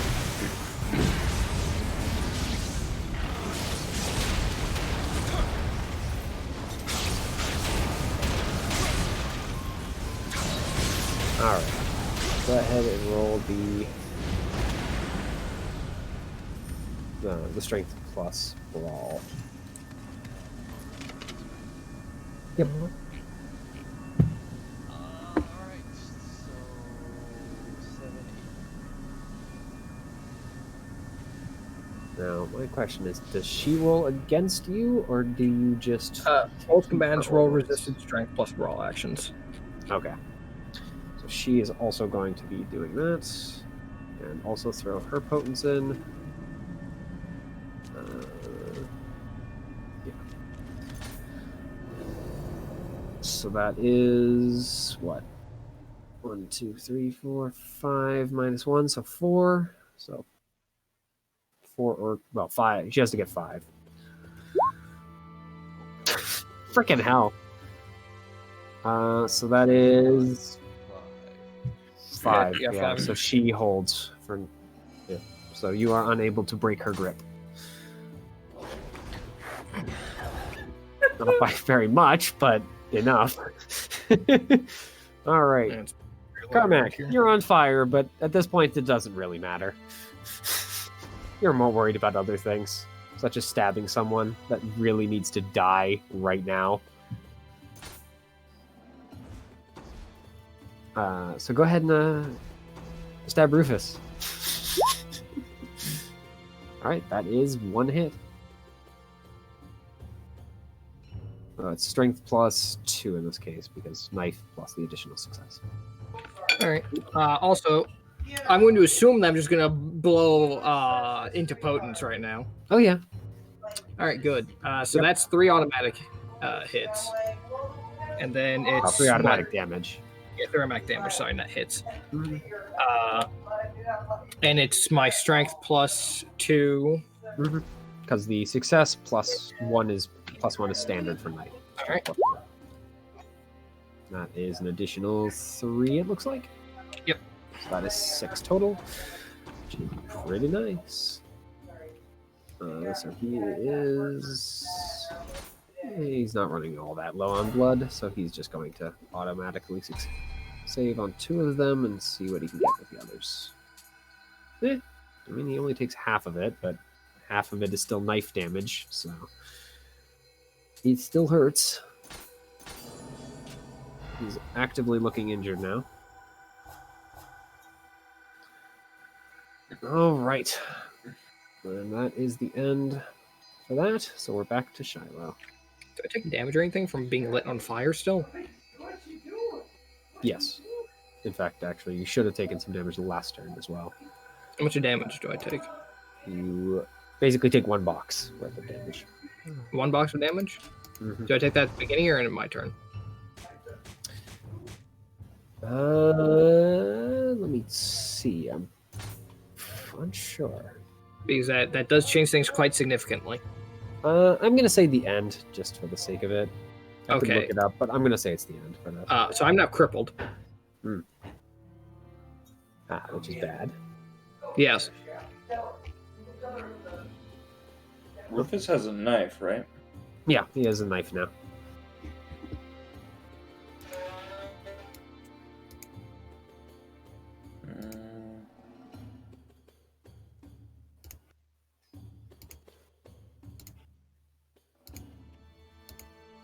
I don't think it's gonna work.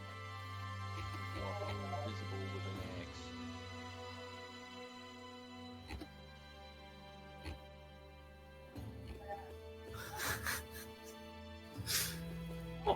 That might have been a good idea, even if you wouldn't have made it this far with the axe. I don't think defense is the way out of this, so Mm-hmm. we're gonna try to strike him again. All right, go ahead. Let's see.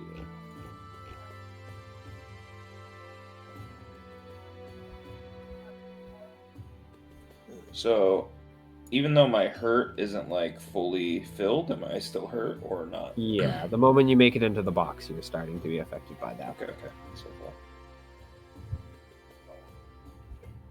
Dex.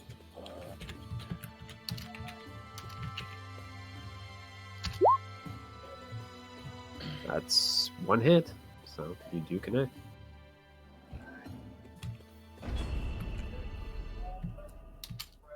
Is this a punch? Yeah? Yeah, yeah. Okay. So yeah, just strength +1 in this case.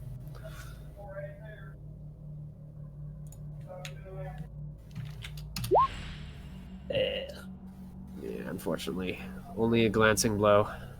Not able to get a real hit on him. All right. And the duel between the two Nosferatu continues. She is going to attempt to continue moving that in the direction she wants it to be moving. Means I believe she needs a cinch. Cinch.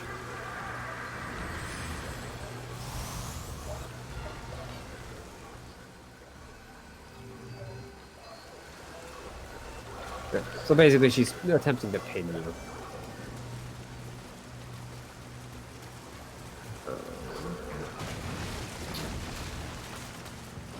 Oh no. Okay. I thought you had. Yeah. I thought you had to do hold and then clinch. All right. So no, she actually can just move on to the bike. She's going to do.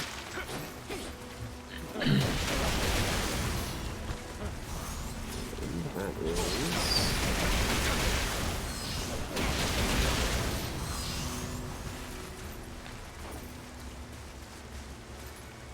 What does accuracy mean? Does it mean it's easier to do? Or harder? I assume it would be difficult to do. Dice added to the roll to hit an opponent. So it is a positive thing. Okay. No bite from that, I would build a leg. So that is.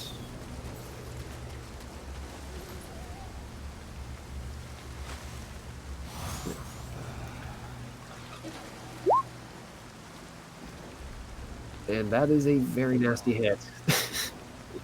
A 3 hit.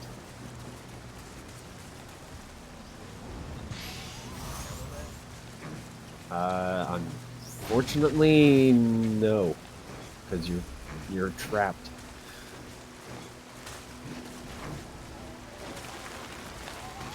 I wonder, can you try and break the hold as a defensive action? As she's trying to grab.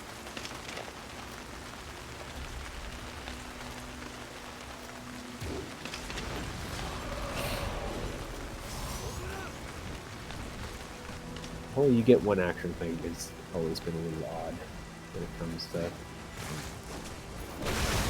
having defensive and offensive and whatnot. Resist a roll against the attack roll, unless the attacker gets more choice successes. I mean, you can't dodge, can't parry. You can't block it because you don't. This is gonna deal aggravated because it's a vampire fight. So I think you're just stuck, unfortunately. So you just have to hope she really rolls poorly for the damage.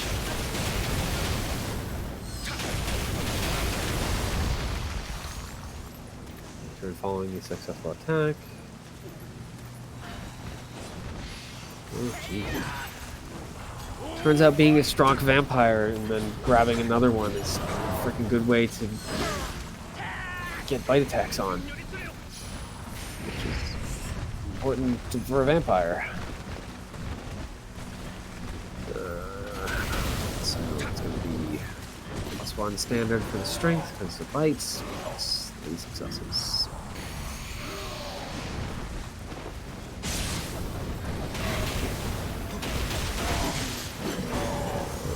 Normal, so it's just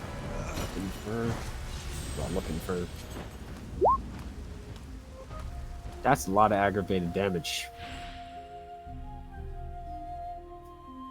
That's 4. So 4 boxes are filled, basically.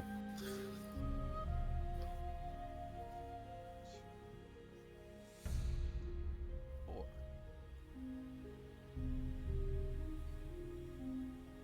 Alright, how injured are you at this point? I think I'm at wounded. That I'm understanding how this works. looks like the case, yes.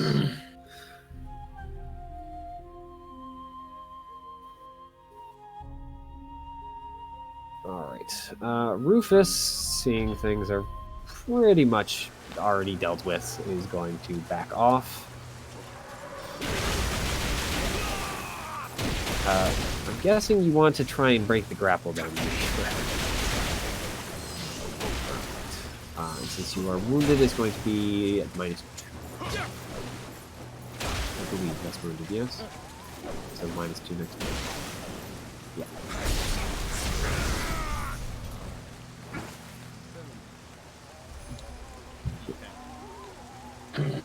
Yep. She is once again going to attempt to resist. Alright, you can go ahead before I roll hers. Unless you'd like to wait until she rolls. I'm going to say in this case, because this freaking combat is going horribly for you guys, yeah, I'll give you that. I'll gladly Well, she rolls a lot of dice because she has higher strength and higher potency. So, 3, 4. Who is this woman? She's freaking a Nosferatu ripped a guy apart. Yeah. He's scary. Yeah, so you're gonna have to roll pretty damn well because that was 6. Alright. You got this, Theo. Bunch of 10. I don't survive another turn of this, so I pretty much. How many are you only allowed to spend willpower once, or can you chain? Yep. Willpower? Nah, it's once per roll, just like luck in other games. Well, I mean, it's more successes, but it's still 4 does not beat 6, unfortunately.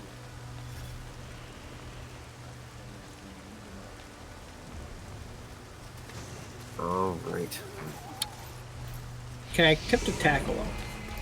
Yeah. As he's leaving, you can attempt to tackle him. Yeah, I'm gonna do that because that's the only way I get literally any dice at all. And I'm going to auto succeed 3 times with blood. All right. And I still need to roll 2. Actually, no. Those are the only dice I can roll at this point. I only have 3 dice to roll, so I'm going to auto succeed them. Having a stroke. All right. He cannot dodge you, so he's already used his action. Go ahead and roll the strength +1, of course, including the. Well, Strength +1 plus the 3 successes, right? yeah. So that's 9d10. The attack roll is at +1 difficulty, then you have +1 damage. Yep. He's going to have to roll Dex Athletics as well. And you know what? I'll burn 3 more blood to make sure that 3 of these do damage as well. All right. There's the rest of it. So that is an additional 4, so that's 7 total. It looks like. No. I attempt to bash him with my flaming arm for more damage. Or tackle him with my flaming arm. Yep. I mean, it leads the way. In hell, these guys are rolling like gods. It's making it hard. Jesus. It doesn't matter. I stay up or down because I then proceed to burn into unconsciousness, and I believe I just die. Yep. You would.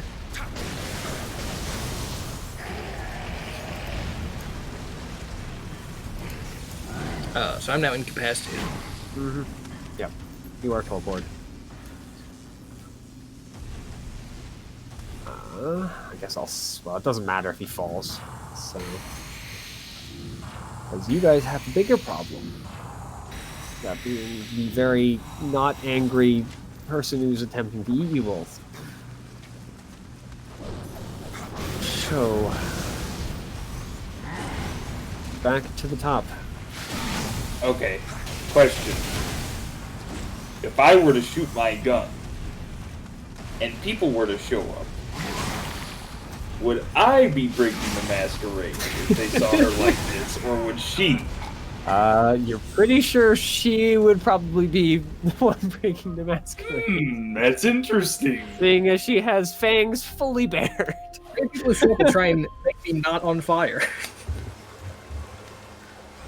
All right, I'm pulling out the gap. Alright.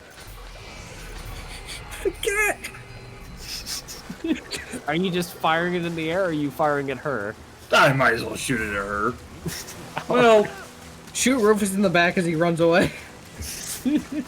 no, because then he's gonna be like, guys, they shot me. Look at all this blood I don't have. If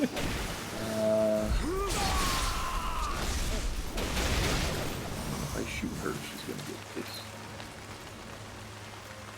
I mean, as it stands, she's already pretty pissed. But I mean, like, extra pissed at me in particular. Shoot her, she's going I to be... mean, you have at least one more turn before she finishes off Mishra. So. At least the way she's been rolling for Mishra. Oh, she's holding on. She's holding on. She has a grip on Mishra, doesn't she? Yeah, she does. Okay, let's not shoot into that. Don't worry, Mishra. You'll be fine. I'll shoot through you. Shoot her!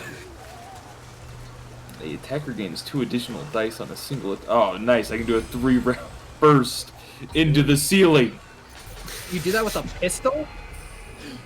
Attacker gains 2 additional So dice. you with that. Expends 3 shots from the weapon's clip. Only on certain weapons may perform. Okay, yeah. So no, probably not a handgun. Fucking, Uh, we're at a fucking 93R, what the hell?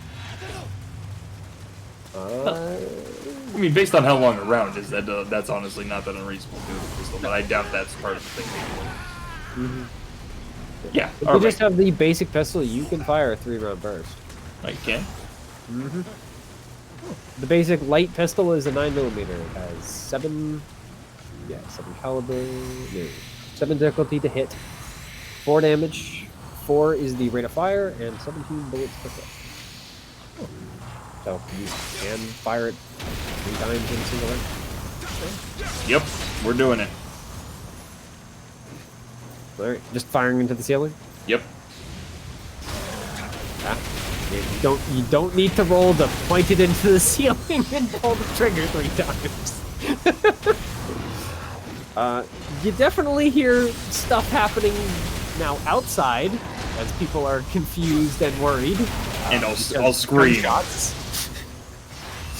real dramatically. Help! Being assaulted. Never mind, problem solved. Fuck. So the question is, what does she do?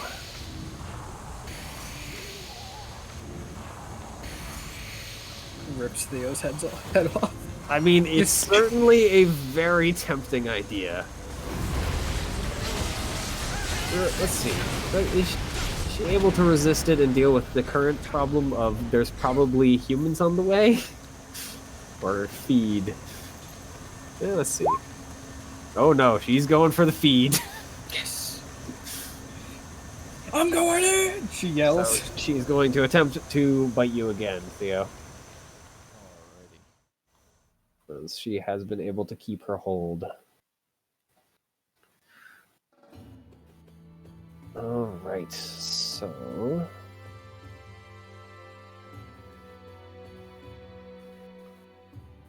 What's that everyone? She could not kill. Yeah. Nice.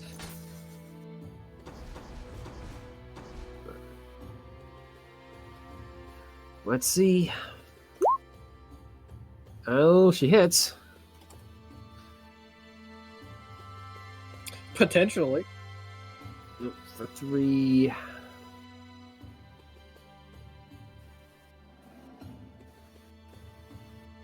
It's the same dice as last time, literally exactly the same. That is remarkable. How the hell did I roll the same exact thing? I don't even need to do the calculation. All right.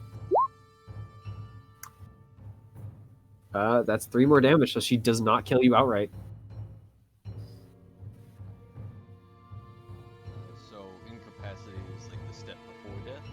Yeah, if you hit incapacitated, then you are, well, incapacitated. You're not dead, but you are definitely not able to come back because you are injured by, well, vampire fangs.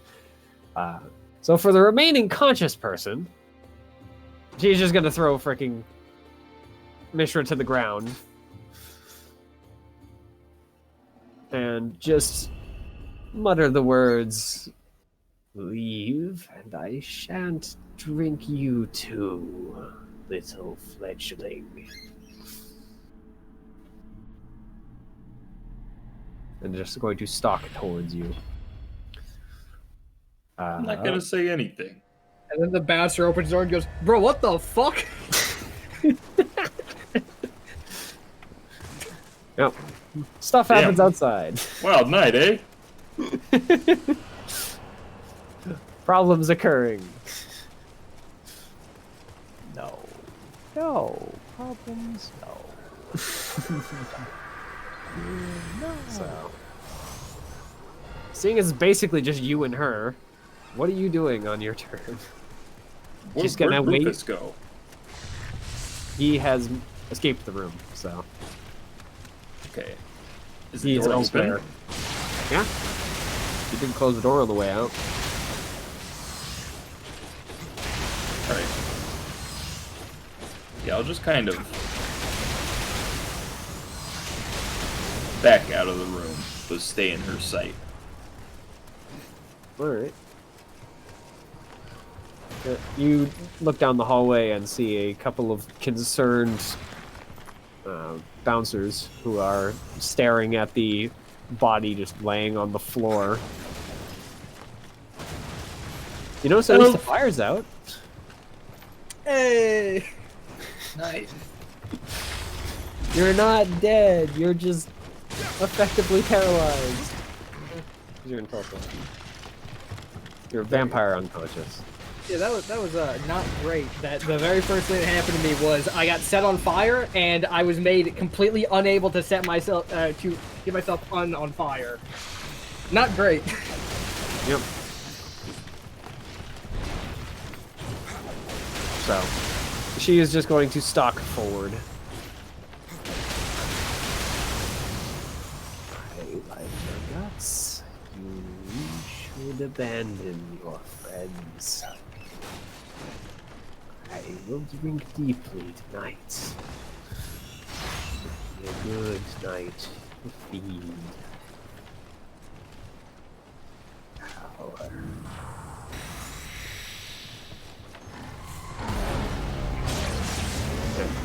This does seem to be the last turn she's going to give you.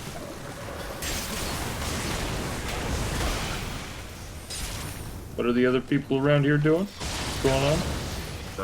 Currently, the bouncers are moving to investigate the person laying on the floor, and then seemingly moving on to you.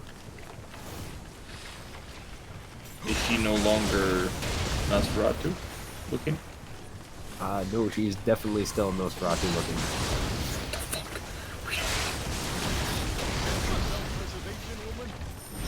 No. No. What are you, stupid? I mean, she's still in the room. You're in the doorway, so he hasn't stalked quite out yet. Oh, you can spend blood points to deal damage, apparently. I don't know how the fuck to do that, though.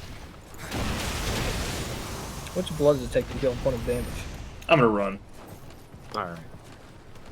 Alright. If you weren't in torpor, you could, but Yeah. you're currently paralyzed. But yeah, but that- one per box. Yeah, it could have been very helpful if I realized it before I tried to set my... or to not be on fire. Yeah. Fuck. Yeah. And unfortunately, Mishra can't do it because it's aggravated. That's the one thing you cannot heal. And that I think is a pretty good place to end it, with you guys having at least one of you escaping. After tangling with something very strong. Nice. The dice were not having it. No, the dice were not having it. They looked at you guys and went, yeah, nah, I think we feel like having you all die. Not having it, but also, at least for me, choosing not to dodge, I think was a mistake. Yeah.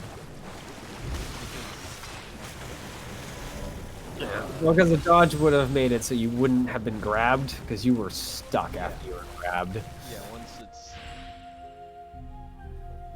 Yeah.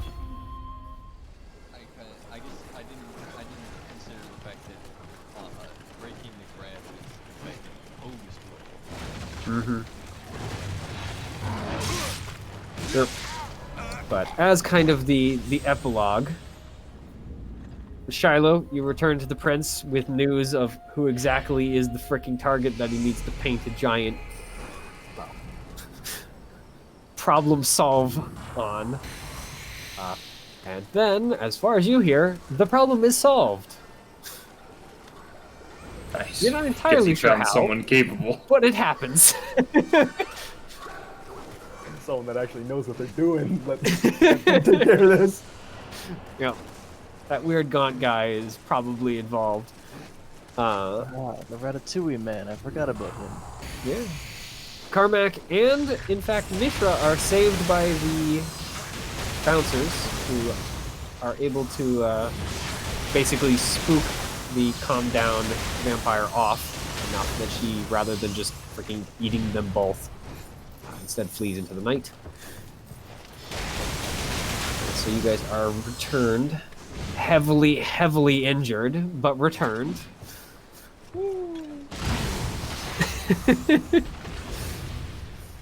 And learn a very good lesson. You guys are new. Don't pick fights with bigger fish. Learned a very good lesson. That too. Fucking fire some fat bullshit. Yep. And that wasn't even real fire. That was fake fire. Yep. Real fire would have actually killed you. Mm-hmm. It also would have freaking spooked everyone in the room. But now we get to see what happens for Group 2. See how their freaking escapades go. So Group 2 is sent to kill someone, right? Hopefully it goes a little better. This would go very well. Oh god. You guys are just sitting in the thing all night. All of a sudden, like, 3 hours to dawn. One of them comes back in. Hey, we found the person. You gotta go kill him. Princess looks at you guys. Well, I found a job for you guys. And Chris just like, just sit there. Well, something, something will come up. Something always does. You guys have your own problems to deal with. Different problems, but that was World of Darkness. This vampire with its strange system. Why's a cannibal?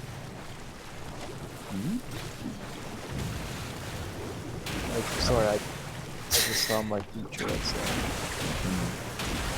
So besides the freaking awful dice rolls for the combat, what did you guys think of the old version of Vampire? I mean, it's not that much different. And I already like the other version, so I like it.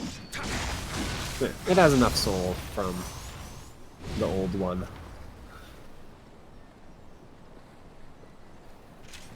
But good to hear. So we'll have to hear how the other group thinks of it on Friday.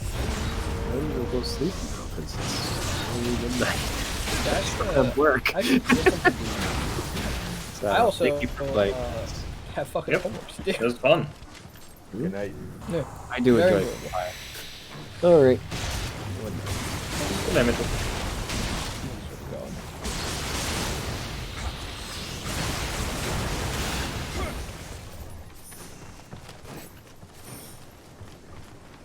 What What a fucking disaster.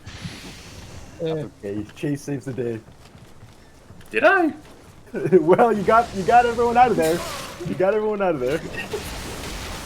Yeah. I mean, I did the best I could.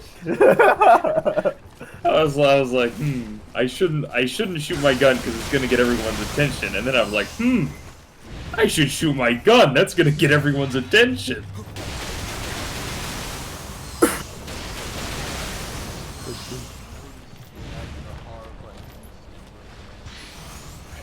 Mhm. On the ground. Yeah, I don't know. Mitchell was like, he was pretty chill about it. He's like, yep, they don't really. It's I gotta. I honestly thought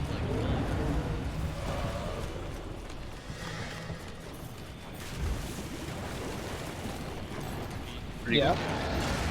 Yeah.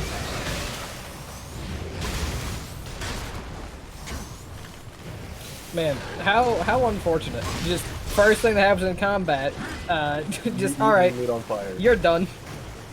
Wait, how come it wasn't real fire? I missed that part. Magic. Oh. Also, yeah, he made it strong point, which is if it was real fire, everyone in there would have freaked the fuck out.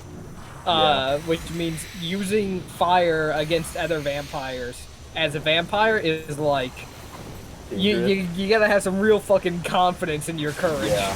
So And even then, just the fact that if you light someone on fire and they have the like strength of will to go, all right, well, fuck you, and just like tackle you, you're done. It's over. yeah. And then you pull it on fire. Wait, so like the magic fire, that's the fire from like thaumaturgy? I don't know, Okay, different. but it's some type of magic fire routine. Oh. I don't know enough about a vampire. I don't think it's an illusion. I don't know enough about vampire. That's the thing. Yeah, if it's an illusion, can it like actually do damage to you? Possibly. Like it makes sense for you to like frenzy off of that, but I don't know if you could fucking like get put to death. Well, I did. But Rest in peace. Dude, I didn't even get to use my coolest ability. Well, I have 3 levels in the thing to basically let you inflict madness and stuff on people. So, the second level thing of it is you can give them like false visions or sounds or things like that for up to a year. Oh, yeah. fucking Christ. But that's if you get 6 successes, so very unlikely. You can actually just give someone schizophrenia.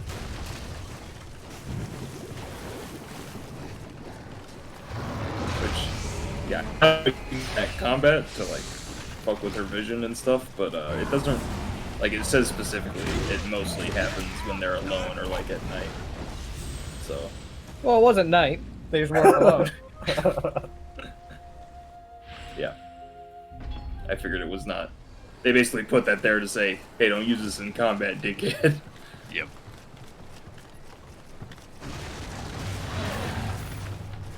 Well, if the prince, you know, hired a bunch of newcomers to fucking take care of this person, they hired the wrong people. If he's looking for competent ones. I don't think our competence was really the question. I think that they just happened to be very competent. Yeah, like she was like extremely strong, right? Yeah. I think that I had the exact same amount of strength as they did. If you weren't on fire. But yeah, I was just the god. Yeah, like the one guy that's actually strong enough to fight back is just immediately set on fire. Not great.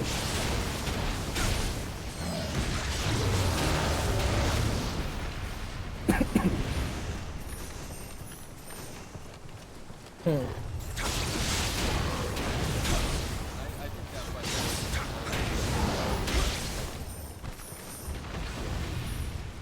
I mean, you're just fucked once it's such a bad start. Yeah.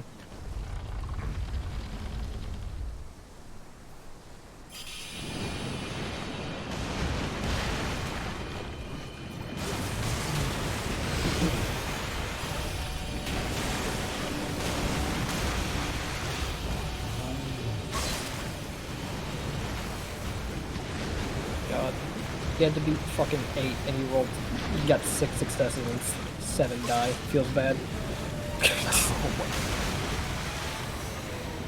Shit hurts. Yeah. Absolute Chad.